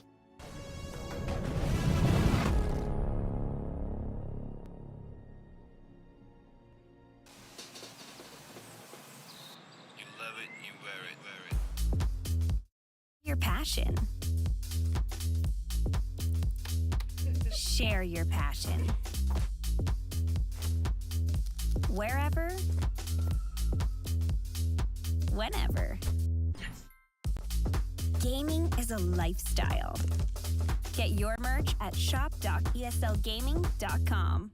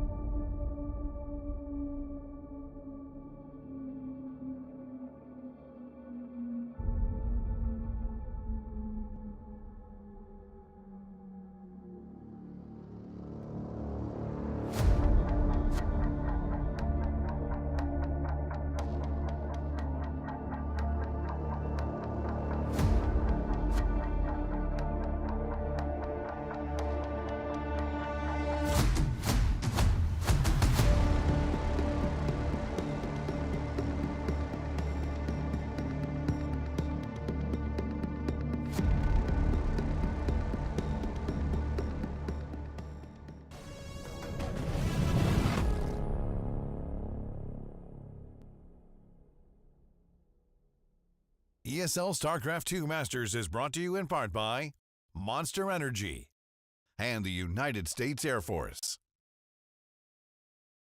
Hey guys, welcome back. We're going to be moving into our next series, but before we do that, I think Wardy is going to be coming on to talk a little bit about a very recent, as in past like 10-15 minute recent announcement that just happened on the ESL SC2 Twitter. Wardy, what's been happening, man? What was happening during Showtime versus Hero Marine? Yeah, super exciting stuff. I'm going to be the voiceover head because we don't really have a setup for 3 people to be on camera at the same time, and it's just a little bit easier for me to come through, but we have some exciting news about the upcoming StarCraft 2 Katowice, and also beyond that as well. Katowice is officially announced for this year with a $500,000 prize pool, which I think is extremely exciting for everybody. It'll happen February 8th through 11th, and tickets go on sale in 5 days' time on November 15th. Wow. This second paragraph super cool because it says StarCraft SC2 Katowice will serve as the penultimate and largest standalone event in the ongoing season of the ESL Pro Tour, which means that it is not going to be our World Championship. So it means it will be kind of a stop along in the World Championship. So $500,000 stop is kind of incredible. And we also have confirmation in the second paragraph that we will continue to have an ESL SC2 Master season at DreamHack Dallas, which is in May until June. So another North American event, which I think a lot of people will be very excited about. No details about the actual EPT Championship, but it is on the way bigger and more epic than ever. If Katowice is $500,000, then I will let you guys get excited about that on your own accord.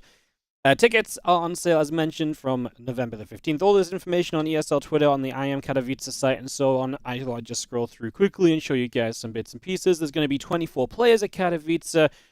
4 groups of 6 played over 2 days, and then a 12-player bracket played over the last 2 days as well.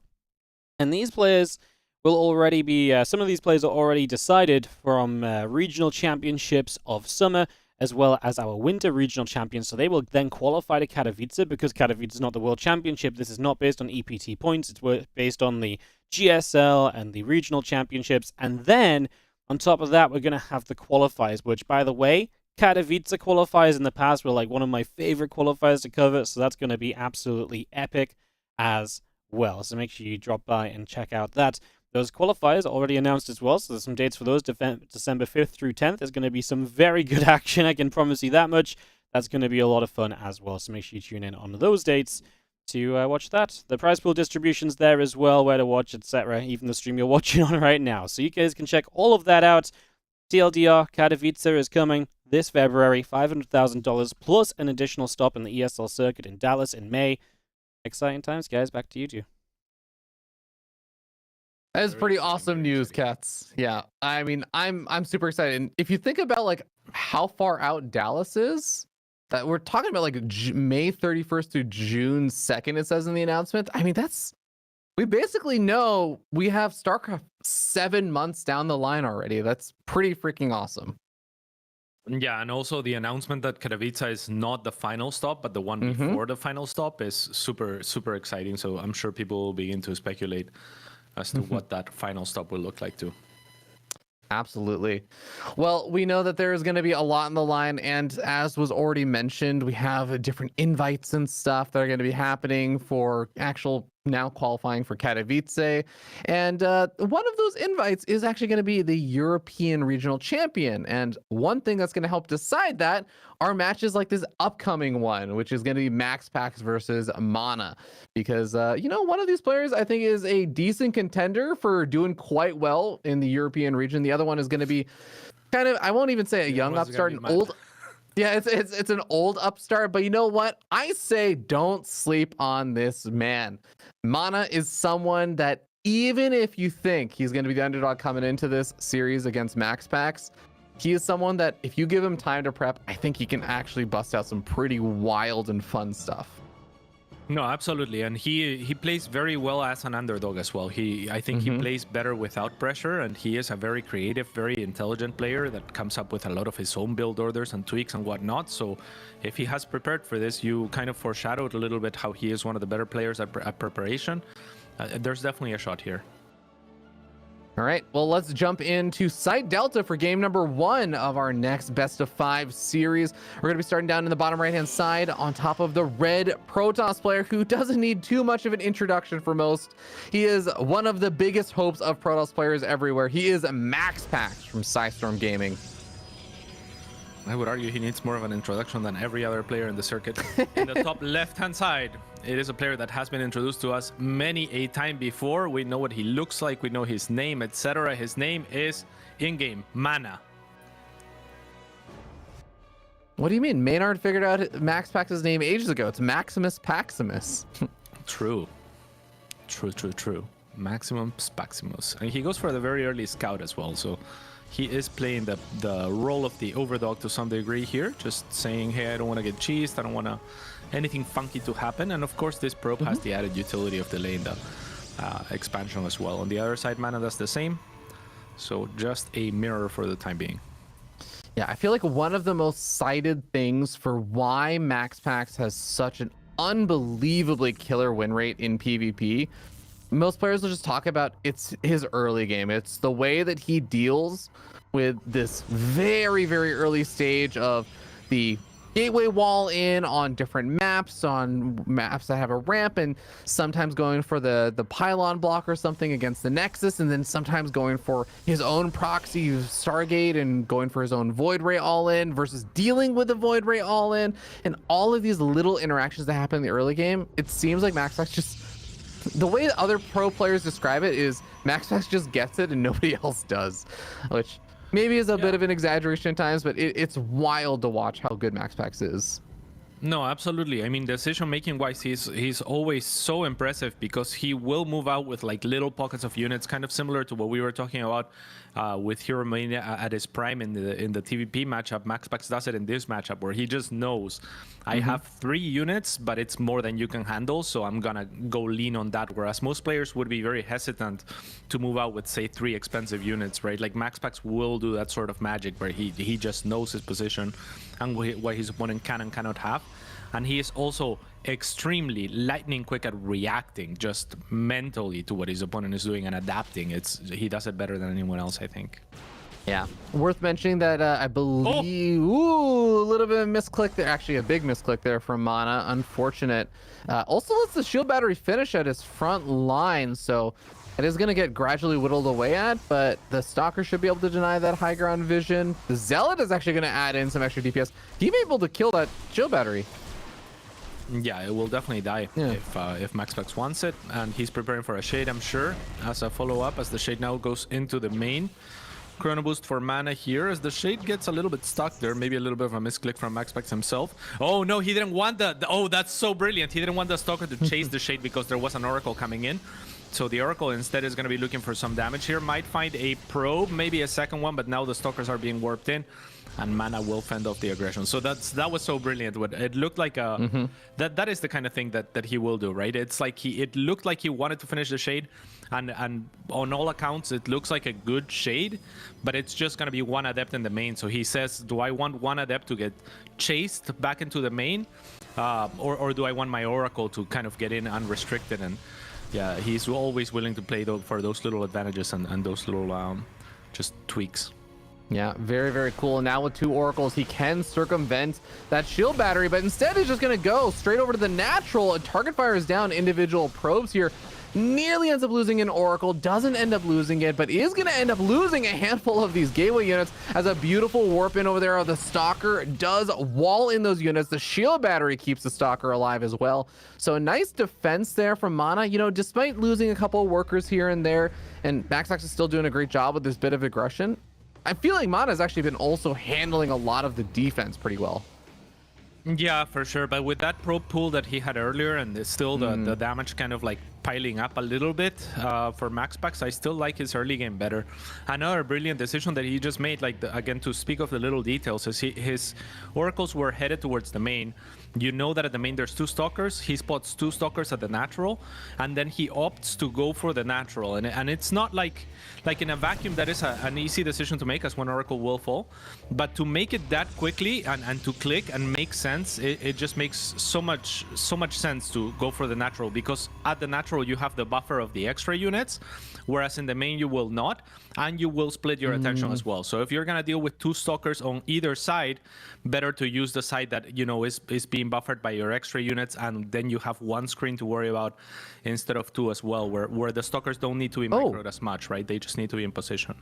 Oh my god, so MaxPex came in with his Oracle into the main, and his Revelation caught so much except for the Dark Shrine. He did not see the Dark Shrine. But here's the kind of one of the big differences: the Oracles can provide vision for the DTs. Right now, Mana doesn't have any detection for the DTs. He's getting up a Robo now, but it's going to be a bit before he has it. Yeah, and I think MaxPax just... Oh no, barely didn't spot the Dark Shrine again when he poked with the Oracle just now, so that's pretty cool too. Good defense there from Mana, great positioning on the Dark Shrine. The Dark Templars are now here for MaxPax, so we'll see if they are able to breach. Another building goes down for Mana just to delay things for him to finish his Robo and get it out there. On the other side, MaxPax also applying pressure to the third, and he actually has more Stalkers, but he's going to play it on the cautious end. So DTs for Mana are now inside of MaxPax's natural, though, and he is getting a lot of damage done over here. If Mana can defend against these DTs of MaxPax, he's going to be at a massive advantage. Huge. And I mean, he is defending brilliantly, right? He has been putting buildings down and down. Like, the Cybercore is actually the better building as compared to the Gateway, as it has more effective HP on building. So very well done and thought out here from Mana, who killed 17 workers on the other side. And a lot of that is that Dark Shrine positioning, the fact that it gets missed with the first revelation, and the follow-up scout from the Oracle as well. So great job concealing the DTs from Mana, and it's gonna pay off big time. Yep. And finally, that Oracle is going to start getting some energy back to do another revelation. But Mana is moving across the map. He knows that his window of opportunity is here. He has a massive army supply lead. There's no way that third base can be easily defended here by MaxPax, especially when his entire army is on the other side of that natural expansion wall, and Shield Battery just immediately gets target fired down. A random Force Field just kind of circumvents or throws off the angle of attack for some of these Stalkers, but Mana surely has got this game in the bag now. He certainly does, and I mean, he has a very strong position up this ramp. He's not going to give MaxPax any wiggle room. He can take a third for free here effectively, so he might as well do that. He's going to hold a strong position here on the high ground as well. The Zealots are coming to buffer here on the side of MaxPax to see if he can hold on for dear life. But yeah, damage has been done. Another 15 probes have fallen, now widening the gap to 15 all day, and Mana is in a brilliant position. Yeah, Mana is going to be bleeding off a handful more units there than maybe he normally would have wanted to, just because the reinforcements are obviously a lot slower for him. I have to move all the way across the map, but I think you're absolutely right. He still is going to be leading up, not leading up that much army supply just yet, but with 4 additional gateways on the way, I think eventually he will be able to just straight up outproduce MaxPax. It's just going to take a little bit, and he still has to make sure he's dealing with the DT counteroffensive that MaxPax is throwing at him. Yeah, absolutely. More Stalkers again for Mana. I wouldn't mind the blink forward onto the Stalkers of MaxPax, but he's just going to settle for the third, and that's a great call. Additional probes are going to fall. Here still has more army, and MaxPax will be forced to tap out. Mana with the upset in game number 1. Yep, absolutely. Want to also note that he did have a Mana made a photon cannon in his natural expansion mineral line, so nice. The DT counteroffensive was not able to get anything done there. Mana just really playing that game well. Obviously, there's little bits of, like, you can kind of say luck with how things worked out, where the Oracle just barely missing the revelation on the Dark Shrine multiple times was really unfortunate. But both of those players were basically caught in a situation where they didn't really scout the other one's Dark Shrine. Mana went for the slightly safer play by actually starting up the Robo, I think, before he really saw or confirmed anything. And he was able to make really great decisions, as you were pointing out, with a cyber corded build buy time, the overcharge on the Stalker to ensure that 2 DTs couldn't just kill that Stalker that was part of the wall. And he was making a lot of great decisions and reacting quickly. And MaxPax didn't have a unit in the wall, and he didn't notice the blur or anything. So Mana actually just played really well that game. Yeah, absolutely. And I mean, there's also little aspects of, like, for example, one of the Oracles getting picked off early on. That is the source of most of the revelations that you would need for DTs. The other one was busy trying to find revelations and spending its energy on the other side. So a lot of the time, if you're max packs, you opened Oracle, your opponent didn't open Oracle, so you are basically, you can afford to delay that robo, right? Like on paper at least, because you have revelation to work with. But in this particular game, it didn't pan out that way because, again, the first Oracle falls, and the second one was so busy trying to find out what was going on that that it just, he was just caught off guard. Absolutely.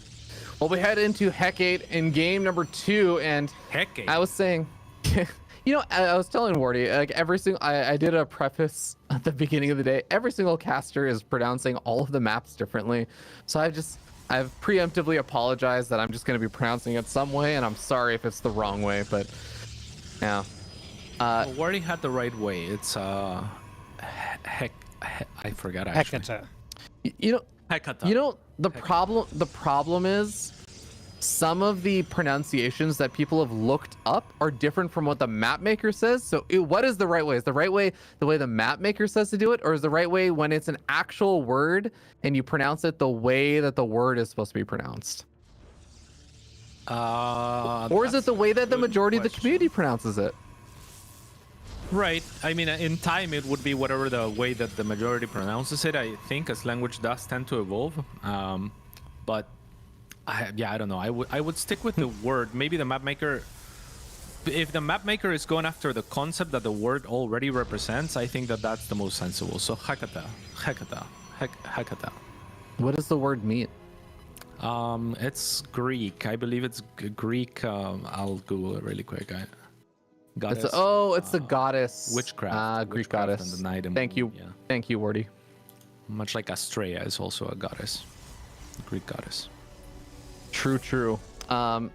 Speaking of which, we do have a godlike player here, as Mana is going to be going for the 2-gate opening against MaxPax, who's going for that low ground gate expand, but we have the proxy pylon in the middle of the map. What is Mana going to be up to? Is he going to be looking to get hyper aggressive, as we do have a proxy gate on the way, taking him up to a total of 3?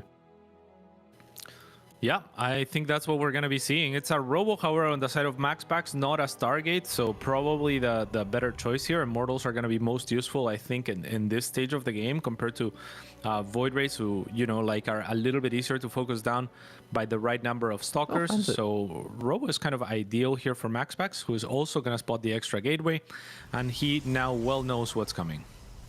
Yeah, what's kind of funny is that gateway, it could theoretically also be used as a backup proxy pylon, but really it's going to be that other forward gateway that's used as the proxy pylon. So I actually wonder, does MaxPax scout that and think, are you just going to have a really far back proxy pylon, or are you going to try and build another one? Actually, wait, did he just send a probe further out and scout the other proxy? He did scout the other proxy location. So yeah, he's on to it. He knows that Mana's not just going to have a really far back gateway.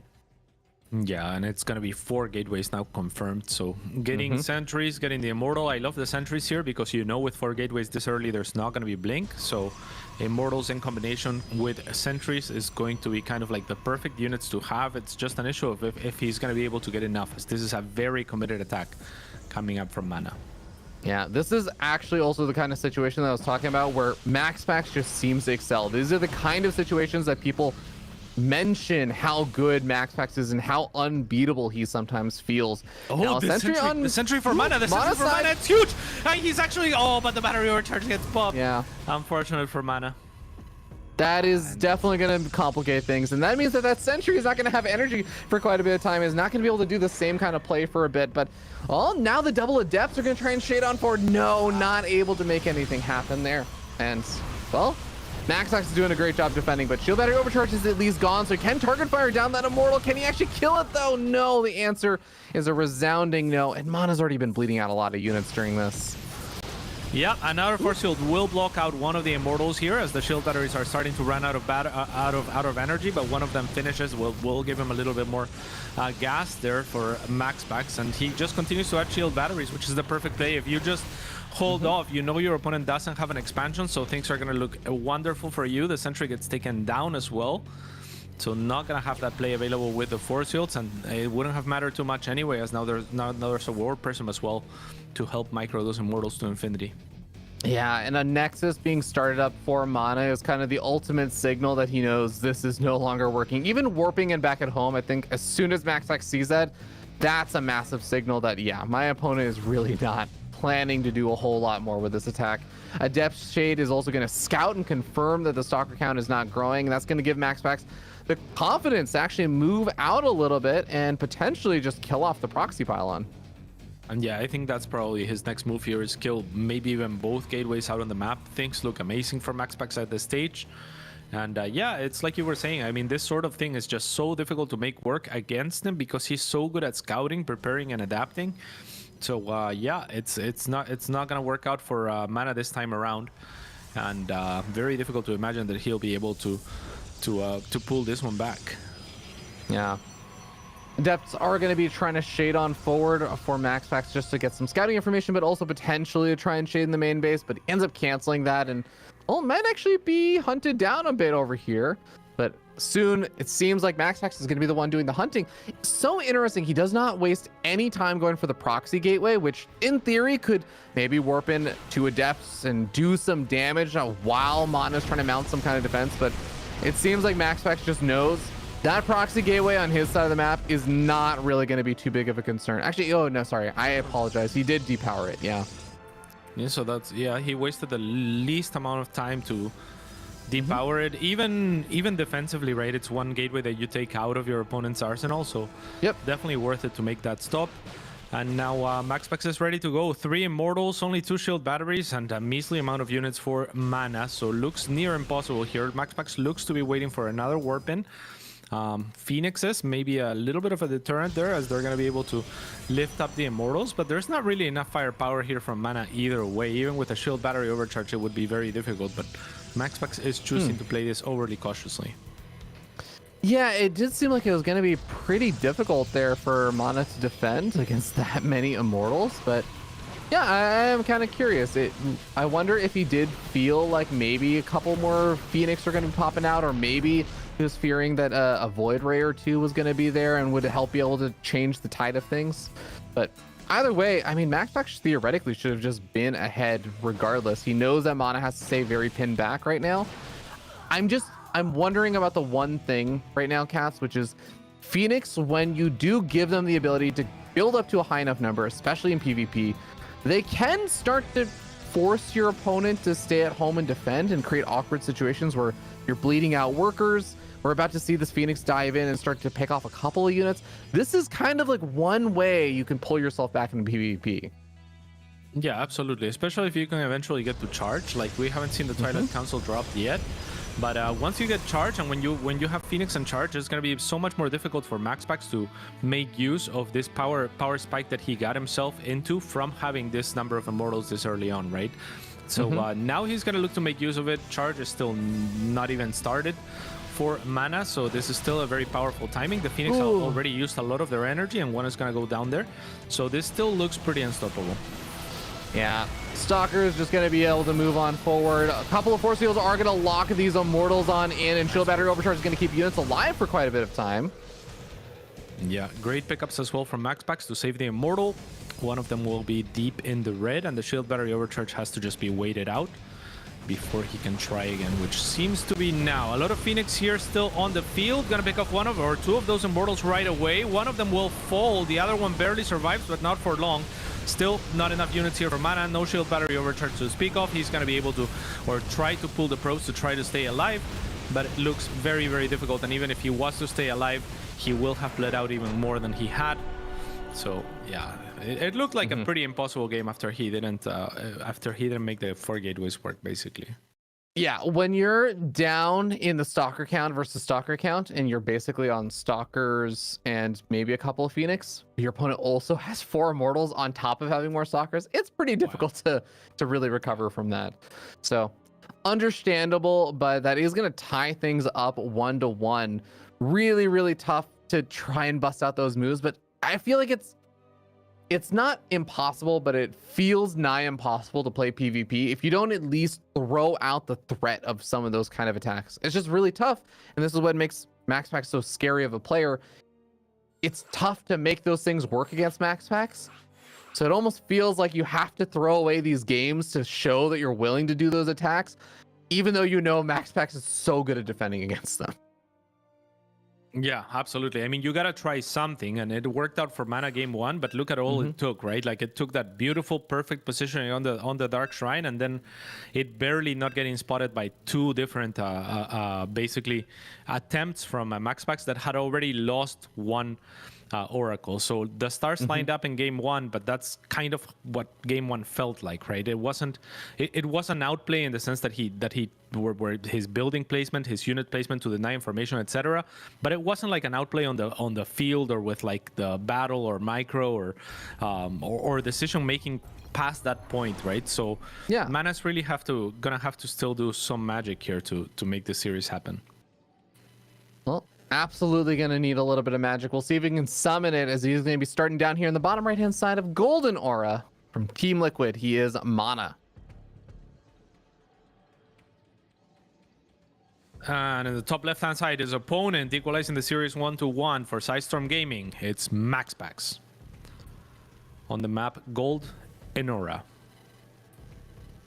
Gold in Aura. In Aura. In Aura. Does it bother you that it's not 2 words? It's just typed as 1 word? No, it's unclear. It could be Gold in Aura. That's a good question. And, you know, I'm not going to lie, Cats. I thought... Is it just the ESL version that has no space between Golden and Aura? I'm not sure. It's the first time I've noticed it, to be honest. It could also be Gol, as in like it could be in Spanish. And it's Gol de, which means off. Naura, who could be like a last name. So it's like Gol de Naura, you know? Gol de Naura. It's the gold of Naura. Yeah, Naura is actually a the gold cool of name. Naura. Yeah, I like it. Although it'd be one of those names that you pick and then Starbucks gets the spelling of your name wrong every single time. And that's what happens to me every single time, though. Really? I feel like your name is not hard to spell. Really? And yet, I mean, I get more Pablo than Paulo for sure. Okay, that I could see, yeah. Yeah. What is your favorite misspelling of your name? From like I mean, it's Starbucks usually or just wherever Pablo. else? Yeah, it's rare to get something other than Pablo, to be honest. Oh, really? Oh, I feel like you could get some fun ones. But fair Paolo, enough. Paula, I get sometimes with a name. Paula, I guess yeah. I don't pronounce the O well enough, yeah. Yeah. I think I've gotten some great ones. I've been pronounced a rabbi many times Rabbi? by various Wait, how coffee baristas. How do you misspell it? Oh, R-A-B-I. oh, I see. I get pronounced a rabbi. I think my favorite is still Bobin, B-O-B-E-N, where I think they just gave Bobin? up and just yeah. What? And you know it's great because I walk up to them and I say my name is Ravi, R-A-V-I, and they're like Bobin, B-O-B-E-N. Yeah. I'm like, wow, you just gave up. You just didn't even try today. Didn't even try.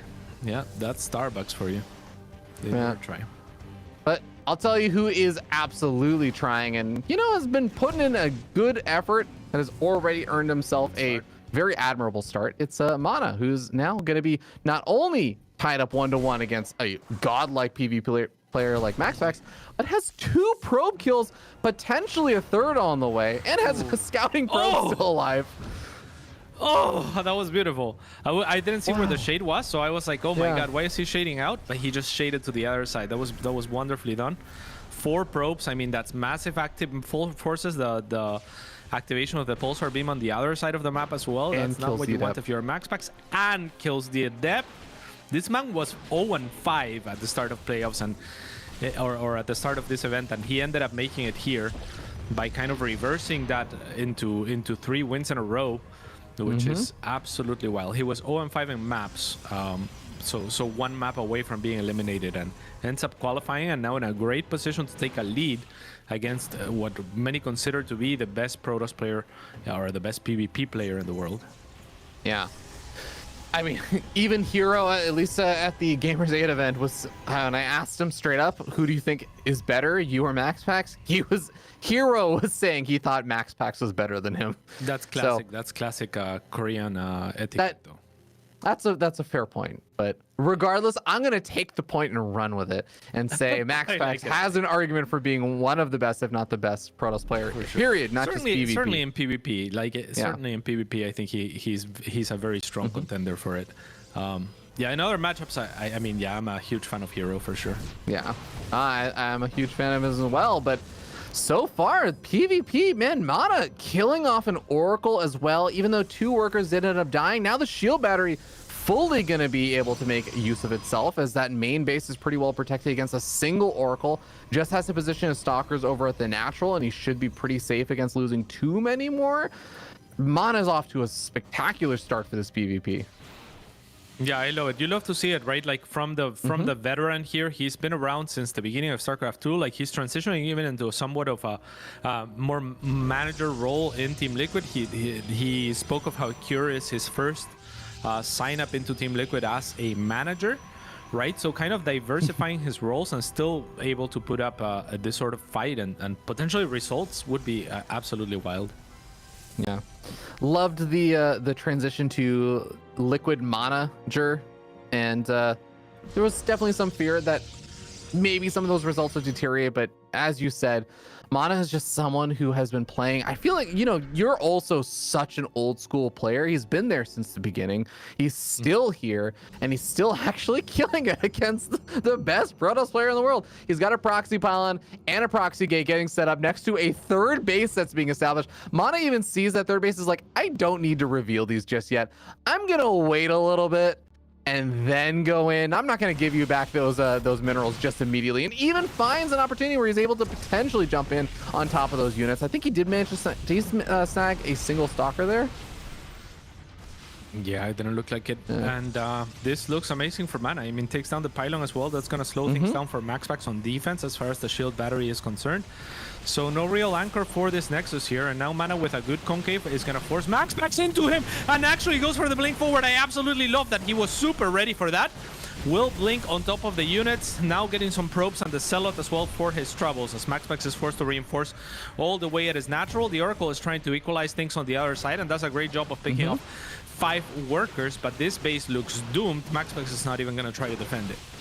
Yeah, worth mentioning, it also does force 2 Stalker Warpins back at home, so that means Mana theoretically should have slightly fewer units, but I don't think it's going to matter because it's 17 Stalkers on the map to 11 for MaxPax right now. Even with 2 Stalkers on the other side, Mana is going to have not only killed the third base, but he's still making more units. He has 7 Stalkers over his opponent. Shield battery overcharge be damned. This is just enough for Mana potentially to seize the game. Yeah, absolutely. Beautiful blinking here from MaxPax. Actually avoids 2 full volleys from the army of Mana. And, you know, if you could do that endlessly, then obviously you're back in it. But, oh, Mana actually choosing to go for the Cyber Core. And MaxPax opting into the blink forward himself to give Mana a very difficult decision.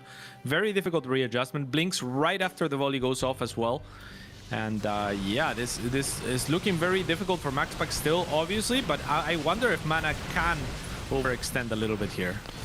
I think it's definitely possible, but also remember that Mana has not only the third base, and yes, he has taken some damage from the Oracle harassment, but he has 5 warp gates, and he just killed not only the Cyber Core, but also one of the gateways. MaxPax can only warp in 3 units at a time right now, and he's going to be very reliant on the Robo. Maybe even the Stargate actually wouldn't be a bad idea to start using. Yeah. And here's where I think Mana just needs to take a breather. Like, yeah, I don't mind picking off the wall. Obviously, it's going to be wonderful there with the Cyber Core and the extra gateway. But right now, you have that third. And that is exactly the point that he needs to hold on to, right? Right now, he doesn't have very many more units out on the map. So a bad fight is what could allow MaxPax to take his own third, for example. Whereas if you just chill for a little bit and enjoy your economic lead, you know that your opponent's not producing the units that he would have liked to produce. You know that they got to remake that Cyber Core, etc. So yeah, I think right now is where if you're Mana, I don't know, take a fourth or take a breather in general. Instead, he's gonna go for the Immortal and get it too. So even more room to breathe. Yeah, wow.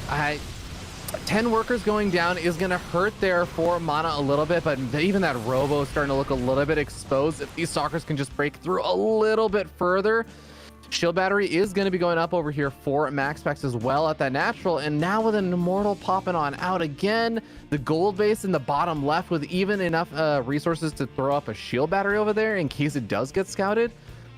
I'm getting a little bit worried here for Mana. I think he still does have a lot of momentum in his favor here, but Cats, I feel like things are starting to, I can see ways that things might start slipping away from him. Yeah, and a lot of that is the Oracle that is now going into the natural again, or into the main again. I mean, he has done such a wonderful job. As it's finally gonna fall, I thought, but yeah, it should now. Yeah. Now that it stopped. Oh no, Mana! With a little bit of a misstep. I mean, that Oracle is such a hero. It might seem like a small deal, but it has been absolutely wild. 19 kills to its name. On the other side now, Guardian Shield getting involved with the Stalkers, but the Conclave actually favors MaxPax. Mana is trying to protect perhaps this proxy gateway of his, but it's not going to pan out too well for him, I don't think. I mean, this is the fight that MaxPax definitely wants to take. This is the fight for his own third, and Mana would do well to disengage, I think. No, instead he's going to warp in 3 extra units, and that might just be enough. A couple of Zealots as well to buffer, and MaxPax has snuck in and a hidden expansion, so good on him as well. It's a gold. Yeah, this is I mean, this is already just going to be paying massive dividends here. Mana has been bleeding off all those workers earlier on, so he's not even fully saturated in his main base. He's finally saturated at his third base, but he's going to be losing that proxy gateway, losing some of the adepts that were trying to shade around and try and be annoying. So this is, I really do feel like Mana had this game, I won't say entirely in the bag, but he had such a big advantage in it. It's gone. It's completely gone unless he can find this base. If he can find this base, he might force a recall at the very least, and then maybe you can go and deny the other third on the other side, but he's not even gonna find it. And MaxPax is already moving out to protect it, not to use that recall if need be. Well aware of what his opponent's pathing might be, and yeah, at this point it's a MaxPax favorite game, which is just absolutely insane given how it started. This is the power of MaxPax, man. He is someone that just somehow can win PvPs, even when it's almost nonsensical. But 2 Immortals gonna be poking on forward. Force Field does not quite lock in that Immortal, unfortunately, for Mana, so it does squeeze on out of there. But, you know, Mana is also, even though it does feel like a lot of his advantages have slipped away in this game, he's not down and out just yet. He may be down 2 upgrades, but he is at least going to be finishing up +1 weapons soon. We'll be catching up there. I think probably the biggest, scariest thing right now to me is just Charge going to be finishing on top of having MaxPax finishing up his 4th base. Like, those 2 things together are what scare me the most, I think, for the next couple of minutes for Mana. Yeah, it looks difficult, right? Like he was in such a great position, and yeah, you're going up against one of the best players in the world who has just basically come back from a very difficult position in the game. Mana is actually gonna blink on top of the Immortals to try to pick him off, but the Warp Prism is here, so the Immortal will be saved. At least one of them will. Mana going past a little choke there. You don't want to do that. As he's gonna think better of it. MaxPax with extra Warpins. The charge is finished, like you were saying. Adepts on the other side have killed an additional 9 workers, and things go from bad to worse for the poll. Yeah, I think this is what kind of worries me right now, Cats, is this is the kind of game where, unlike how we were talking about some of the games earlier with Hero Marine versus Showtime, game number 1. Oh, yeah, it's a little bit unfortunate with how the timing of things worked out, and Hero Marine ends up losing that game, but it's something you can just kind of move on from. This is one of those losses that I do think, I'm hoping Mana is in a good mental place after this game, because this is a game that can kind of tilt you for a little bit. This is a game that does take a bit of mental strength to not feel a little bit off going into game number 4. Yeah, all on the back of a little bit of overeagerness, in my opinion, from Mana, just to try to hold that position while he was taking a third and expanding or whatnot, instead of just kind of leaning on in his advantage. If he could have just had his army back home and not lost 19 workers to the Oracle, for example, just retains his advantage easily, and then you hit a timing once that third kicks in. You know you have a timing there, right? Because your opponent doesn't have that. So just the fact that he was trying to apply so much pressure, even, and there were there were parts where I thought he maybe would have overextended, and then he didn't. Like he showed me that, you know, there's like better things to do. Like maybe he calculated well enough to kill the gateway and the cyber core at the front. Wonderful. Maybe that's the time to disengage. Like, he had so many opportunities to just run away with his lead. But wasn't able to, and now he's in a very dire situation. Yeah, I will say one of the things that's kind of interesting about what's been happening is Max, when you're aggressive with Immortals and you have a bunch of Blink Stalkers, it's very hard to actually retreat with them. So that means that during all these fights, I was gonna say Mana's been keeping his Immortals alive and Max has been losing his, but Mana loses 2 of his 3 Immortals and is still gonna be up a lot of Stalkers over here. The Zealot count's also still pretty much dead in the water for both these players as they end up trading them out in the very beginning of these fights. But now we start to see the overwhelming Stalker count is a bit too much. The Immortals no longer alive there to hold as a linchpin here for Mana. And we are going to see Max Packs gradually start to break through here. Yeah, good game, well played indeed. If you're Max Packs, and yeah, that attack wasn't even the cleanest, right? Like the Blink Stalkers blink on top of the Zealots, like kind of like restricting their own movement, so they don't get as involved as you would have liked. But still, a little bit too much. Yeah. Well played there for both of those players. Max Packs, I mean, you do have to give him a lot of credit for just holding out for so long, and that was a game, like you said, that maybe Mana just started getting a little bit over eager with. Some things that were going well started not going quite so well with some of those trades later on. But credit to Max Packs on, we were talking about this earlier, the power of that Oracle that was doing so much damage. That singular unit, I think, was what made the biggest difference of Max Packs' comeback in that game, because Mana, he maybe was taking, again, like not the absolute best trades there, but if Max Packs hadn't done as much economic damage and even forcing warp-ins and forcing attention back at home for Mana, I don't think it actually would have been enough for Max Packs to come back in the game without the Oracle damage.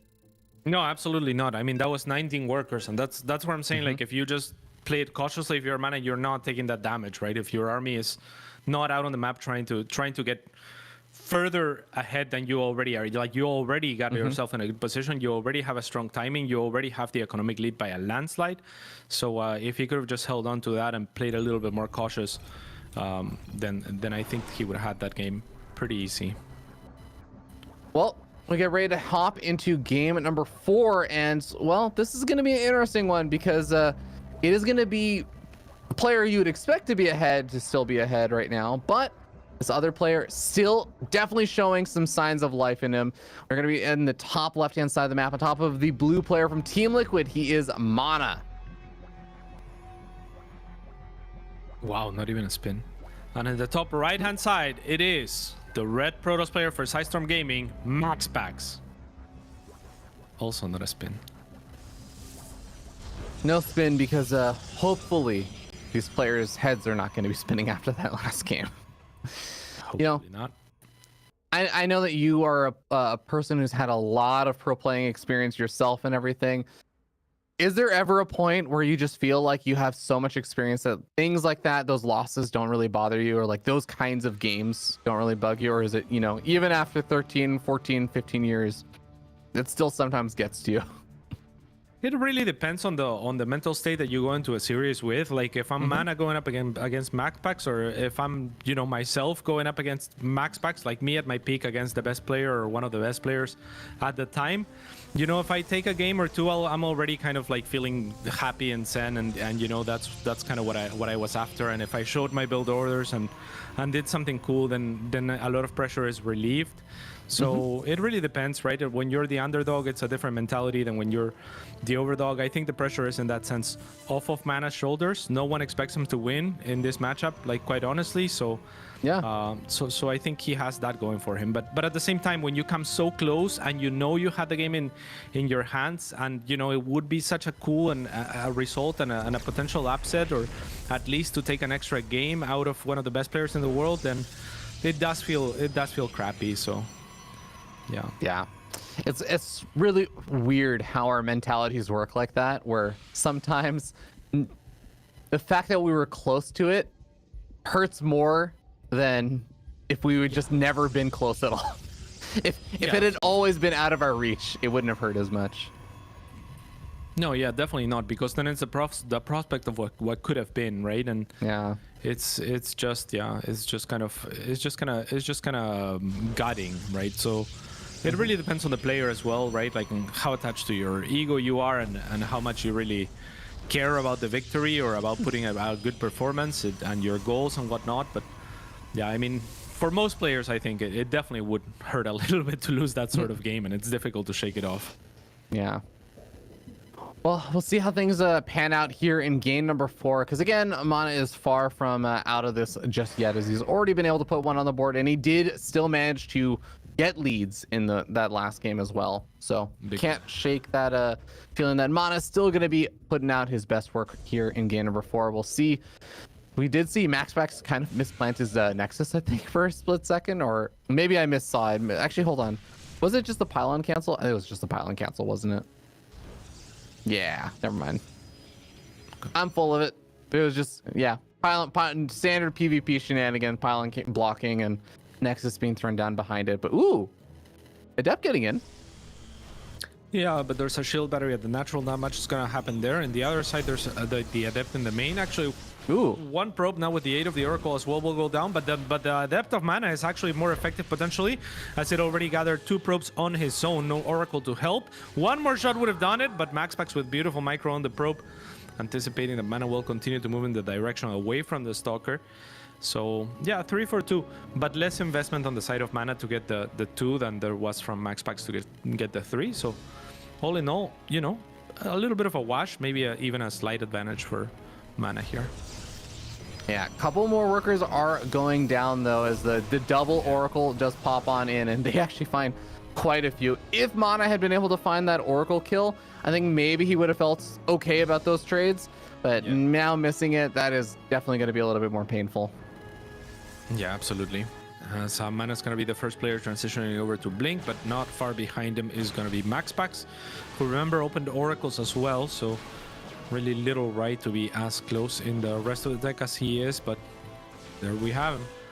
It's 35 workers as well to 31, so MaxPax with the advantage. Mana not paying attention to his Stalker, and that's why he was looking at the Oracle, who was trying to do more in the main. Is there still an Oracle remaining, or there is still one?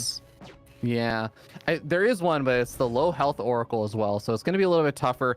Now we do have 3 warp gates versus 3 warp gates, a 4th warp gate on the way here for Mana, so he's going to eventually have more production capabilities than MaxPax. And actually, Mana's actually a little bit supply blocked right now. He's throwing down a 2nd pylon as well, so it's going to slow his additional reinforcing warp in as he's trying to go for a big attack here. Yeah, both players opting for the gold here. MaxPax is going to be a little bit quicker to it. Mana is, I mean, when you're dropping your own gold, it's not hard to imagine that your opponent is doing the same. So I would love for Mana to check, and that's exactly where he's going to go. It's an easy thought to have, but does he have the units to actually do something, as now he is in the bad position basically down the ramp. So MaxPax will get the first volley off. He has more units to speak of as well. The Zealot will tank here for Mana, but not for long. And now it's 7 Stalkers to the 3. Mana will get Blink to disengage soon, but again, MaxPax's Blink will be right behind him. So not a favorable trade at all for Mana. Unfortunate trades there for sure, and Mana now going to be sitting down in the Stalker count for a little bit. He is able to reinforce a little bit faster since he has 4 warp gates out compared to just the 3, but all of those resources invested in additional Stalker reproduction is going to mean he has a little bit less for tech. So even though Twilight Council is finished up, no additional tech really coming out, no charge or anything going to be coming out, no robo. Actually, no, he did finish up a robo during all this, so is eventually going to be able to start up on robo production. But yeah, still going to be a kind of awkward spot here for Mana.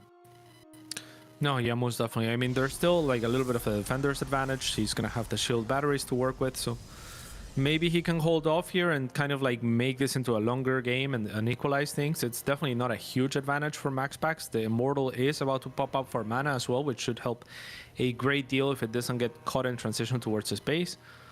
But yeah, a good start for MaxPax here, who's going to use his Oracle to blink to the main and see what he can find. He's going to find a pylon by the looks of it for sure. And maybe a couple of probes. I love that stasis as well to retreat to. So... Ooh, okay, only catches 1 Stalker over there. So that is going to be, I guess, the best Mana could really hope for with that.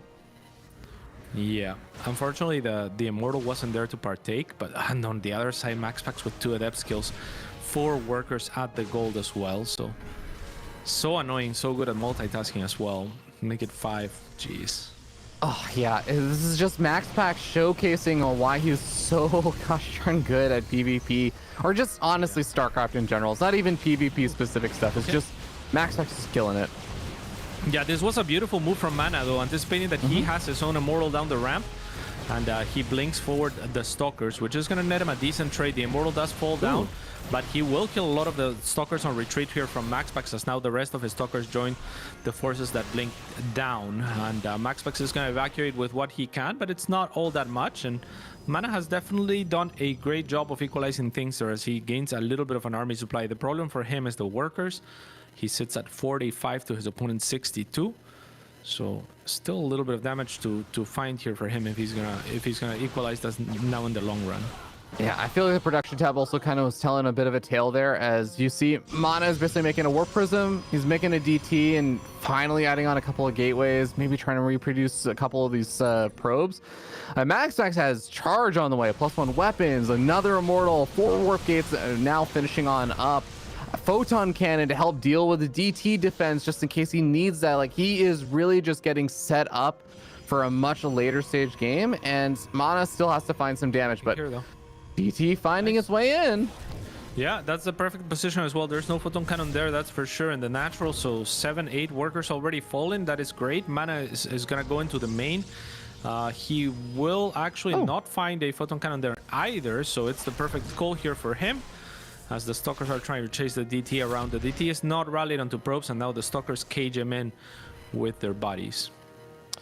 Yeah, even just moving the Stalkers over the probes makes it harder to click on the probes. So even if you are paying attention, it does require a little bit extra effort to make sure you're clicking on them. But saving the DT is really nice. 10 workers, definitely not anything to shake a stick at. So no, for sure. I mean, that's more or less just equalizing the economy to a good degree, and that's the area that he was lagging at for sure. So great job from Mana there. The problem for him is, again, the upgrades. He's going to be lagging a little bit behind in that regard, but not by a ton. So both players, it's unlikely that MaxPax fights with +1 while Mana doesn't have it for too long, unless this engagement happens here, though it's a good position for Mana regardless, concave wise.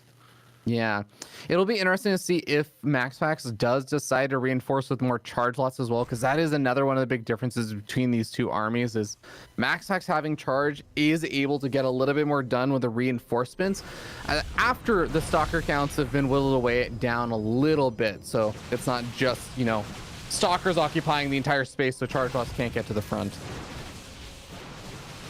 Yeah, a little bit more fighting here. This is not it for Mana, so a lot of his Stalkers were not partaking. Now MaxPax moving further into a strong position where he holds the concave while threatening the wall off, and Adept is continuing to be annoying there. And now Mana looking for a little bit of a flank, but the cellar reinforcements are going to do wonders here for MaxPax. There is a shield battery available at the natural as well, a little bit of a flank, a surround you could call it, from Mana, but that is going to make it difficult in some ways. So the charge loads will charge on forward to the army on the right, and now it's two fights that MaxPax can pick between, both of them with less units for Mana than his one ball in the middle. So it looks pretty great for the Dane here. Yeah, DTs are going to be able to save the day, and that is largely thanks to the fact that Mana could not warp in additional Stalkers until just now. His Cybercore had been picked off. He finally managed to remake it and is getting a pretty stellar defense in the main base against the Warp Prism and the Warp Prism drop. But the DTs really helping out in just buying Mana a little bit of time to get up some more units, pushing MaxPax back for a little bit, and well, we'll see how these trades are going to be able to go. Does MaxPax... Okay, MaxPax has another Observer out there, but the DT is doing a good job staying alive. Yeah, I like the position of the Observer for Mana as well. He sieges it to try to snipe any Observers that come into range of his. That's going to give him a little bit of a visual advantage. But MaxPax not overstepping, just keeping the Observer behind his army, as that's going to be plenty since, you know, DTs are melee units. So he will continue to retain this advantage and a very good position out of the map. The Observer looking to get picked off on the side of Mana. He will actually end up getting both of them. So now he has an opening here with the DTs. On the other side, Celot Rambai is going to get rid of that one cannon. Where are the DTs, however? They crossed the map looking for greener pastures. They would much rather be with the army right here, right now, and they're not. Yeah, that part is going to be a bit unfortunate, but he does warp in at least a defensive DT. It's just shield battery overcharge also going to be popped, but also picked off very, very quickly. If these zealots are not cleaned up, that could be devastating here for Mana, but it looks like it may already be devastating. These DTs, they're putting in work, but he is also down at basically half the supply of his opponent already. It feels like despite the DTs not being detected, it's going to be too much.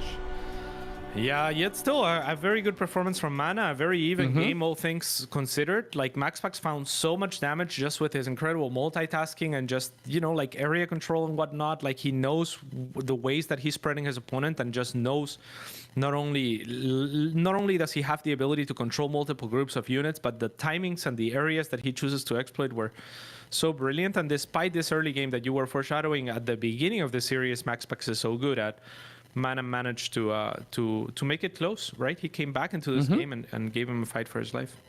Yeah, I think exactly what you were saying before. Mana was the underdog coming into this and had a lot of reason to still be pretty proud of kind of how far he took MaxPax in this PvP. And given that there's still going to be a lot of Protoss players in that lower bracket, since Mana is not eliminated just yet, I think Mana can hopefully still feel good about his chances of showing some great games in that lower bracket.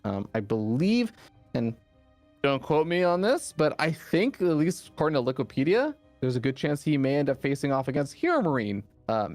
Mana will. So that's a heck of a lower bracket round opponent to face off against. Oh my god. That would be rough, yeah. According to Wikipedia, you might be right there. That's scary. Yeah, but MaxPax versus Showtime is another killer PvP we potentially get to see now, so looking forward to seeing that. But before that, guys, we have one final European match I think going to be coming our way. It's going to be Bly versus Skillis. We're going to be going to a short break before we jump into that one, and that should be a wild and wacky series, to say the least. So we'll see you guys after the break with our last match of the European regionals before we head into North America.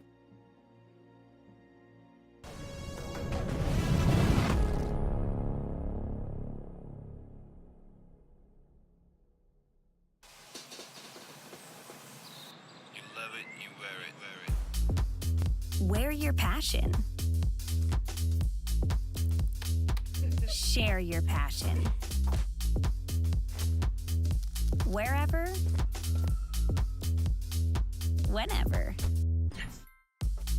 Gaming is a lifestyle. Get your merch at shop.eslgaming.com.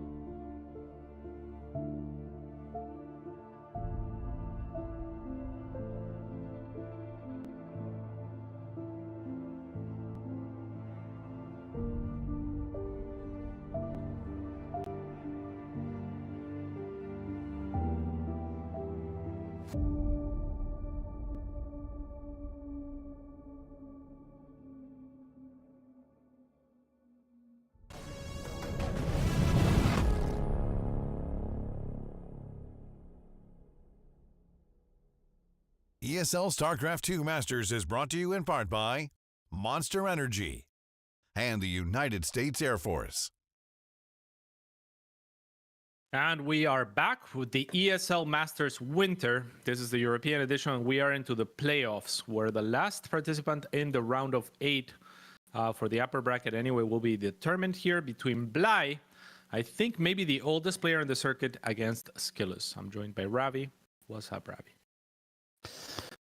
Oh, it's been a fun day of StarCraft, cats. I think we've had some pretty cool matches. I don't know if you were able to catch any of the Miiik games, for example, against Oliveira. And I feel like today it's only appropriate that we have both Miiik and Bly playing at the same day.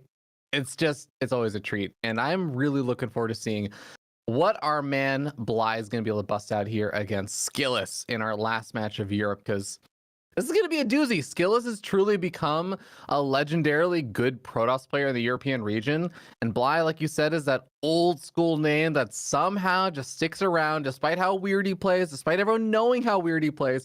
He still manages to just throw chaos into all of his games. Yeah, that is the impressive thing about Bly, is that he has been consistently a top 32, 20, or 16 even European player, despite the fact that he plays so weirdly. Despite taking breaks here and there, he comes off of a longer break this time around and performing like as good as he ever has. So it's kind of wild. He's my spirit animal. I love watching him play, but his opponent here is going to be definitely a tall order for him. In the top left hand side, it is for Team Liquid, Skillus.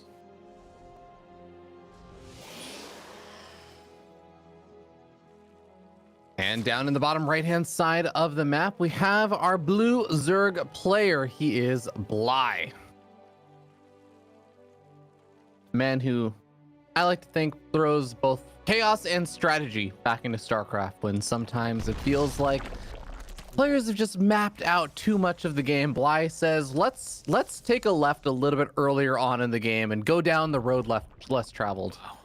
This is so cool. Actually, he cancels the hatchery, so he gets a lot of the investment back, blocks the Nexus effectively still, but manages to throw his hatchery on his side of the map at the same time as a result, right? So a little bit of investment here for Bly, but it's gonna pay off. It's gonna be pretty good. And Skillus not really reacting like he would to a hatchery, where you might pull some probes to make sure it doesn't go up. He identifies that this is just, a temporary block that it's gonna start dying on its own. But I don't know how much I like not reacting to this, much less not making a sellout. That's kind of insane, actually. I really like this position for Bly already. Oh wow, he's gonna just take the third base instead of the natural. I mean, this I think is pretty wild to me. Yeah, absolutely. Let me check Skillus' vision here. He knows when the gas went up as well. So if he knew that this was like gasless or something like that, this would be a lot more justified. But taking the third, I mean, it's going to be exposed. He still has to wall off at his natural at some point. So I wouldn't mind Bly going for some aggression. This is going to be definitely an uncomfortable, weird position for Skillus. And this is what Bly does best, right? Like, he has played this position more than any other player would have. So he is probably well aware of what the options are. I'm sure this is not the first time that Bly has had to react against a third placed on the other side as a result of a Evo Chamber block. Whereas for Skillus, it's probably new grounds. So all of a sudden, a game that going into it, we would have to favor Skillus greatly. Not so much anymore. This is fascinating to me. And what's also interesting is because of the third base location, Skillus can't even just do what I feel like some Protoss players do against Bly, which is consider even going for a full wall off on the 2 base, because that's just kind of what Bly is known for, is the early game aggression.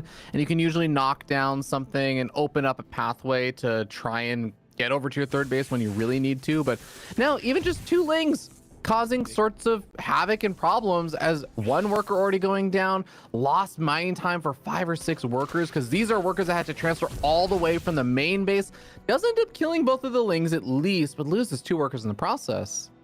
Yeah, that's not ideal. And now the Adepts are going to have to contend with link speed soon, but it's not there yet. So a couple of links will have to bleed out. The Shades are already good for Skillus, and the fact that Bly is willing to be out on the map should give him a hint as to retreat, and that's exactly what he will do. Oracle now on the way. It's ready to pop out. The Evo Chamber has not yet died, and the links are positioning themselves nicely out on the map, where they might catch this Adept, but they're already pre-shaded. Yeah, and funny enough, I think the Adepts also were catching the Lynx for a bit, but now they get appreciated, like you said, back into a very, very nice choke point wall. And love this kind of setup over here. I think there is still an opening behind the mineral line, but that isn't going to be where Bly is looking for his opportunity to get damage done. And said he finds the Adept at the wall and goes after the gateway, which he does have a lot of surface area on now, but Oracle is going to be able to force those Lynx back. The Adepts even joining the fray, which maybe means that the mineral line's open, but is it really open when there's a shield battery there, Cats? No, probably not. 2 workers went down on the other side of the map as well. The Evo Chamber actually is micro to target the gateway that had already been worked on.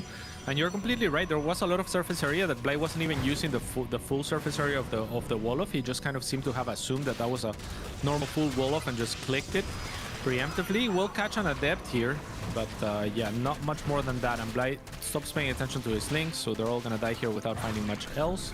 That is a little bit unfortunate. Those are units that he's gonna have to remake. Yeah, and this style from Bly is dependent on getting damage done. You don't just make this many Lings this early on and hope to find minor bits of damage of maybe 2 or 3 Adepts picked off. You are looking for a lot more than that, and it's kind of reflected in the worker count. He's on 43 workers right now. As the Protoss player is getting oracles in to kill off even more of those workers, Bly isn't making more workers right now either. Well, he does start up 5 drones finally now, but it's just a very awkward situation. And I guess finally catching a bit of a break by picking off 1 of the oracles, but there's actually 3 on the map now. Yeah, there used to be 4, which is a very odd number to have. Now Bly is going to find 1 of the Adepts, maybe a Stalker as well. The Oracle's hesitant to turn on pulsar beams until now. So maybe just a little bit of a misread or not paying attention there from Skillus. Will cost him an extra unit or so, but not the end of the world for him. And Bly did find some damage with his links, right? Like he did force the extra shield batteries both at the 3rd and the natural, killed a couple of Adepts here and there. It could have been better. He didn't need to lose like 5 or 6 links towards the tail end of the aggression, but he's definitely not out of the game by any means.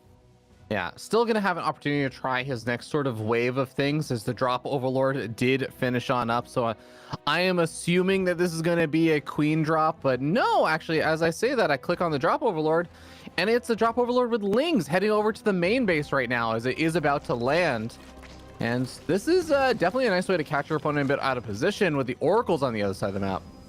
Yeah, unfortunately for Bly, there's going to be a pylon that spots him there, and that means warpins for Skillus, but Bly very smartly follows the probes instead into the natural, or he'll find 2 or 3. On the other side, the Stasis Ward does a good job of minimizing the link damage that can come out of Bly, and that means the rest of the links are going to struggle to find surface area onto the Stalkers. The Queens are now getting involved, but they don't really have energy for Transfuse just yet. They almost do, but this hatchery is in a lot of trouble. It looks like it's going to fall. Yeah, Creep Spirit is there, so he can transfuse it, but that transfuse is not going to be enough. One of the Stalkers is going to go down over here, but now the Queens are out of range of the Stalkers, so can't really help in the DPS, and that means that the rest of the Lings really don't stand much of a chance. Losing that 4th base is brutal for Bly here. He was already not in a great economic spot. Now he's in a really terrible one. Yeah, absolutely. 55 workers to the 62 of Skillus. You were mentioning Miiik before, and it looks like Bly is going to try to take a page out of his book and just really lean heavily on the Hydras.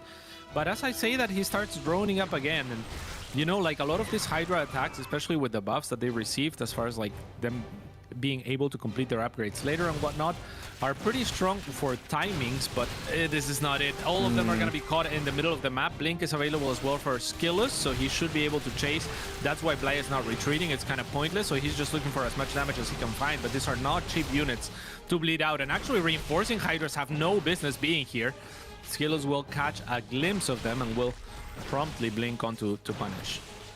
This is, as you said, not the play for Bly, and this very well could just escalate and snowball from here into a death for Bly, because Skillus just has way too many units on Bly's side of the map. 17 Stalkers to 9 Hydras and 2 Queens. That's the whole standing army right now for Bly. And I don't think the reinforcing units are going to be enough either to hold off against this number of units. Much less reinforcements. Yeah, no chance. And yeah, it looks like Skillus is going to take game 1 here. Bly already has a lurker then on the way, so that was kind of the Hail Mary play that he was going for. That was the transition that he was looking after. With Lynx here, he might actually be able to barely hold, but he's already bled way too much. 24 workers have fallen, half the supply now for Bly, as he is forced to tap out. And the expected victor with a clean game and victory in game number 1. Yeah, but I want to go back to the interesting decision making, I guess, that happened in the early stages where the Evo Chamber block got Skillous to go for a third base location natural instead of, the normal natural that you would go for. And that really did feel like a risky move against Bly. And I found it so interesting that Bly didn't just see that and double down or pounce on it. I wonder if it's something that he's maybe had a history against Skillous specifically, or just in general had a history where that maybe is like a bait, where somehow that's something that the Protoss player just says, yes, I will take this very exposed base, and then they double down and defend it or over defend it, and Bly has found that it's best not to commit to it. I'm so curious what was going on in Bly's head during that moment. Yeah, I mean, Skills was accounting for things like roaches to some degree. With that Stargate opening, he even went up to like the 4 Oracle, so he was super safe up until Bly could get something like, a Queen drop at least, or Hydras out on the map, which is what he opted to do. But for the Lynx, I mean, Skillos' defense was very, very well set up, right? Like, he had a pylon on either side of the Nexus to create a chokehold and a shield battery that covered both adepts at the third. Bly still managed to find like a little bit of an opening at the natural where maybe he could have picked off the gateway with a little bit better focus firing on the surround of it. He managed to pick off an adept there, so he was definitely looking for those opportunities, just didn't lean in heavily onto an all-in, but still leaned in to punish that position with aggression. It was just very well executed from Skillos, and I'm not sure how this map gets through against Bly, but if he's my spirit animal, I hope to see Proxy Swarm hosts of the gold. This is a fascinating map to see. I'm not gonna complain about it though, Cats. I'm excited to see what happens. I absolutely love this map. The man who normally you would have expected to veto this map against, especially his opponent, it is the player in the top right-hand side of the map, the red Protoss, Skillos from Team Liquid. And in the bottom left-hand side, the man who, if he is my spirit animal, he will make use of the gold in some way, shape, or form. It's a very strong gold. It's an issue of which gold it is, his or his opponent's. Is Bly. Bly.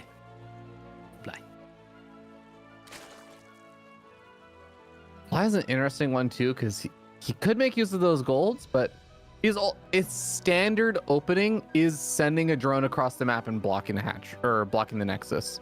So when would you want to see the gold even get used? I mean, I would have liked for the second or third hatchery to be it, but instead Bly is just gonna go for a normal hatchery and the Evo Chamber block that he did last game as well. So he likes this opening quite clearly. He does get away with it, and I like it too. I mean, it looks good, but now Skillos has an easier base to take, even if he wants to take just his tucked in potential third base. He is gonna have to mine it. It's not 5 minerals that are there, but like I think 10 or 15 per patch. So it's gonna be a little bit of a choo-choo train from his main, but manages to get it down regardless. And now you can defend in one single location if your skill is at the front of the ramp that is very difficult to breach, and you already have that base established. So easier than on the last map, though a little bit more costly to take his expansion. Yeah, I guess that is actually a really nice advantage of playing this particular map against Bly. Although Bly is also the kind of player that I would not entirely throw out the possibility that he does something absurd, like knocking down those rocks and somehow mining out those minerals at the third base location. But that is a lot of effort, and you likely can at least see that coming, or prepare with, say, 4 oracles that could help push that kind of stuff back. So yeah, this map choice is making a little bit more sense to me, I feel like, for Skillos. Yeah, for sure. Because from some perspective, I suppose you have the 3 bases that are very easy to secure against Bly. And usually, if you're a top Protoss player and you're going up against Bly, if you set up on 3 bases, that's oftentimes enough, right? And this is very tight, easy 3 bases to defend once you get them. So from that perspective, I get it. I think that still the gold could have been a little bit more abused from Bly, and he's the type of player that I would have thought went for it, but he hasn't yet. So yeah, we'll see what he has in store, because at this point, this is now a very defensive map for Skillos. So things have, the script is flipped to some degree. No, I think that's entirely fair. Well, Stargate is still going to be a very, very solid, safe opening choice for all the reasons we were talking about before. Even going to go for a Void Ray rather than Oracle. So it's going to have consistent damage output, is going to be able to pick away at, say, the Overlord over here. Interestingly enough, it's still not fully walled in or even gotten close to completing that wall in, but only 2 Lings really going to be coming out. So he does not actually have to worry that much about things. Yeah, great scouting from Skillos as well. If we look all around, he has scouted for proxies. He has scouted the likely gold that Bly would have taken.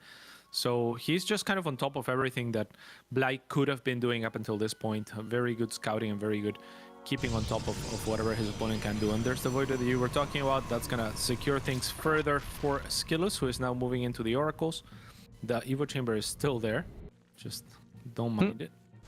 It takes a while to die, but the Void Ray finally helps it out a little bit. And, well, those Broodlings are not going to be able to get too much done, but Shield Battery is going to come up behind this. So Skillos has a very, very solid defensive position on those 3 bases we were talking about.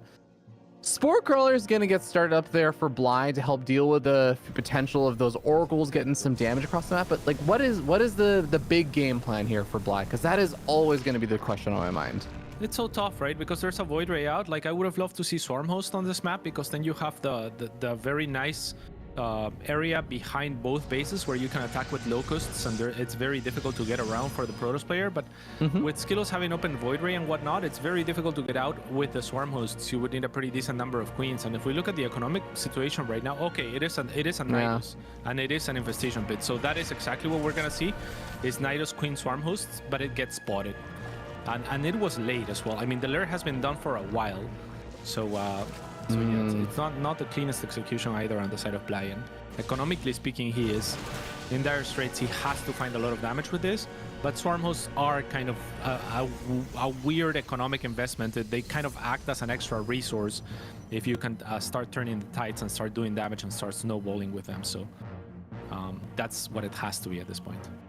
Yeah, valuable for Skillos that he was able to keep the Oracle alive, as well as he immediately spots out the position of the Nidus Worm. That's actually extremely helpful. Oracle can even whittle away at the Nidus Worm, so even if those units could unload in time, you really don't want to unload, because then your units are just trapped there. So Stalkers finish that off. Another Nidus Worm goes up in a slightly more hidden away spot, so I like that position, but still, this is a tough ask right now for Bly. Yeah, and it's not as good as a position, right? On the other position, you have access to both the natural and the third base, with the natural exposed mineral-wise, like the probes would be facing the Swarm Host, where he's trying the Nidus right now. I think that's the better location. But if this can't go up and there's a Void Ray already on top of it, it's just, yeah, it's gonna start becoming impossible for Bly, right? Like, it's all about that timing. It's all about that starting that snowball as early as possible. And Skillos is now well on top of it. So Bly just wants a Nidus anywhere at this point.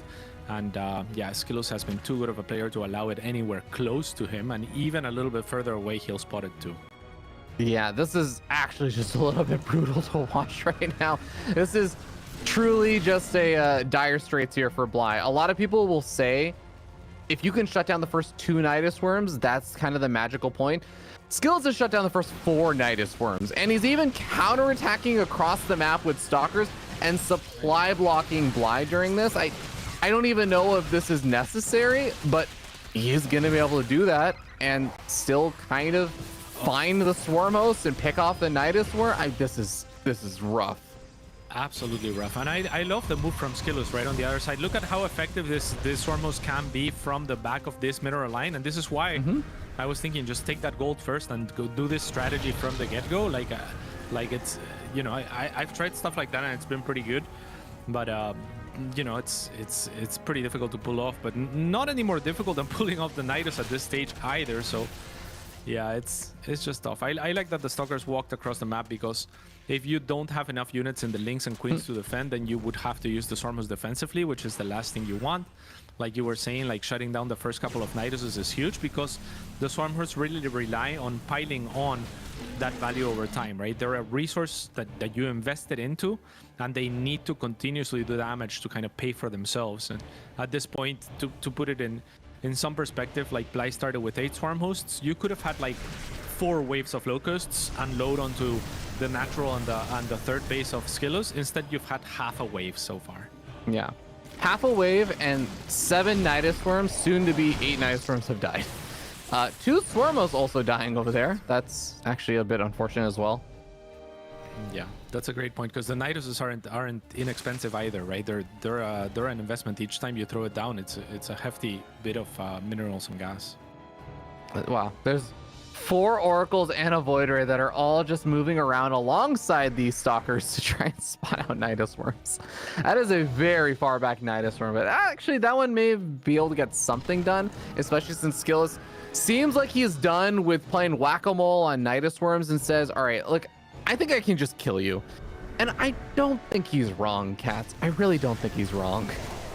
Very unlikely he's wrong. Blade does find a position for potentially picking off the third base finally of Skillus, so this should be the first successful Locust wave, but at what cost is going to be the question. Goes after, actually not being microed here, now goes after the battery before he can overcharge, but now here are the Oracles who do a great job against Locust, so he will not settle for the Nexus, instead 16 probes, which is nothing to scoff at, but can he hold on the other side? Yep. And if these Stalkers get all the way up to the main base, let's just say somehow Bly manages to keep his hatcheries alive, Skills could actually just go toward the main base and eventually kill off the Nice Worm. And like it's all over. There's no base trading or anything in that situation. But surprisingly enough, there are a lot of Lings and a handful of these Roaches out that are not necessarily trading super well, but they are buying himself a lot of time.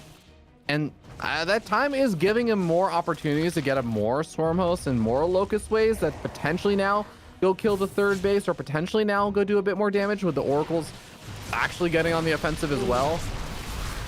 Yeah, beautiful blink forward from Skillus here though, anticipating or expecting that those X won't be done anytime soon. The Ravagers are probably the best way to pull the choke.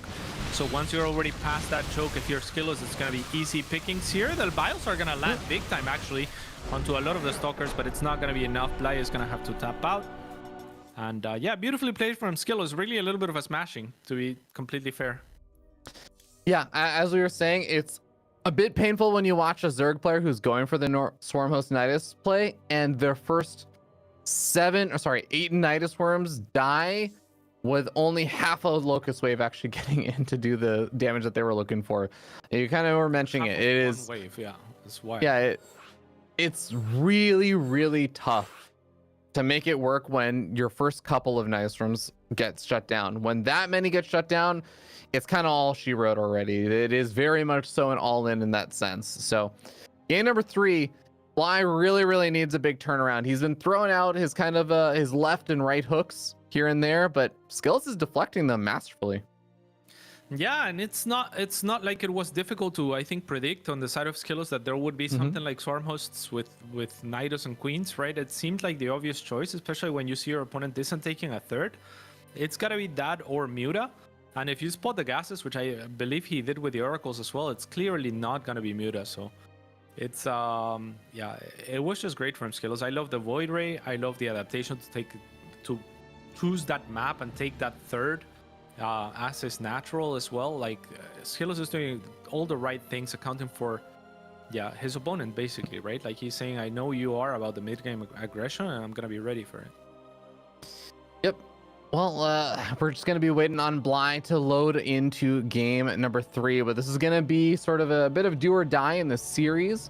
The loser of this series, I believe, will probably end up playing versus Harstem, it looks like, is the most likely situation here. So that will actually be a pretty interesting match as well, especially even if it is even if Skillus ends up just taking a 3-0 over here.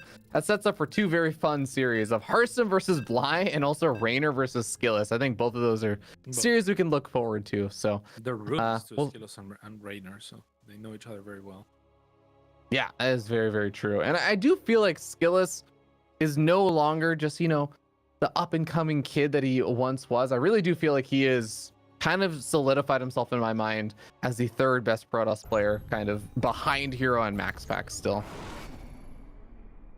Oh, I thought you were gonna say in Europe, and I was gonna say like, yeah, I think, you know, Showtime can be argued for, but actually, yeah, oh, sorry. I mean, No, I mean, you're right. You're right. I like it. It's bold. It's bold. I like it. I think he is, rising faster than most, and I would say I like it. I'm behind you here. Yeah, I think I'd have to think about it more to really double down and commit to that, because you're totally right about Showtime. But you know what? I could see it. If someone said it, I wouldn't be like you're wrong. I'd be like, yeah, you know what? I think that's a very valid opinion. Yeah. And the Protoss gap isn't like the Zerg gap. I feel like we could name 5 Protoss that on a given day could be the best, and maybe Skills would belong to that group. He's a little bit of a beast as of recently. Really? Okay, so I don't wholly agree with that. I think that there is a very clear-cut top 2, and I think there is a bit of a gap. But yeah, Max Pax and Hero. I think there is a bit of a gap between Max Pax and Hero versus the other Protoss. I mean, Skillos versus MaxPax earlier in the season was very, very close, and Skillos looked really good against MaxPax too, though. It was a 2-1 in favor of MaxPax, but I feel like it could have gone either way, to be honest. So yeah, maybe. Yeah. I just don't think it's a massive gap, but...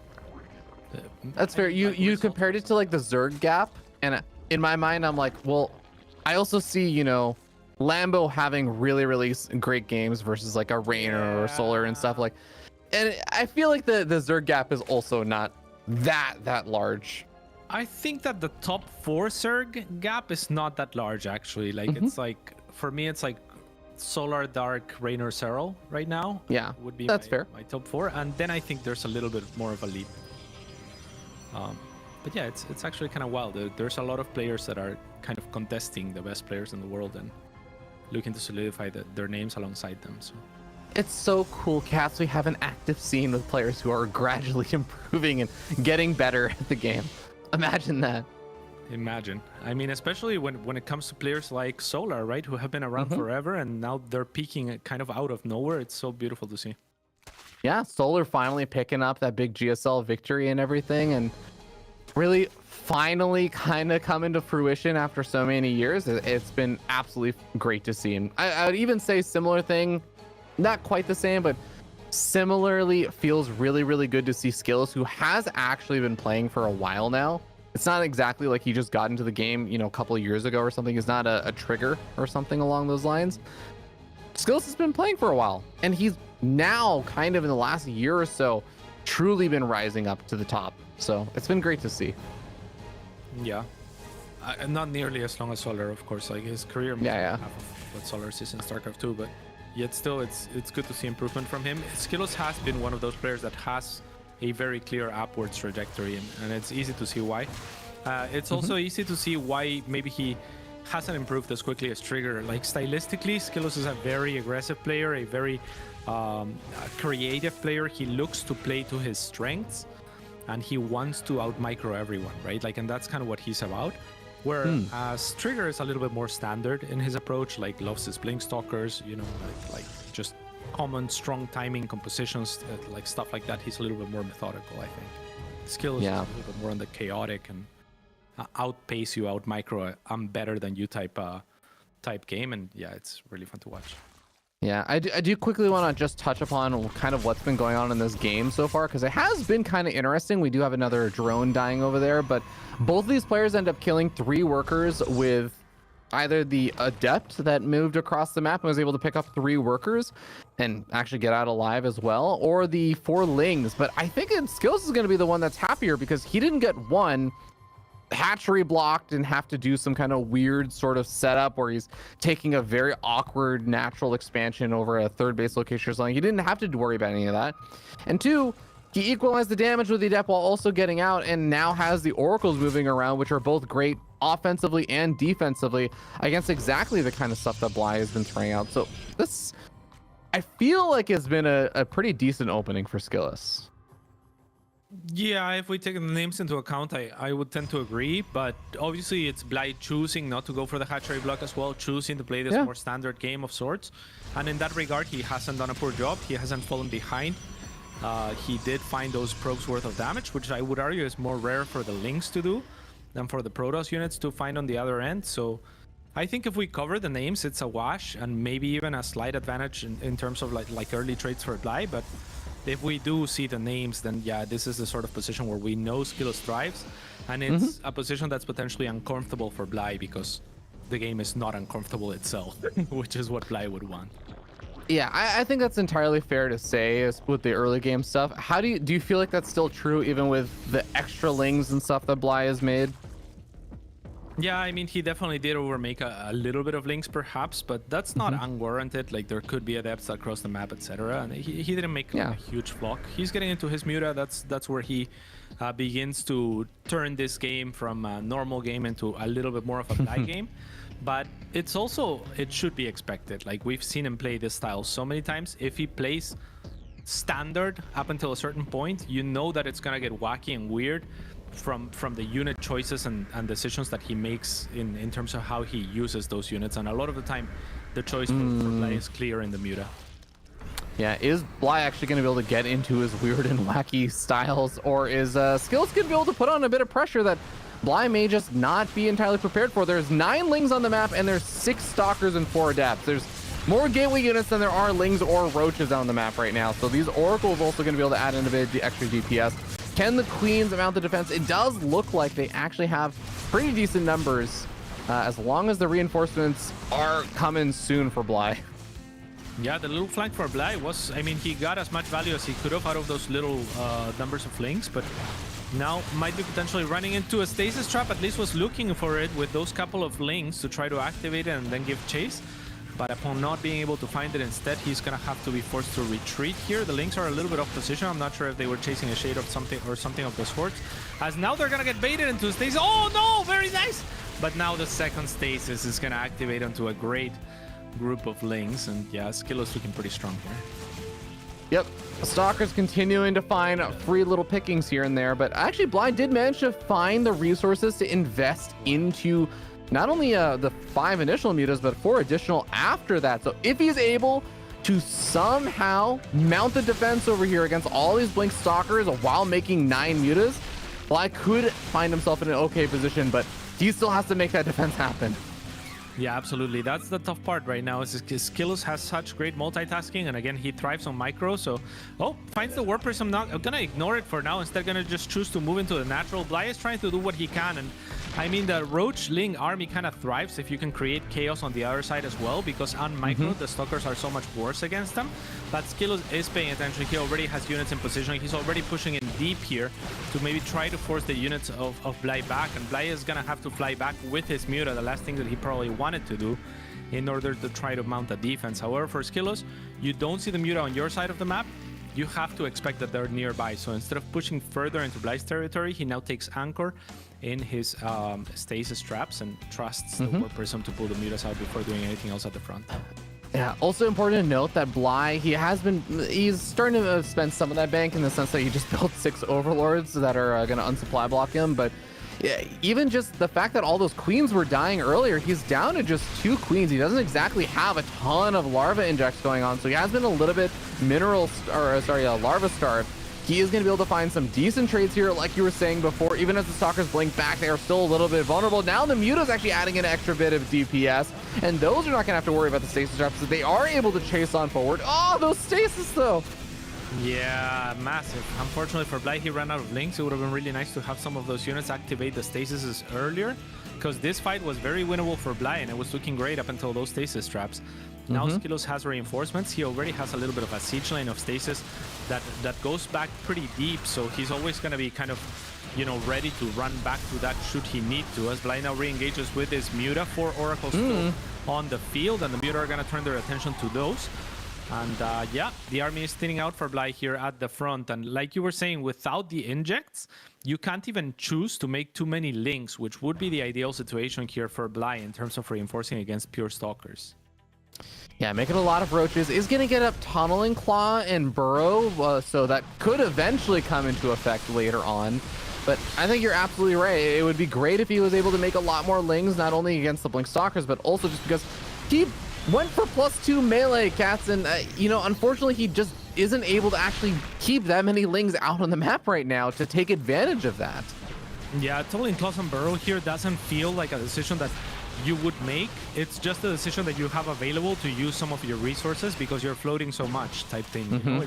It's not like he's thinking, oh, tunneling claws is the way to bring me back into this game. It's like, it's more like, let me spend it into anything and hope it works out because I don't have larva. Yeah. Really, really tough. There are a couple of queens out now, but one of the hatcheries goes down, which is certainly not going to be helping the larva, much less the economy. The mutas are trying to get additional damage done on the other side of the map, but I think that they do mostly just get cleaned up now. And that means that Bly's a big ace in the hole. The mutas to try and find some counter damage during all this is no longer going to be available. And Skillus, well, he's starting to build up that supply a little bit too high for Bly to contend with. Yeah, I mean, look at the map as well. It's not like Skillus has dropped the ball on any front. It's not like even if Bly nuked the base or two right now, he would still be in the driving spot. He has been good at continuing to expand. He has been good at saturating those expansions, 77 workers all day and continuously making 5 at a time. So yeah, Skillus, I mean, yeah, this game's impossible to lose. Yeah. Impossible. Pretty tough, man. It's Bly is a lot of fun to watch a lot of the time, but I have to commend any player that just makes a Bly game look this one-sided because it's a lot harder said than done. Bly is one of those players that really just, he makes players look like they're not playing well because he forces mistakes and throws chaos out. And even some of the best players will just sometimes succumb to the weirdness that is Bly, but Skillus absolutely held strong this series. Yeah, especially the more organized players, the more methodical players. You were talking about, for example, like someone like Drogo earlier. Like he's the type of player that really, if he is given time to perfect a strategy, he will do it. I completely agree with that, and that's because he iterates so much, and he wants everything to work a certain way, and then you throw in the Bly wrenches, and all of a sudden your plan falls apart, and you're kind of in this chaos. But Skillus doesn't have any problems just sitting in the chaos and making games weird himself. So, you know, he's also kind of just like the better player, I think, by almost anyone's standards. So he's just gonna be comfortable. He was born and molded by the chaos. So true.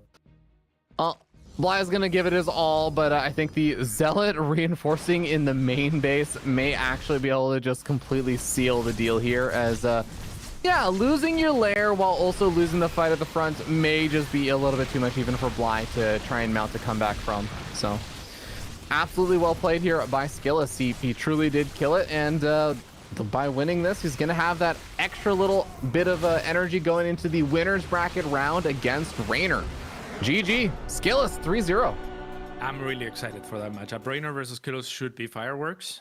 Yeah, especially at this sort of stage of the tournament, you know, where Reynor is obviously very well established, but Skillus can definitely turn up, and I feel like his moment is coming. So, yeah, very impressive showing for Skillus. Stomps all the way through for Europe for my casting here. So that's a little bit sad.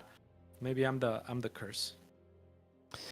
It's okay, because, you know, at the end of the day, it was still a delight to be here with you, Cats. And I believe that we are going to be heading into North America next, but as per usual, there is a certain time that the North American players have been told to show up at. And actually, at least according to teamliquid.net, it looks like that's 1 minute from now. So I think that we're probably going to go to a normal timed break and head over to North America, where I believe Wardy is going to be taking over for me. And I'm going to try and recover from jet lag from my vacation in Japan. I thought you were a North American enthusiast, Ravi. You're betraying your people? I am a North American enthusiast, and you know, I agreed to do. You actually debated me because I was like too jet lagged to think about it, and you were like, "Oh, I would prefer to do the later half of the day because, you know, it's easier for me to wake up." And I was like, "Oh yeah, that sounds fine." And then I realized when I woke up, I'm like, "Oh wait, I don't get to do any of North America then." Oh, well, darn it. Very excited. Skillus are against Astrea, two of your favorites. I know, God, you know, I was so excited about that too, because ESL has been tweeting pictures about like, buy your Atlanta tickets, and they're like tweeting photos of Astrea and Kelzer, and I'm like, God, this is just targeted at me. I'm so excited to see both of these players. Now they're going to face off against each other in the regionals. That's an exciting next match that's going to be coming up in the North American side. But we're going to head to a break, guys. Thank you all so much for watching the European side of things. Hope you guys decide to stick around for the NA side, because I think it's actually going to be a lot of fun with both Cats and Wardy. And, well, I guess they'll see you guys on the other side of this break.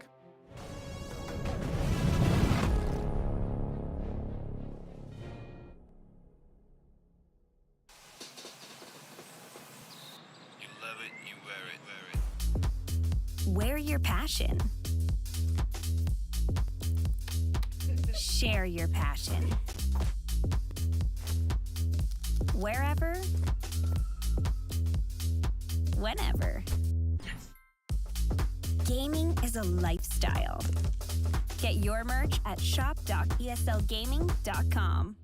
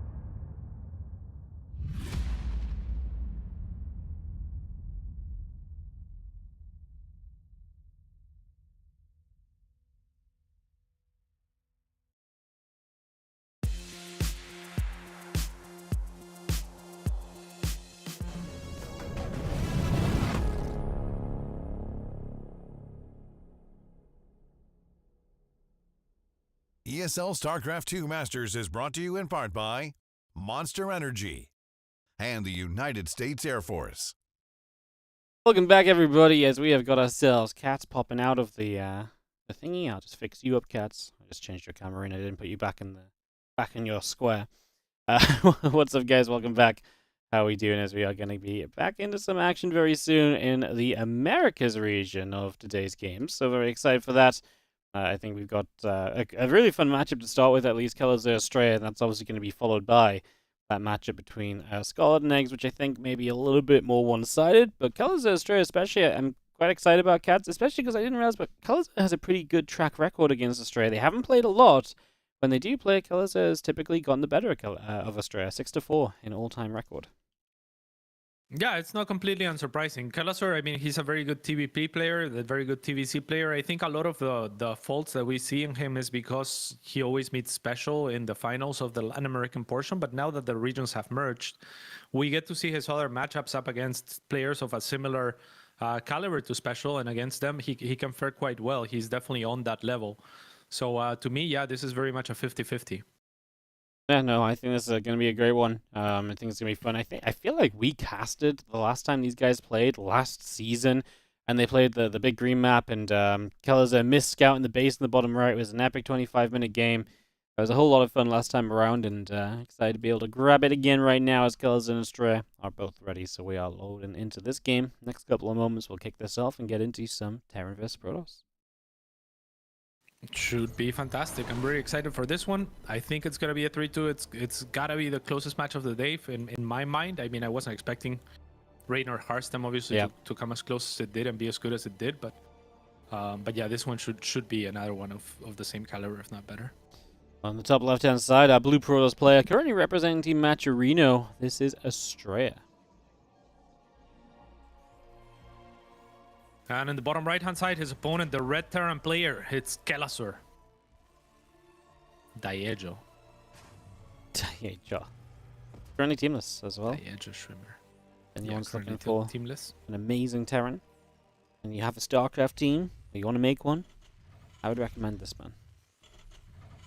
Absolutely. He's one of the easiest people that I've ever had to work with. Got to live with him for a very long time, and he is just a sweetheart. Diego is just an incredible person, so absolutely, if you're looking for a loyal, strong player that is actively motivated to improve, then yeah, he's your go-to. Yeah, no, he really is, as we do see just the gateway in the low ground from Astrea. Obviously, it creates a wall on that ramp, but also potentially gives you a further forward gateway to get a unit across the map slightly more quickly, whether that's an Zealot, whether that's an Adept just afterwards, you know, either side. of that you can really see is just maybe something that hits a little bit sooner. As you do see the probe continuing down to the bottom right from Astray, just going to go and scout and obviously make sure that Color's not up to no good. Yeah, exactly. Not up to no good. I like that. And yeah, he's going to find out that nothing's out of the ordinary here. I mean, Kellis are going for a relatively fast command center of a single gas. Reaper opening similar to how we see it happen so often in TVC. And we've seen a lot more of this sort of variation in this matchup as well as of late. So yeah, both players kind of just economically driven at this point. Yeah, I like that. Economically driven, just wanting to play that macro game, not really in any sort of a rush to kind of take an edge or anything. I do think throughout the series, oh yeah, unless we put something over here, but I do think throughout the series, Killers is absolutely the sort of player who can mix it up a little bit and do some funky builds. And Estrella too is not one to shy away from aggression. So yeah, this map maybe with the ramp up into the natural and so on maybe is the one they're going to both play economically on, but in the future, I do think we're going to have a good chance of seeing some funky openings across the course of this matchup as the Reaper just walks into the main base. But I love that. Going to start picking up probes. Battery was just not quite done. Can we get a second? Not quite. Not quite, but a little bit of mining loss time as well. And Kalasor is just standing here until he's dislodged, which means he's just going to be annoying and drain the battery of its HP. Estrella will likely find the SCV, however, in turn, so that's really nice for him. A shade out as well to try to get out, and maybe a second SCV. He can definitely pick it off, but Kalasor reacts. Yeah, Kalasor moves that one over to the side. Meanwhile, the Reaper did start to dance with an Adept instead, and he drained almost half the energy off that battery, though. If he had anything aggressive coming in following this, that would be maybe a factor. As it stands, nothing really coming from Kalasor. The factory's done, building a tech lab and a reactor at home with the second barracks coming up too, so already looking toward a bio play. Maybe a Cyclone to kind of ease us, and they're actually going to go for a siege tank to ease us in towards the bio play off the two barracks. All right, that's very interesting, actually. I mean, it's not uncommon to see two-base tank pushes, but the tank can also serve as an anchor if he wants to drop a faster third. So definitely an interesting choice, and having scouted with the Reaper for as long as he did, he knows that he's not going to be at risk of losing to like oracles or anything coming from a Stargate. So I don't mind him skipping the Cyclone in this instance. Yeah, no, in this case, actually, it works out pretty well. And yeah, he's obviously seen the Twilight Council and mentioned, so we don't really need to go for the Cyclone, the Siege Tank. And maybe even give you a nice quick push. And as he goes Concussive Shells, you know, Marauder's this early, Concussive Shells coming up. This just screams he wants to get across the map and attack. So that seems to be his plan. And very excited to see if Kalasor can make something of this, because yeah, there's not going to be anything immediately from Astray to stop this from moving across the map. The blink will be finishing probably, as Kalasor is already a good portion of the map across. So yeah, I'm kind of excited about this little build. This is already getting a little bit funkier than we initially imagined, perhaps. Yeah, absolutely. I mean, this is a really nice opening from Kalasor. He's eventually going to lose this Reaper finally, and that is to be expected. But like you said, I mean, there's not much control from Astrea, much map control, and if there was, Concussive Shells is kind of like the upgrade that you want to push units out of the way kind of easily and have them not overstay and whatnot. Kalasor has already gained a lot of grounds with the Marines, completely uncontested. A lot of the time when you're going Blink Stalkers, you're hoping to kind of tax your opponent on the way there, but we're already here. Yep, the Stalkers do get one Marine right away then, and like I say, these tanks will continue to push up, but this is, like you say, you expect to be paying more to get across the map, and as that Concussive Shell is going to force a blink very quickly, this Stalker dies. I mean, the firepower that Kalaszor's army has, and the battery is not ready yet, and it's not in a good place either, and that pylon is really weak. The only saving grace is, currently we're not target firing it, but the tanks are in range. The tanks can shoot that down if we stop the Immortal coming up, even by a little bit.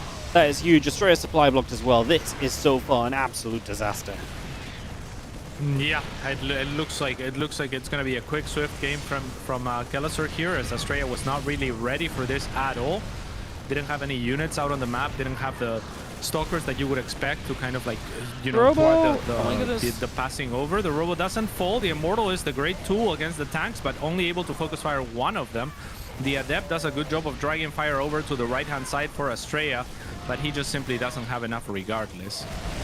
No, he really does not. Now this Robo facility will fall, and that really is a knife in the back of Astrea right now, because he should not really be able to recover from this at this stage. I mean, he's going to try. Kalasor is just streaming a couple units across the map, but he's also about to have stim. Now, don't get me wrong, he doesn't have a ton of bio units, but the few that he have, if they stim, are just going to shred whatever last shreds of units Astrea has very quickly. So Yeah, this is looking fantastic for Fellas.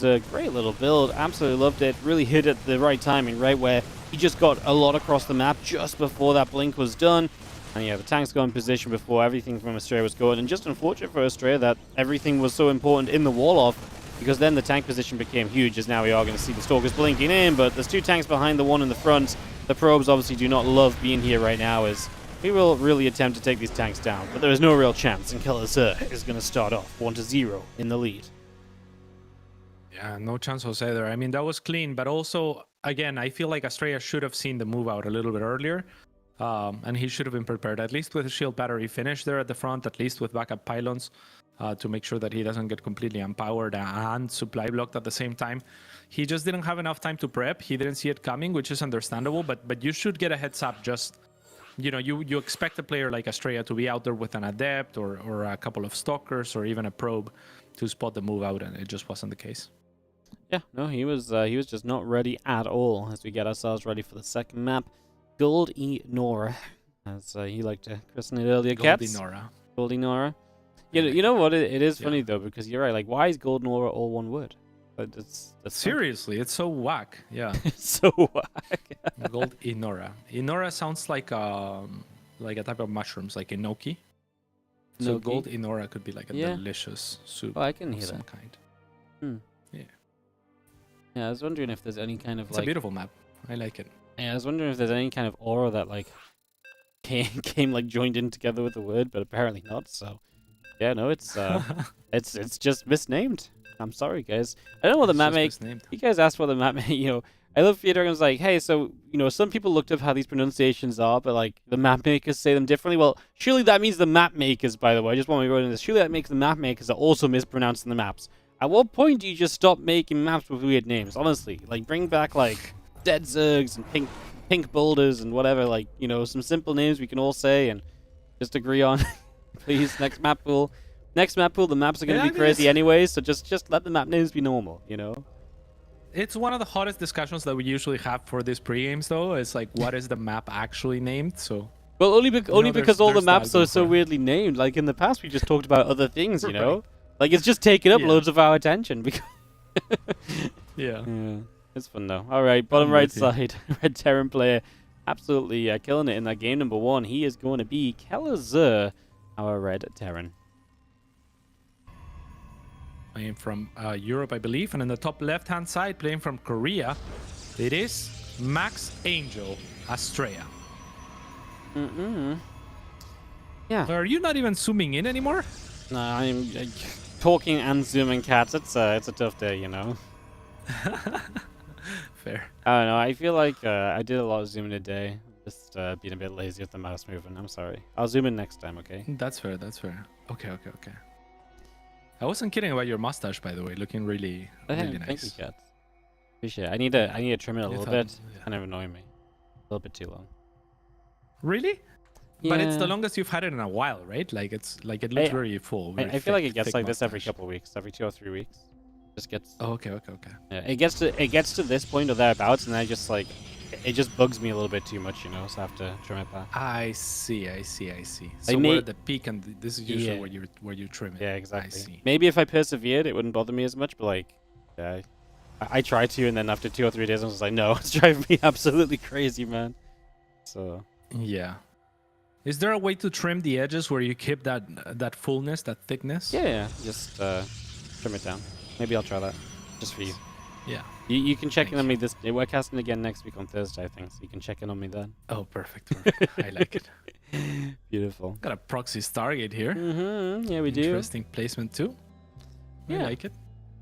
Yeah, nice little style. Like you were saying, both of these players are wild, right? Like both of these Yeah. players are creative players. They come up with like a lot of their tweaks and twists to build orders. They're not super standard. They're very NA minded in some sense. They're very chaotic. So yeah, hoping for Estrella to strike back here and to get a full 5-game series would be the ideal. Scouts are looking for a Nice. probe. Gonna find it too.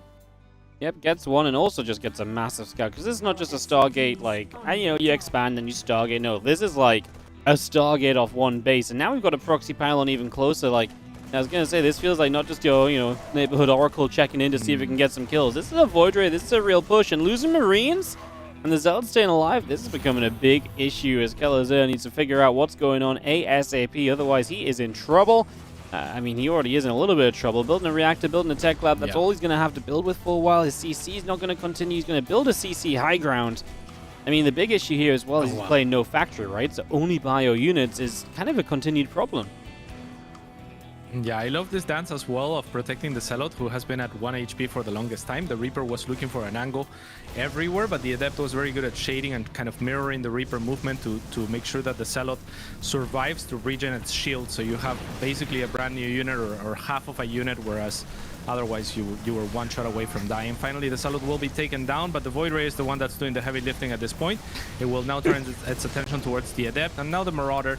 This is a lot of damage already. This is game over, Cats. Let's be realistic, right? I mean, you cannot get enough Marines out.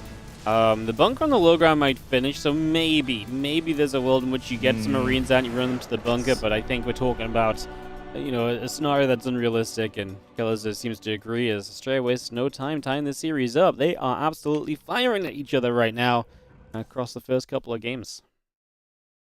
Yeah, you love to see it. Kind of like the same type of, you know, like the same type of feel, but go in the opposite direction to the first game, where Kelazur this time around is the one that is wildly unprepared for what his opponent brought to this particular map. And this is kind of the beauty of Australia. Like, he's the kind of player that looks at different strategies for different maps. On this particular map, like the shield batteries are pretty close. He didn't even have to use them, but they're pretty close to where you would siege the middle ground portion between the main and the natural, where usually the barracks and a couple of supply depots are situated. So it's, yeah, very nice to see him, you know, like actually study and look at the maps and be like, actually, this is a pretty good position for something like Proxy Void Rays or Tempests or something like that, and then look to exploit it. You know, just to go back to map names, I just thought of something. Do you remember the map Redshift? It had like an in-base, your in-base natural is the gold and it pointed towards each other. That map originally, when it was first in TLMC, was called Backpfeifengesicht, which is like a What? It's like a German word which means like to have the feeling of wanting to punch someone in the face or something like that. I can't remember. I'm gonna quickly grab the meaning for it. Oh, a face that's badly in need of a fist is what it means. And that was what Redshift. That's a cool name. Yeah, well, that's what Redshift was originally called. And honestly, it was a pretty apt name for that map, because that map probably kind of made a few people want to punch it in the face a little bit, because it's a little bit stupid. It was a cool map. I liked it. It was cool. You liked it. You, Bly, me, or Micah, you're the kind of guys that liked it. Everyone else, We are the kind of guys that like it, yeah. All right, back to serious business right now. On the top right side, Blue Terran played. Did they just color swap? Was Kelazur always blue? Oh no, I feel like I'm going crazy. No, Kelazur was just red. Oh my god, the admin didn't get them the right colors, Cats! Oh my goodness. god. I don't know if I can cast this game anymore. I'll do my best though. It is in the top right, Kelazur.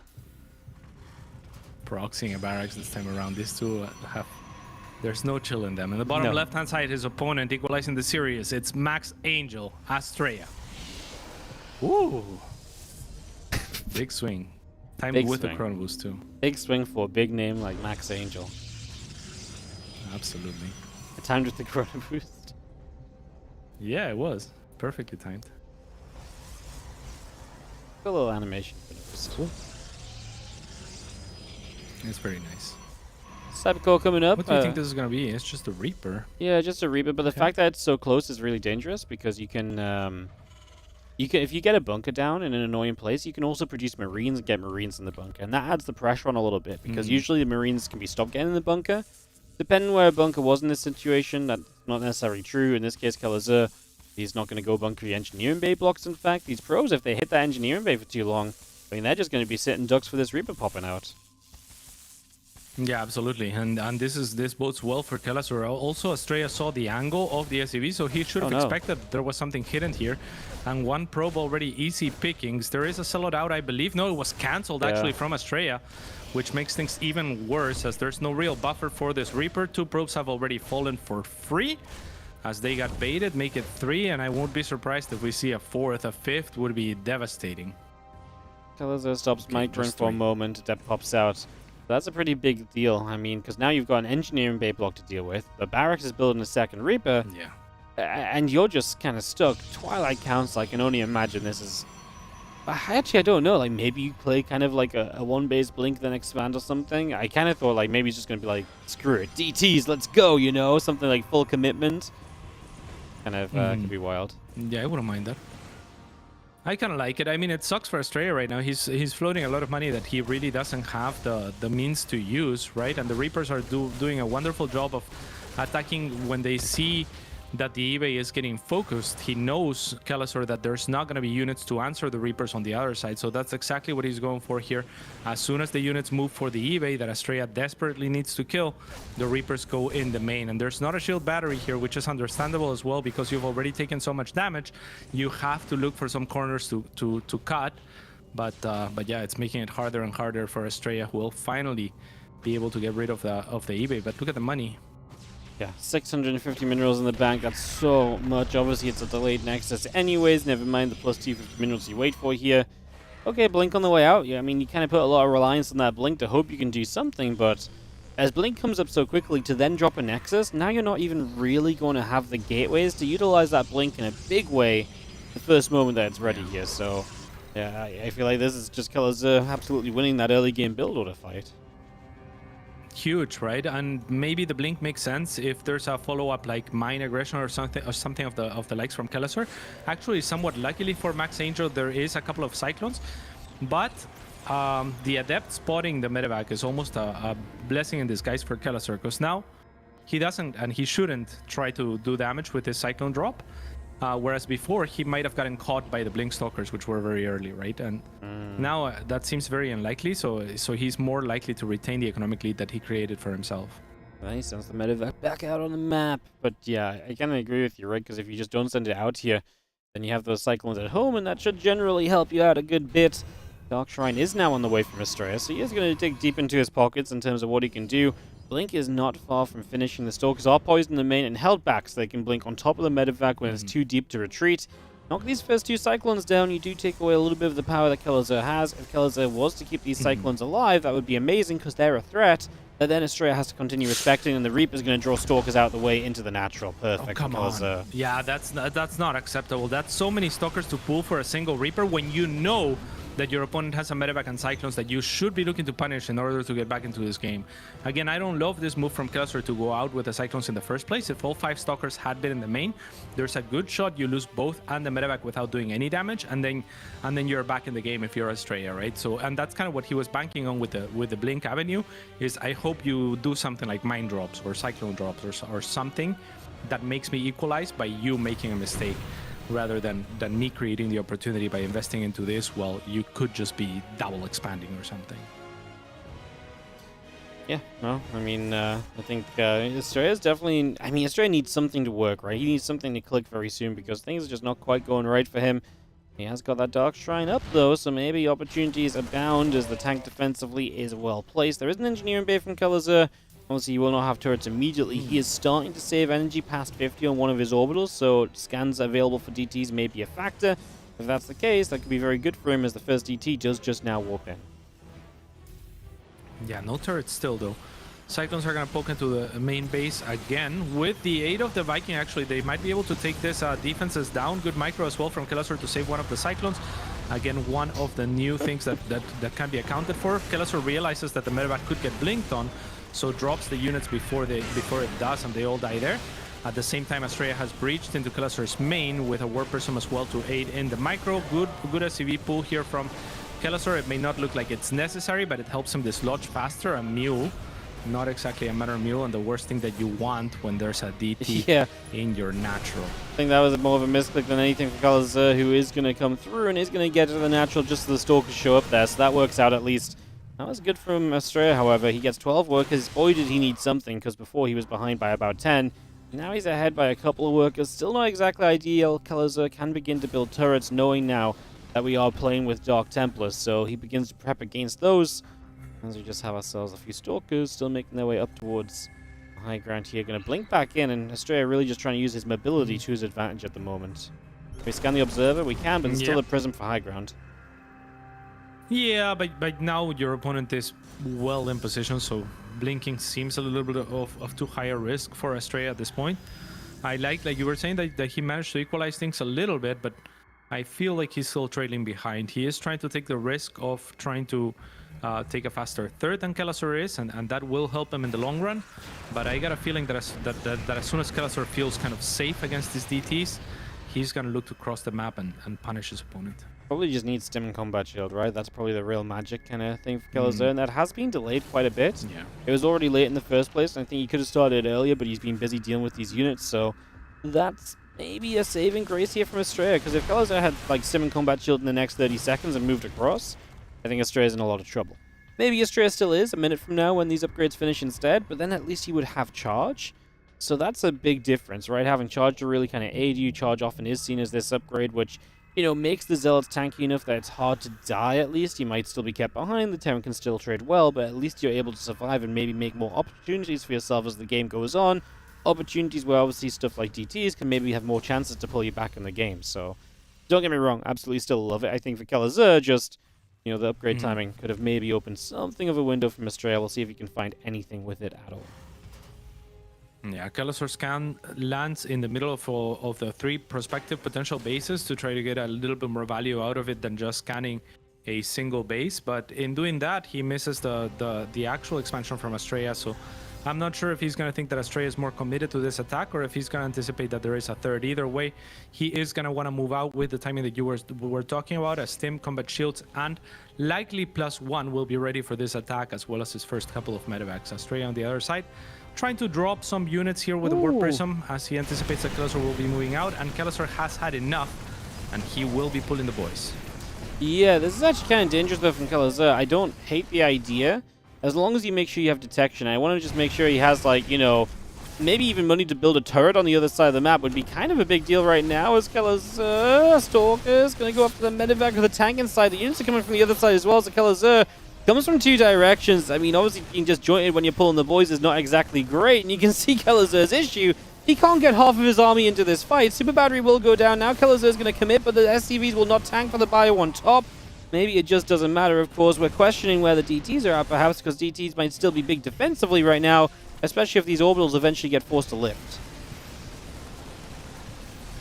Absolutely wild that Estrella actually has a little bit of a supply lead, but army-wise, Kelazor is a lot stronger here on site. Has an army lead and all the boys here, which are going to be more effective than probes being pulled, especially against the likes of Marines, as they output damage very gradually. It's very fast to kill the probes, as we're going to see a massacre here happen. And with that, Kelazor should get the reins back of this game. Of course, on the other side, Estrella is causing mayhem and trying to make it into a little bit of a base trade. And with DTs, I really do like that choice, but is it going to be enough? Yeah, I mean, DTs are absolutely, to me, the saving grace. Is Kelazor is about to lose both of his orbitals.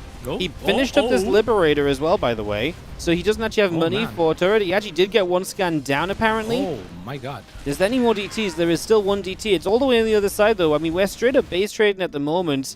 Does Estrella have probes on the map? I don't think so, right? I don't think so. If Estrella gets eliminated obviously faster, then that's the only way that he loses, because at this point, Kelazor doesn't have detection for DTs anymore. He didn't save the money for a turret, like you were saying. He doesn't have orbital commands, so he can't really scan. His only chance is... Yeah, it doesn't even matter. I mean, 1 DT wins this game. Wild.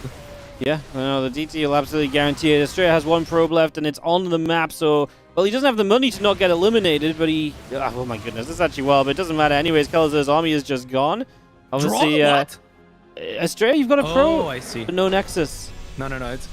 Yeah, a probe and no Nexus, which Probe and means no he can never Nexus. kill the barracks floating. That's actually kind of wild. That was a very quick draw as well. Estrella identified that he was never going to be able to kill the buildings in the air. Yeah, it didn't click that the Nexus... I was like, okay, he has a probe left, but it didn't click that the Nexus went down and he didn't have money, so... Yeah, these guys draw it out because that's just kind of the crazy. They know their draws. Yeah.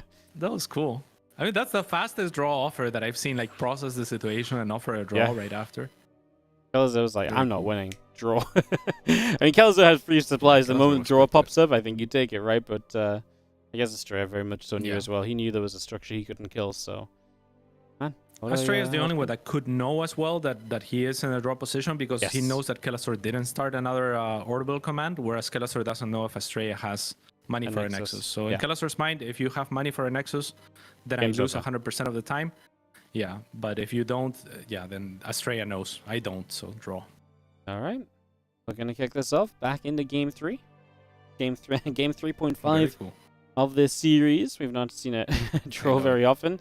Astraea says exciting. It was kind of a fun game as well, just in the first place. I think Kelzer opened up brilliantly. I think Kelzer generally had the advantage. I think Astraea is the one that's going to be happy he was able to grab a draw. Although it was funny because in the end, Kelzer's army ended up in such a bad place. Like, Astraea was the one with stuff left over. Man, just crazy stuff as we get ready for, like we say, game 3.5. It's still 1-1 in this series. We replay the same map in a draw. We just get straight back to it. Yeah, very exciting. I mean, we still have the first game very one-sided, second game very one-sided the other way. Third game, a draw. Even though it was looking like it was Kelazar's game to lose, Astraea made all the right moves, especially like opting into that base trade was fantastic. You can't fight the army, especially now with the SCVs there, and you have Dark Shrine and DT Tech. So great decisions there from Astraea to squeeze the juice out of a game that looked very difficult for him. And now he gets do-over, so let's see who'll take it. All right, on the do-over, I'm going to swap sides. Here's going to be our blue Terran player, Kelazar, in the bottom left-hand side of the map. Beautiful. Ooh, nice sharp angle. And the top right-hand side, it is his opponent, the Protoss player, Astraea. Greek goddess of something. Lovely. It's Greek goddess, Latin origin meaning star. Star.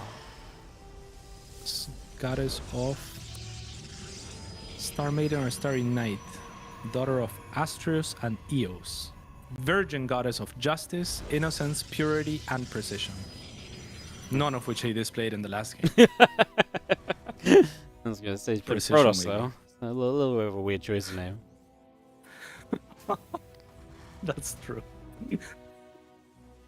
Very good point. Justice and innocence. Ay. Rex coming down, Gateway coming up.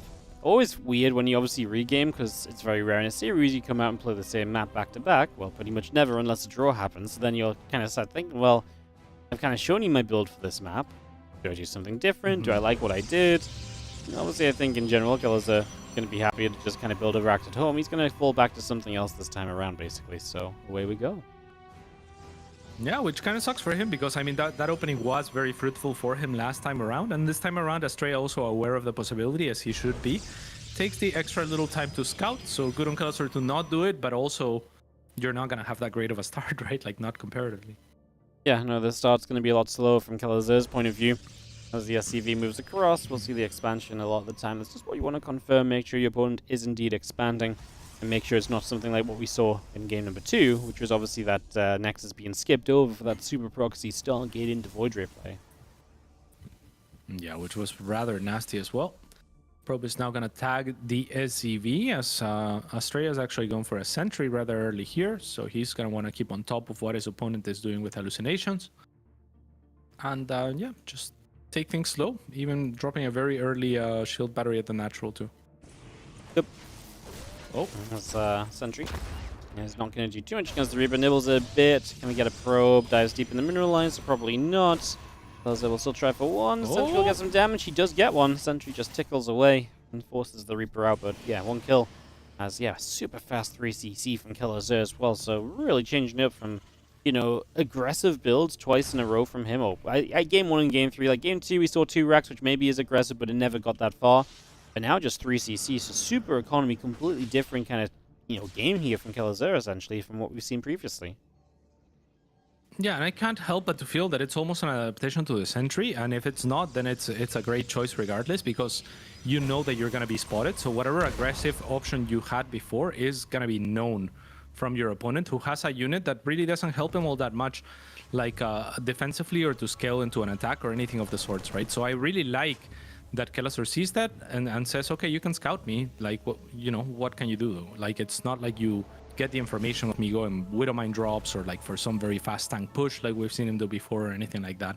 It's just kind of you invested into a sentry and you invested into the hallucination, and it's not really going to pay off. Nope, not really. Is the Robo facility going to be finishing? Our Nexus is on the way.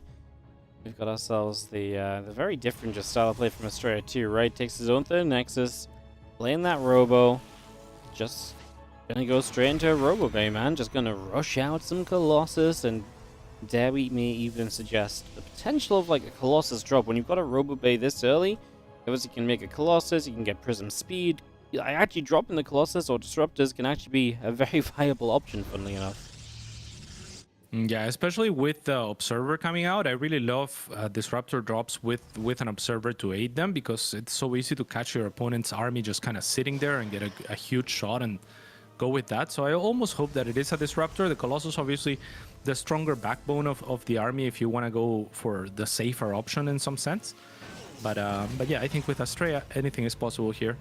And I also love his adaptation. I think, you know, like scouts it, says, okay, I'm just going to cut corners myself. You're not attacking me anytime soon, so let me tech up fast while taking a third. Yep. Makes sense. Gets the Immortal out just for a little bit of safety. Makes use of the Robo before the Robo play is done. Now we see a Colossus on the way. And Kelzer, who has obviously very fast own 3cc, is now about to hit his 3 rocks kind of pressure as well. But again, it's not that powerful because we earned 3cc first. So we are just going to see, man, such a pace change from this series, Cats, because everything is just being fast fire non-stop. Yeah. And now we really do just slow it completely down in this regame. Yeah, but I love the way that we've gotten here, right? It hasn't been like both players just completely like switched off of it. It's in my mind, at least, like what they've seen and the information that they've gathered that like leads them to believe that this is the best course of action. It's like some mind games involved and some adaptation involved, and it's good. It's good. It's the setting for a great game upcoming. And now Kelazor looking to throw a wrench with kind of like a random timing without medevacs, looking to catch his opponent off guard yet again. Yep. As you see our gates coming through, lost an extended tunnel lens. Kelazor just drops a scan down, sees that he's not going to attack into that, so he just backs away. Factory on the way up for him as he gets ready to tech up even further in this game. Third CC goes into location. And we just sit back and big map Alkaini as well, right? So I mean, if you do just sit back and macro, you could really get into a very long game. 4 bases are easily reached as well, so yeah, very cool. Yep. Scan will pick off the Observer, as now Astrea seems to be the one that's ready to move out. Gonna force a huge stim out of Kelazor, who still doesn't have any medevacs to rely on. Does he even have a starport? Not really. That could be genuinely an issue. Stim hurts. Like, if Astrea pushes, like, you can't stim as that much as Kelazor. There's force fields to support from Astrea. Colossi are going to hurt this army a lot. This is actually genuinely quite problematic. I mean, Kelazor is well spread out. He will scan on top of that. He sees what's coming towards him, but the lack of the starport is really going to start sinking in deep and affecting him if Astrea commits to this, which it really seems like he wants to, Cats. He wants to. If you're Kelazor, I would love to see some sort of 360s around, because you want to take a brief, short, and sweet engagement. The longer the engagement goes, the worse it is for you, because you have your stim to account for. You need to pull the SCVs, you need a flank, and you need to make this end sooner rather than later. There it is. There's the flank. There's the SCV pull. Beautiful force fields, however, from Astrea to mitigate this surface area on the right-hand side, on the front. So the left is going to have to retreat as well. And that is a huge stim forced on both ends. So not looking too good for Kelazor. On the bright side, there's very few force fields remaining. He might need a second SCV pull from the natural and maybe the third. Because again, you need to make this engagement brief if you're Kelazor. Without medevacs, you have no sustain. And now it's gonna start showing here. Oh my goodness, that is painful. Yeah, this is when greed meets greed, you know. And at the end of the day, the greed of Protoss is just better than the greed of Terran. Kelazor set up for this game. Astrea read it perfectly. Did the right thing, and right now Kelazor is not showing himself any options. He did just finish 1-1, but man, these units in this bottom side are in so much trouble. We pop a Guardian Shield. Astrea knows it's happening. Colossi should step downwards to get away from the bio on the top. I mean, Astrea is not going to touch anything, and Kelazor is not going to touch anything, sorry, and Astrea is going to take this game, and now it's 2-1. As, man, I was setting up for the big old macro game, but Astrea just says, yeah, I'm macroing so hard. I'm just going to win out. And that really is just a case of that's why you don't let Protoss do what they want, right? And, you know, this build from Kelazor is fine if you get away with being greedy and the Protoss plays, you know, scared and all the rest of it, etc., right? But when Astrea plays greedy himself, yeah, it's an unfair situation. It's an unfair match, quite frankly. Yeah, most definitely. And especially, like you said, this is such a long map, such a big map, that I didn't really like the follow-up from Kelazor from the greed itself. Like, I think the greed was like okay-ish, but maybe instead of dropping 3 barracks, you start taking up a little bit faster. You need some tanks to anchor or something to back up your greedy play, other than I'm gonna hope to cross the map and that you're unprepared, because that's what he was going for, right? He was saying, I've been greedy, you know I've been greedy, so I'm gonna make a bunch of units at an unexpected timing and hit you. But then he scans and he says, actually I can't hit you. But now I invested into this army. I have no medevacs. I have no tanks. So yeah, what can you do? There's just no sustain there. So again, the only chance for Kelesser was to get a full surround and end that engagement as soon as possible, because otherwise you're stimming more than once. It's already gonna start taxing you, and the Colossus can start poking and just killing your army for free. It's just not ideal. Not ideal at all, man. I agree. Like 3 CC and then you try and go 3 racks. Like there's just no power there if the pros is prepared. Like. And that was with Estrella being greedy. It's like, we're saying he's being greedy, but then when the 3 racks of units show up, it's like, oh, you've been greedy and you're still, I'm still scared of attacking into you. Like, that's where you've got to realize something is wrong. And the Colossi come out and there's just no answer. The lateness of the starport is really a big problem as well. You went 4th and 5th racks before the extra starport. And that just means that you don't have any healing. So every time you stim, it hurts. Every time a Colossus hits you, it hurts. And that's permanent damage. So Estrella played it right, Yeah. Took one fight, wasn't super committed, backed away, used the force fields, because that was a lot of permanent damage done across the army. It was great from Estrella, well executed from him. And Solaris will be map 4. Estrella just on a quick 2-minute break. When he returns, we'll get into this 4th map of the series, and Estrella is on match point. Yeah, I love the force fields, right? Really understanding his position. It's just like, just need to buy time and fight one half of the army. Yeah, because he was sitting in kind of an open area, but if you close one of the paths, you're good. Yeah, it wasn't one of those moments where it was like, it wasn't one of those moments where it's like, oh yeah, I'm going to try and cut this in half. It was like, no, I just need to block this out, and I can take the other side of the fight, right? So, there's a lot of times where you want to cut the army in half and catch units, but no, he blocked it off completely, and then when he realized the other side was retreating, then he cut that part in half and got a few extra Marines for free. Yeah, you're right. Great spellcast usage from Estrella. Read the situation well. Yeah. Solaris is an aggressive map in my eyes, cats. We might just turn away from that triple CC greed and be right back in the face of aggression here in just a moment as Game 4, for real this time, starts up. All right. Rooting for Kelesser for this one. I want the 6-game series. Yeah, this is a 5th game already. Regardless. Yeah.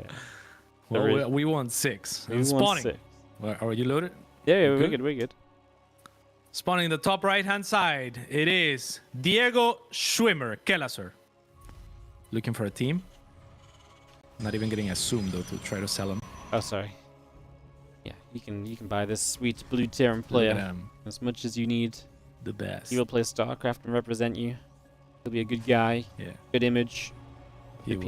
Yeah, good image. Yeah, one more zoom, just in case you really need to see the CC. Your team logo could be right here. Right here. Right there. Right there, yeah. Bottom left, our Red Bros player from Maturino, Estrella, and his team logo is right there, just in case you need an example. Lovely. Beautiful. You reckon we get commission if Diego gets a team now? It would be cool. It would be cool if they started giving commissions out. Yeah, Cardi Z really convinced me to, pick you up. So we're going to give them 20%. 20%? Yeah, jeez. And that's going to launch the Cardi Z, merchandise range as well. Oh, now it all makes sense. Yeah. Cardi Z merchandise. We're doing the hats, golden chains. This is the plan. Reaper on the way. Nexus coming up. Kelesser. Yeah, very safe. Yeah, very safe. Safe opening from Kelesser. Nothing too exciting. I was kind of expecting some cheesiness from him here, but not gonna be the case. Just standard double gas opening this time around. So not even playing for that more economic version where he tends to be a little bit greedier. This will give him some tech options, right? But this also means there's some pressure on him to do some damage in the mid game, as Estrella is gonna use a recall on his probe.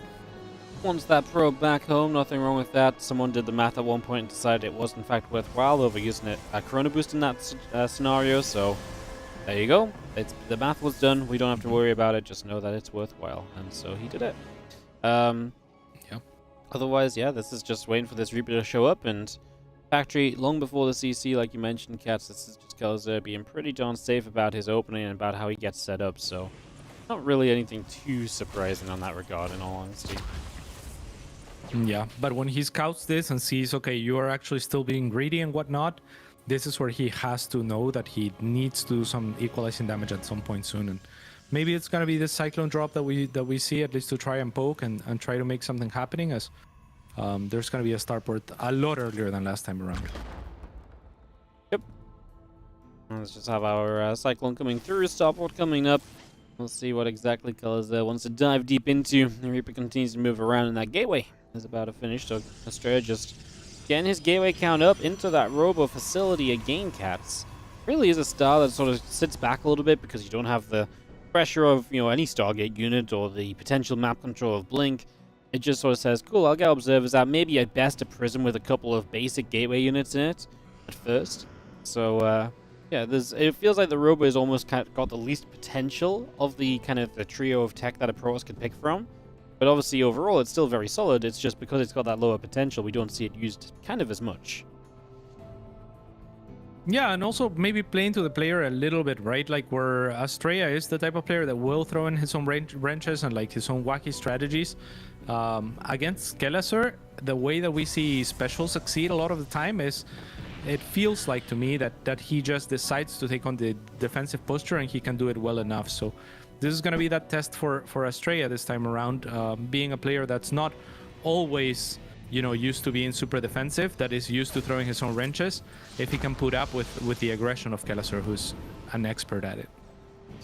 Medivac gonna hop into the main base. Love this little corner, of course, as Estrella just does not see it. So you're gonna get a full upload, 2 Cyclones, 6 Marines. The units in this main base do not have a battery to back them up, so this is very dangerous. Uh-oh. Yeah, very dangerous indeed. The Stalkers do a good job of tucking themselves back in, as the rest of the Stalkers will join the army. So Kelleser are just going to look for 1 or 2 more Stalkers here on exit. 3 probes were killed as well, so not the end of the world for either player, but Estrella's not going to be too sad about this at all. Estrella actually traded better in the end. 2 Cyclones and the Medivac actually add up to a fair amount, so yeah, it's actually more costly for Kelleser than initially seen. It felt like that was the moment he was going to kill the 2, you know, the Stalkers and the Sentry and then just kill a bunch of probes, but the Stalkers from the Natural really did save the day, and this probe trying to build a 3rd is going to spot this Liberator flying right overhead, so now you know where to put your Stalkers. Well, you should know where to put your Stalkers to try and deal with that. Liberator's going to siege up. Estrella maybe a little slow to pull over. He will lose actually nothing because the Stalker will take the shot, so no target fire from Kelleser, and Estrella is going to be happy about that. Yeah, could have been 2 probes. Could have been 2 probes at least. And unfortunately for Kelleser, I mean, he didn't have anything else going on either, so I'm not sure why he chooses to even go through with it after it gets spotted by the 3rd. But yeah, I mean, that's 2 failed aggressions basically to open up this game on the side of Kelleser. Estrella is going to be confident now taking his 3rd base and even taking up to Storm. So things looking pretty good for the Protoss here. Yep. Everything looking pretty nice as our Storm comes up, our charge comes through, High Temple on the way, extra gates are producing. It's got that Nexus coming down on the 3rd base as well, so I like where Estrella is at, honestly. Like, he's going to have Storm before the Stim on the map. It feels like he's going to have full control of the next few minutes of this game. It really does feel that way. He doesn't even have to be aggressive, right? Like, he could just look for a 4th if he wants to, if he sees that Kelleser is opting into a 3rd. At the moment, Kelleser just dropped the 3rd actually in his natural, while still adding a little bit more barracks in the main. But yeah, I don't really see an aggressive option for Kelleser up until he gets ghosts, right? And this storm from Estrella is so freaking early. I mean, he could even do storm drops if he wants to. Yep. Yeah, that storm about to finish up, so yeah, I actually love the idea. Storm drops would be kind of fun. Actually a way to get some damage done as well, and maybe just sneak in. A little dangerous perhaps with the tanks nearby, but yeah, possibility. Just need that Prism to decide what it wants to do, what we feel in Estrella. Ah, there we go, Cats. A 1 storm drop.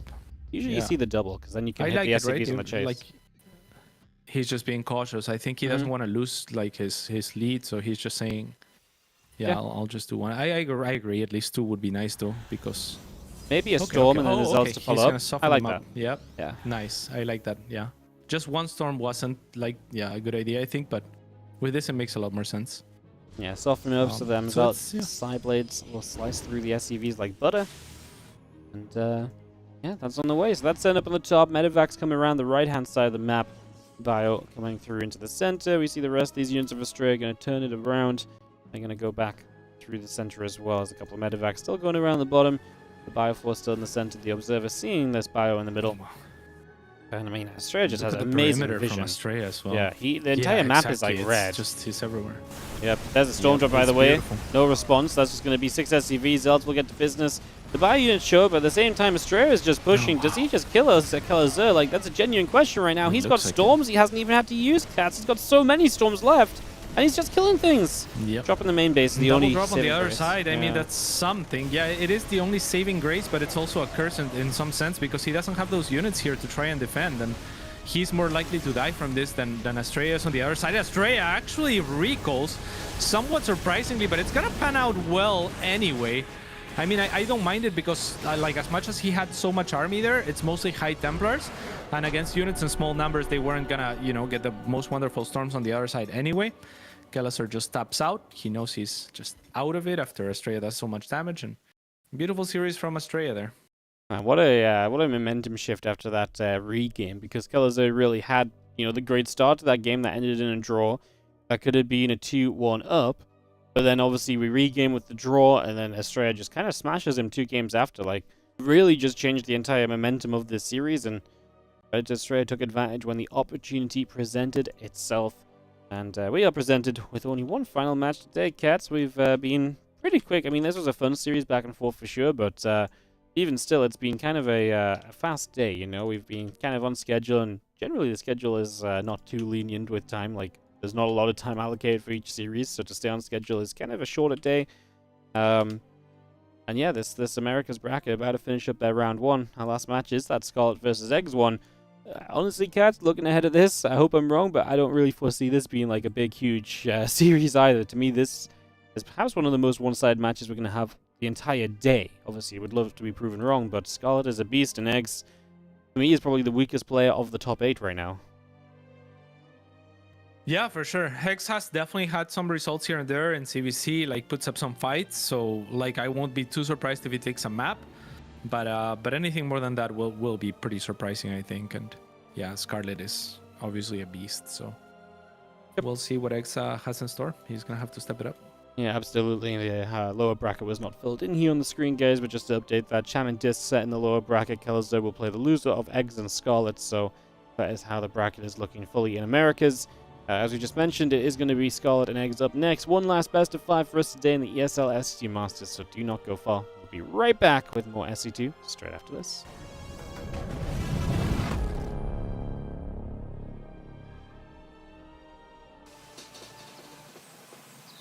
You love it, you wear it. Wear your passion. Share your passion. Wherever, whenever. Gaming is a lifestyle. Get your merch at shop.eslgaming.com.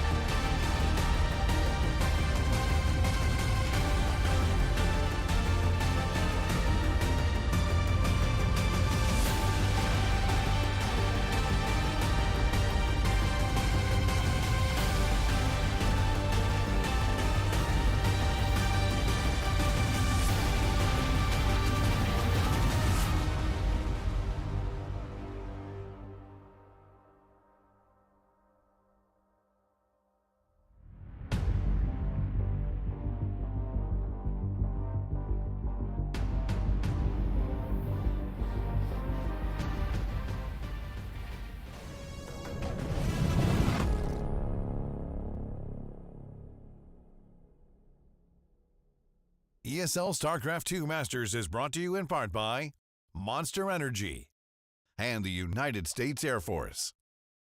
Welcome back, everybody, as we have got one last matchup today. It's a little bit of ZVZ action. We're going to kick this off in just a couple moments.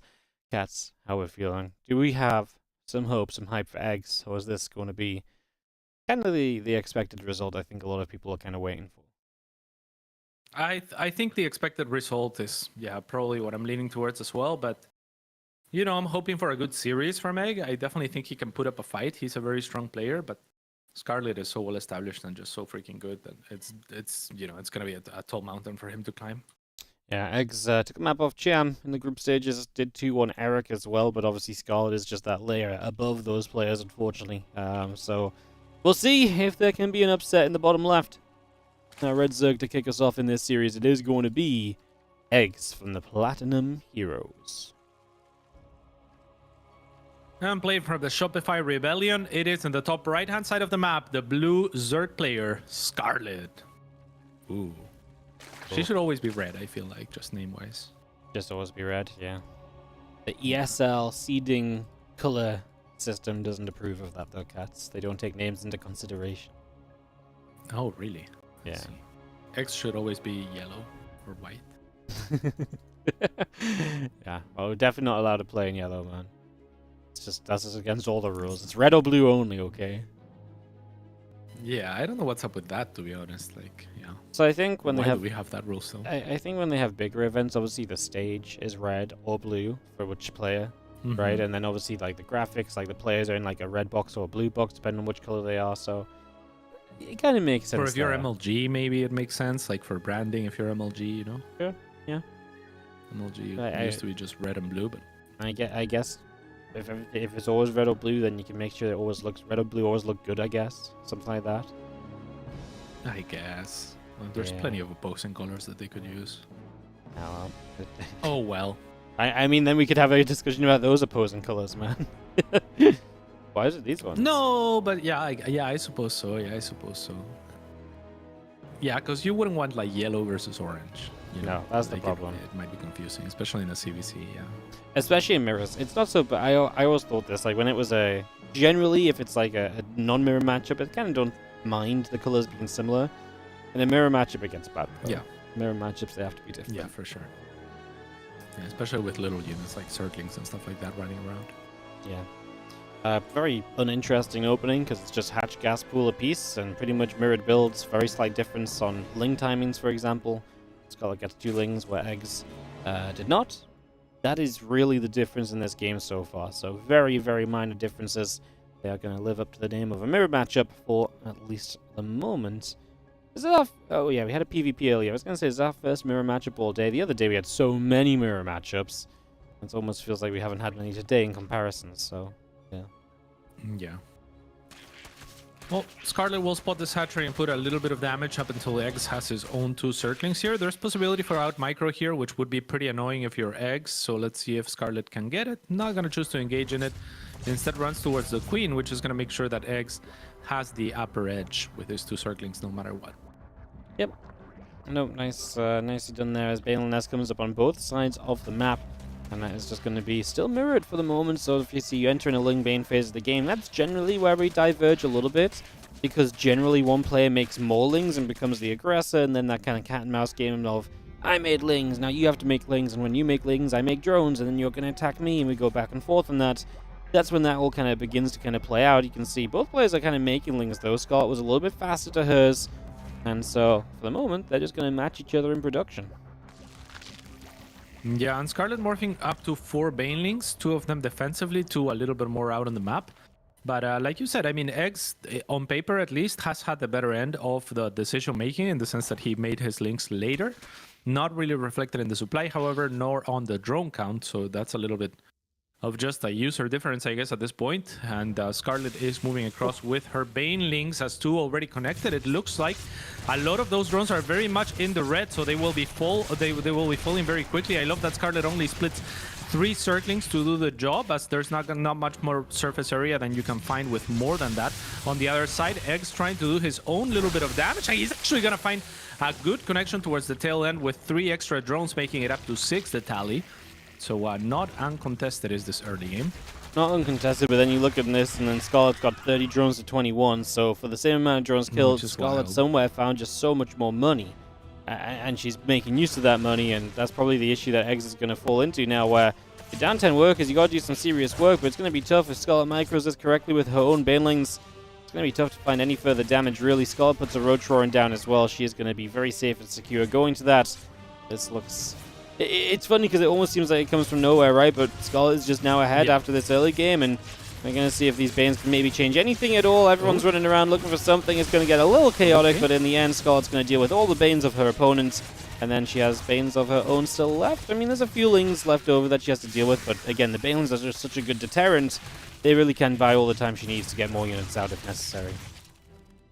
Yeah, and that's exactly what's going to happen. And it is unfortunate because, again, it is just kind of like on screen. We don't really see what causes this, but on the back end, Scarlet is just cleaner than Eggs. She's just a better player, and that means she's going to gain advantages while there's chaos going on. She's going to be able to manage her economy and her production and her injects a little bit better, and that ultimately just nets her an advantage that is almost strategically uncalled for. As on the other side, she's gonna go and apply extra pressure, kills a queen already and a bunch of drones. That's gonna force Eggs back, which just makes this game a nightmare for him now. Yeah, Scarlet just forces Eggs back. Is already kind of set up again, healthy at home. The drone count's even out, but Scarlet's already making even more drones than what Eggs is making, so we'll look to re-establish that lead.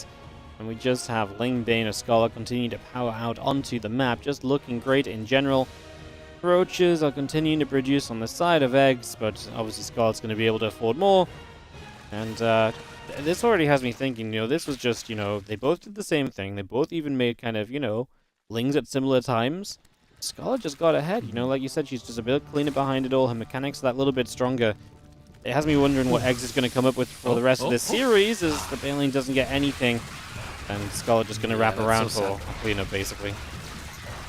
Yeah, it looked like the Baneling had a lot of potential, and it did. One of them does connect in a huge way, but if we look at the supply after all is said and done, it's half for Eggs at this point. Yeah, and that's why I just think, going into the next games, what is Eggs going to come up with? Because, okay, you get into the series and maybe you say, cool, I'm just going to play fairly standard, let's see how it goes. This was a bit of a smashing, right? So now you got to go into game 2 and say, right, what am I going to do that's going to give me a chance at doing better? Like, you can't really just do the same again because your mechanics aren't going to magically improve from game 1 to game 2 unless you feel as though, oh, I got supply block there, I can improve on that. Like, unless it was something like that that you can improve on immediately, sure, but otherwise this has just got to be an approach of, okay, what kind of, mind games can I play? What advantages can I create for myself? How do I make game 2 more competitive for myself? That's what Eggs has got to ask. It's a tough question. He's just in a tough matchup here. He really is. Scarlet is the type of player that she has been around for 13 years. I got to compete with her a bunch, and I got to take a series or so against her in some maps here and there. And the way that I would approach the series, and I always did against her, is not to try to match her mechanics, not to try to play that longer game, because that's just not gonna work out for me. Like, I know that every minute that we're doing the same thing, she's doing it better. And on the decision-making front, I mean, she's absolutely brilliant. She's one of the most consistent players that we've ever had in StarCraft 2. She has been good since the beginning, pretty much. And a lot of that consistency is found through mechanical prowess and just solid decision-making. So you got to trick her. You got to play your own game, like 13-12, 12 pull, that sort of opening that makes it so that there's less time and opportunities to make mistakes on your end, and maybe there's something to capitalize on, because these openings are not weak in the matchup. Like, they might still have a slight advantage to the defender, but they're not weak. You can see them at the highest level still, and they're the type of opening that you're not gonna mess up your macro while going for a 12 pull or a 13-12. So if you can gain a small advantage there, then you can maybe look to snowball that.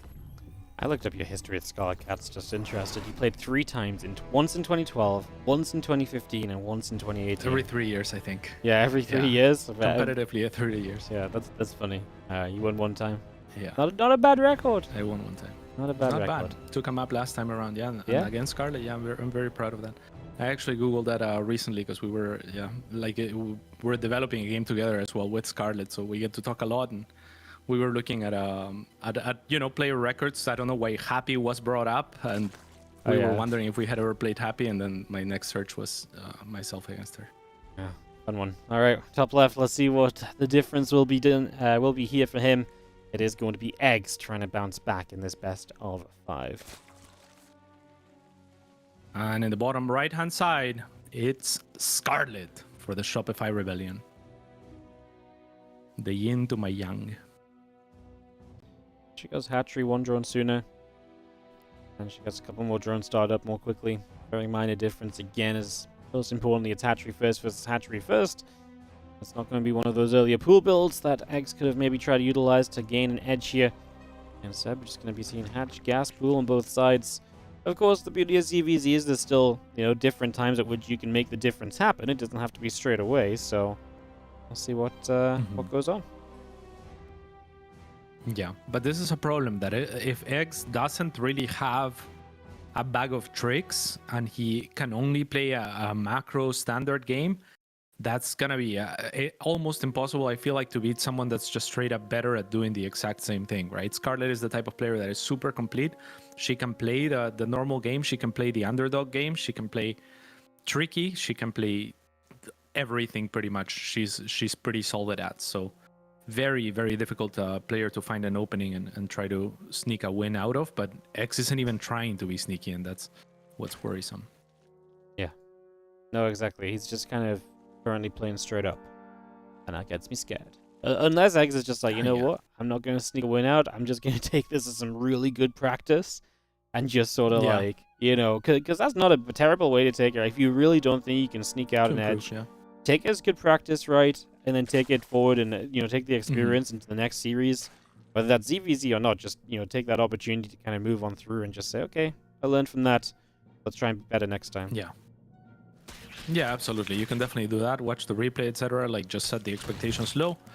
Play your game and see how far you can take it. Because, like you said, this is not just ladder practice. This is also, your opponent is showing up for this. Your opponent is focused. They're not messing about. So it is the best practice that you can get in some sense. And maybe that's the way to use it, though. X is going for a very fast lair and an Evo chamber. So very likely to see a 2-base Roach attack here with +1. Yep, so there we go. A little bit of a switch up from Eggs. Didn't ever get that Ling speed and is just instead going to get the lair. Like you mentioned, the Evo Chamber, the Roach Roar, and sets you up for an aggressive attack potentially further down the line. This will all be off no third hatchery. Scarlet will keep an eye on that and will start to probably figure it out sooner rather than later. Her Ling speed will allow her to stay on the map with the Lings quite nicely as well. And she just moves over. She is Overlord hunting. She is realizing there's nothing to punish her from doing this, so she's just going to come across and... Yeah, just pick up a free Overlord if you can get one. That's just going to slow Eggs down. It's the kind of thing that's going to push Scarlet further ahead in this game. Yeah, and you love to see that, right? It's the sort of a decision that you make, like you said, on a dime. As soon as she knows that she's unthreatened and she confirms there's a wall off, you're gasless, you're not going for any sort of aggression, then she moves out and makes the decisions very quick, which complicates things. It's those little details, like a player that makes the decision a few seconds later, supply blocks you or kills that Overlord a few seconds later, and that's a lesser advantage in some sense. I do like the approach of X though, because this sort of move kind of negates all of the mechanical prowess of Scarlet. Like, you're playing your own game, you're playing single player right now, and you're not gonna die to anything, right? So the only disadvantage that you put yourself at is that with an opponent as experienced as Scarlet, if she gets the right read, she should gain a small edge come your attack. But at least you're safe. At least you're not trading actions against her. Yep. As the Overseer morphs in to save that Overlord from the Queen Hunt. We do have the Roach speed and the +1 missile upgrade still building up on the side of Egg. So that continues through. And as that continues through, we just have ourselves... Obviously, Egg's going to hit those upgrades soon, but Scarlet is not terribly far behind. Roach speed is not as important defensively straight away. So, yeah, she should defensively be okay. Obviously, she did get up to a good drone count very quickly. But she starts to crank out army now and is just going to be okay against this attack. I like her position. It is just important that she now builds roaches and really focuses on roaches. And that's the thing about the sort of opening is if you have the right read on it, the reason you don't see it every game is because with the right read, you should get a slight economic lead. And Scarlet has gotten a 10 worker economic lead, which is even almost pushing the boundary a little bit. So Egg's very unlikely to find anything with this. Scarlet's already going to be in position, has her roaches join up with the queens as well. And she has good vision on the map, so she can mirror the movements of Eggs very easily. And now Eggs is just behind. Yeah, absolutely. That's the issue with this kind of build. If your opponent responds to it well, if they don't try and make lings and punish you, and then you defend, like, if none of that happens, then yeah, what Scarlet has done is just going to put it naturally ahead, and yeah, maybe Egg is going to find a +2, +1 timing, but if he even lives to see that, because there's a real potential Scarlet just comes and kills Eggs with a lot of roaches now that she is just up a bunch of army supply. There's nothing to stop her from testing her chances across the map. Yeah, exactly. And that's exactly what I'm sure she's going to do. She knows that her third is considerably earlier. So now she's not even looking to saturate it. She's just looking for more roaches. And that's going to be good enough. So hoping to catch Eggs, probably droning at this point. Yep, I'm just going to start moving forward. It is a lot of roaches. Just going to open up these rocks. Eggs will see it, so he sees the roaches coming. Now we are, what, about 30 seconds-ish away from +1 carapace, which would be the first upgrade lead he would take in this. Scarlet is just cranking roaches, of course. She never started +2 or +1, so that's money she doesn't spend on those upgrades, so it's more money into pure roaches, which right now are not going to be affected by an upgrade deficit. So now she dives in. She has a massive army supply lead. First couple corrosive bars coming down, but Scarlet just looks already like she has way too much. And Egg's trying something different, but is kind of going to end with the same result as in game number 1, which is that Scarlet just did the correct thing, did a little bit better, mechanics were smooth. I'm just going to send her through to a 2-0 lead convincingly in this best of 5. Yeah, exactly. This is sort of like a skill check, right? A skill check type build where if you don't react perfectly or good enough, like there's very narrow windows where you can easily overdrone and then you can get punished. X did a few things different to the norm as well, in that he didn't like super lean heavily on his attack. He instead like started droning and started setting up for 2-1. And if he gets to that 2-1, to be fair, then all of a sudden he will be in a good position. But just so very difficult to do. So I like the Ravagers, but they were a little bit late. If you have like maybe not 2 but 4 Ravagers and you can hold that choke for long enough, then maybe there's a chance, but not to be Scarlet too good. Yeah, Scarlet is just looking very convincing so far, man. Not really much else to say. There's not rocket science involved in this one. It's just plain simple ZVZ. There's very much so going the way of Scarlet so far. Oceanborn for game 3. I think I would just like to see if Eggs really wants to try and take like a dub. I think I'd really like to see just something that just goes super quickly, like you said, like 12 pool, 13-12. Super aggro, maybe Scarlet, because at that point, at least it's like, it's a micro war, but one little micro mistake can end the game, and it's much more likely Scarlet makes one little micro mistake than she makes a massive set of macro mechanical mistakes, right? So, if Eggs wants to win it, I think it's got to be something like that. If this is Hatch Gas Pool versus Hatch Gas Pool, I'm not a believer unless Eggs has some like magnificent mind game built into it, so... We'll yeah, exactly. Out. And when you're a player that has been playing for 13 years like Scarlet has, you've seen all the standard builds. So like the build that Eggs tried last game, sure, it removes you having to trade actions against her early on, which is a plus in some sense, but she's seen this build a million times. It's nothing new, nothing out of the ordinary, right? So I would have much rather him try to take something like an early gold on a weird map or like I like to throw hatcheries on my wall and stuff like that just makes you unpredictable, and it makes it so that your opponent doesn't really or can't have like the correct response as easily because they haven't seen it as much before. I think that's a good underdog mentality to take, but if you just play standard against a better player, it's not gonna work out ever. No, it's really not, as we get ourselves ready for game number 3. Oceanborn. As it goes on a map, this is fairly standard, maybe even a fairly macro map as well. But like for ZVZ, maybe that just shouldn't matter. Let's see what goes down, as we do have in the bottom right-hand side, from the Shopify Rebellion, this is going to be our blue Zerg player, Scarlet. And in the top left-hand side, the best Colombian player to ever play StarCraft 2, it's Eggs. Great run from Eggs to make it to the round of 8. definitely wasn't an easy run, especially now that these Americas regions are combined. It's great to see extra representation from the Latin American region. I mean, that's essentially 4-4, right? 4 North American players, 4 Latin American players in the playoffs this season, so that's really cool to see. That's, again, we said it for Asia, we say it for Americas. This combination of regions has really been a blessing for these, you know, for these outside of Europe regions. They've definitely done nothing but make the scene more competitive and made it, you know, gotten a lot more attention on these regions as well, because a lot more people want to, you know, tune in and watch these games because they are that much more exciting for the most part. So yeah, I really love that change. Absolutely, that we had like earlier the biggest stakes that we can get, and then we have like players that we don't usually see match up against each other nearly as much as we have been seeing for the last 5-6 years of the systems before they were combined. So it is very cool, and it is very nice to see this clash of styles and whatnot. And also, like you said, the Latin America region kind of surprisingly strong, right? So that's also cool. Yeah, no, absolutely. It's you know, a lot of people think Latin America and they think for sure just special, right? And then Colors and Challenge special, and sometimes came out on top of special and should not be forgotten about. And we expect them to do well in Americas, but to really see them like continue to, you know, really kind of come into Americas really strong and really just show that, hey, look, we can contend in this region to like take the championship even. Very cool in general. And yeah, Cats, this game is Hatch Gas Pool, man. I'm not gonna lie, I'm not loving it for Eggs already. I know it's just 2 minutes and nothing's happened, but the last 2 games happened. He's and behind. That's a good... Yeah, exactly. He's behind and nothing's happened apart from not deciding to all in almost. Harsh to say, but just kind of the truth of it. It's rough. It's rough. We'll see what he can do. I mean, this is kind of a narrow choke, so he could go for another one of those kind of eBay blocks, eBay wall-offs of sorts. Maybe he can get trickier and fake roaches and go for +1 milli or something. He has to try to catch Scarlet off guard. Yep. Absolutely has to, as these first 4 Zerglings make their way out and down toward the bottom right side of the map.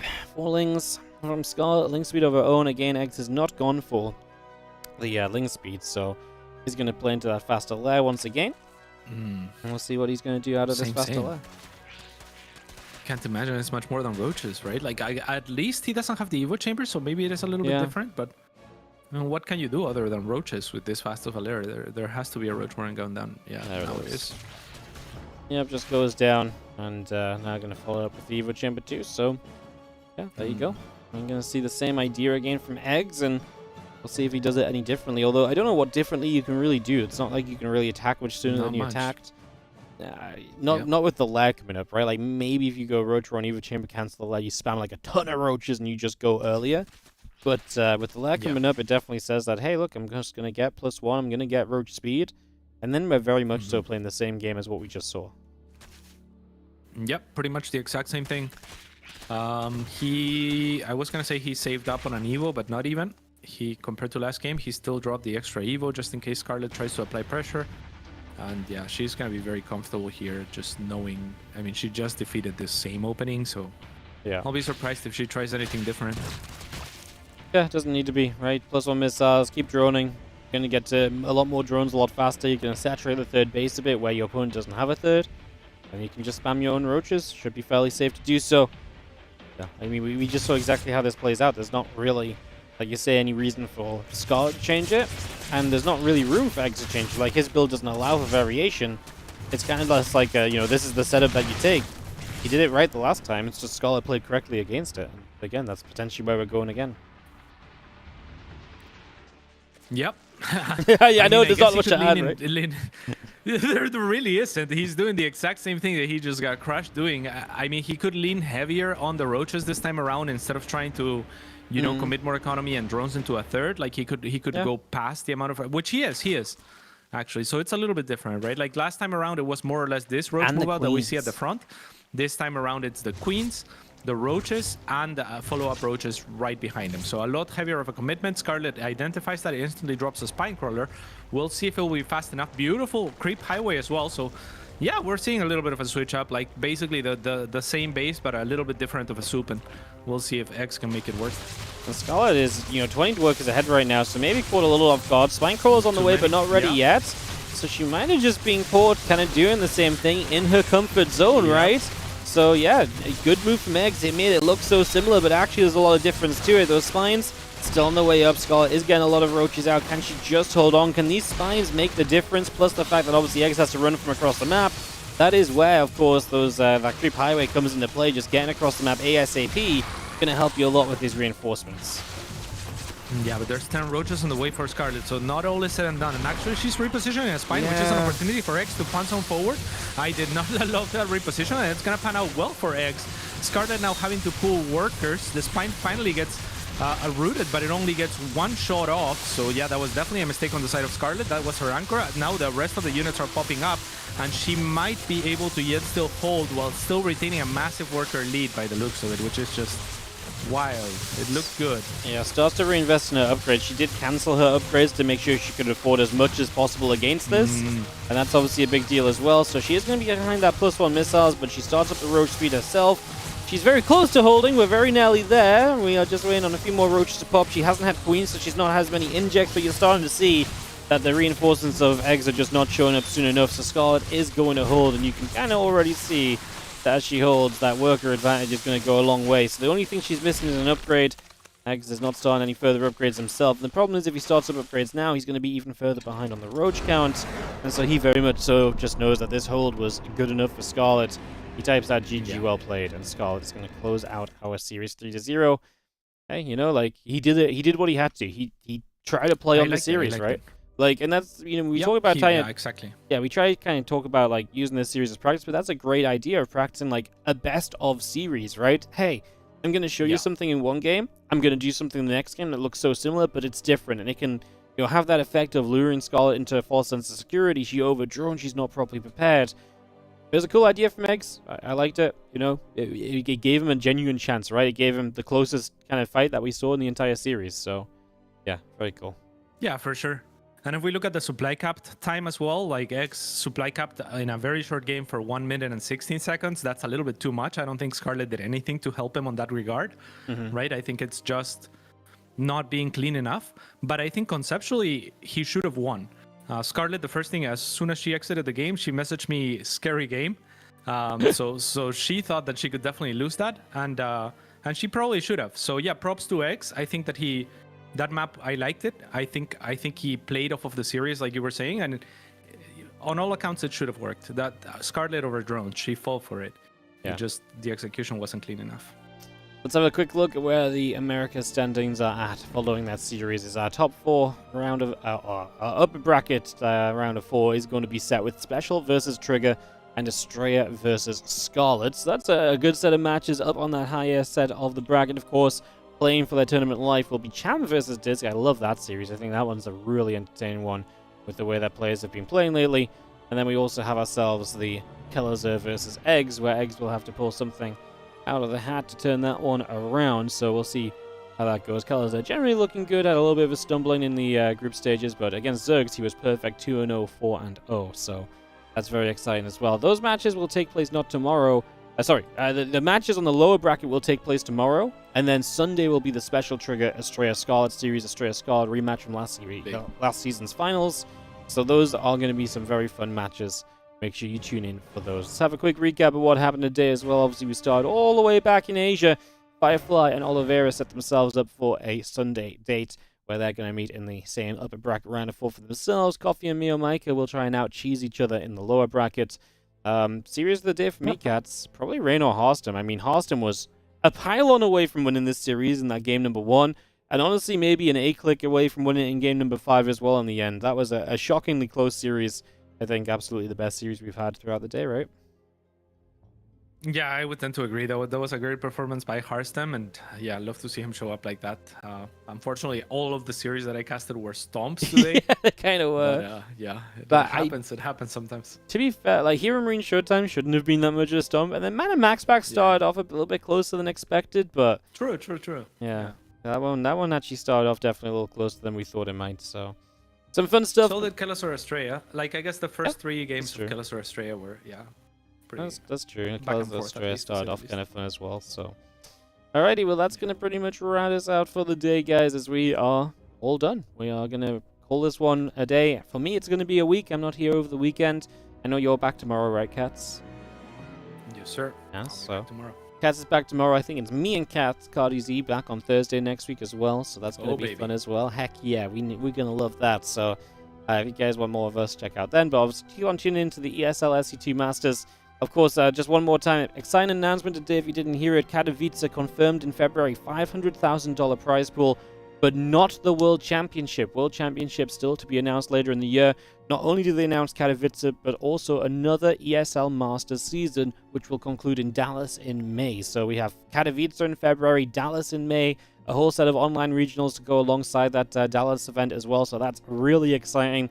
That's the big news of today. So StarCraft 2 is looking strong into 2024.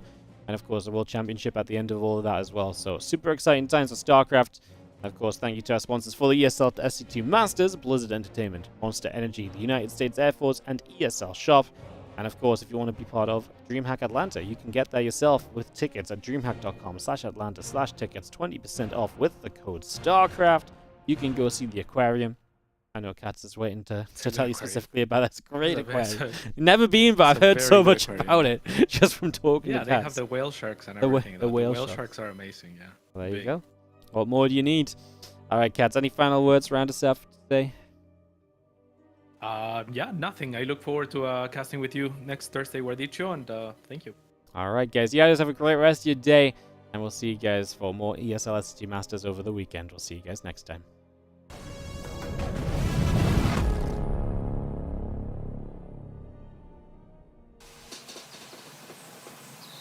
You love it, you wear it. Wear your passion. Share your passion. Wherever, whenever. Gaming is a lifestyle. Get your merch at shop.eslgaming.com.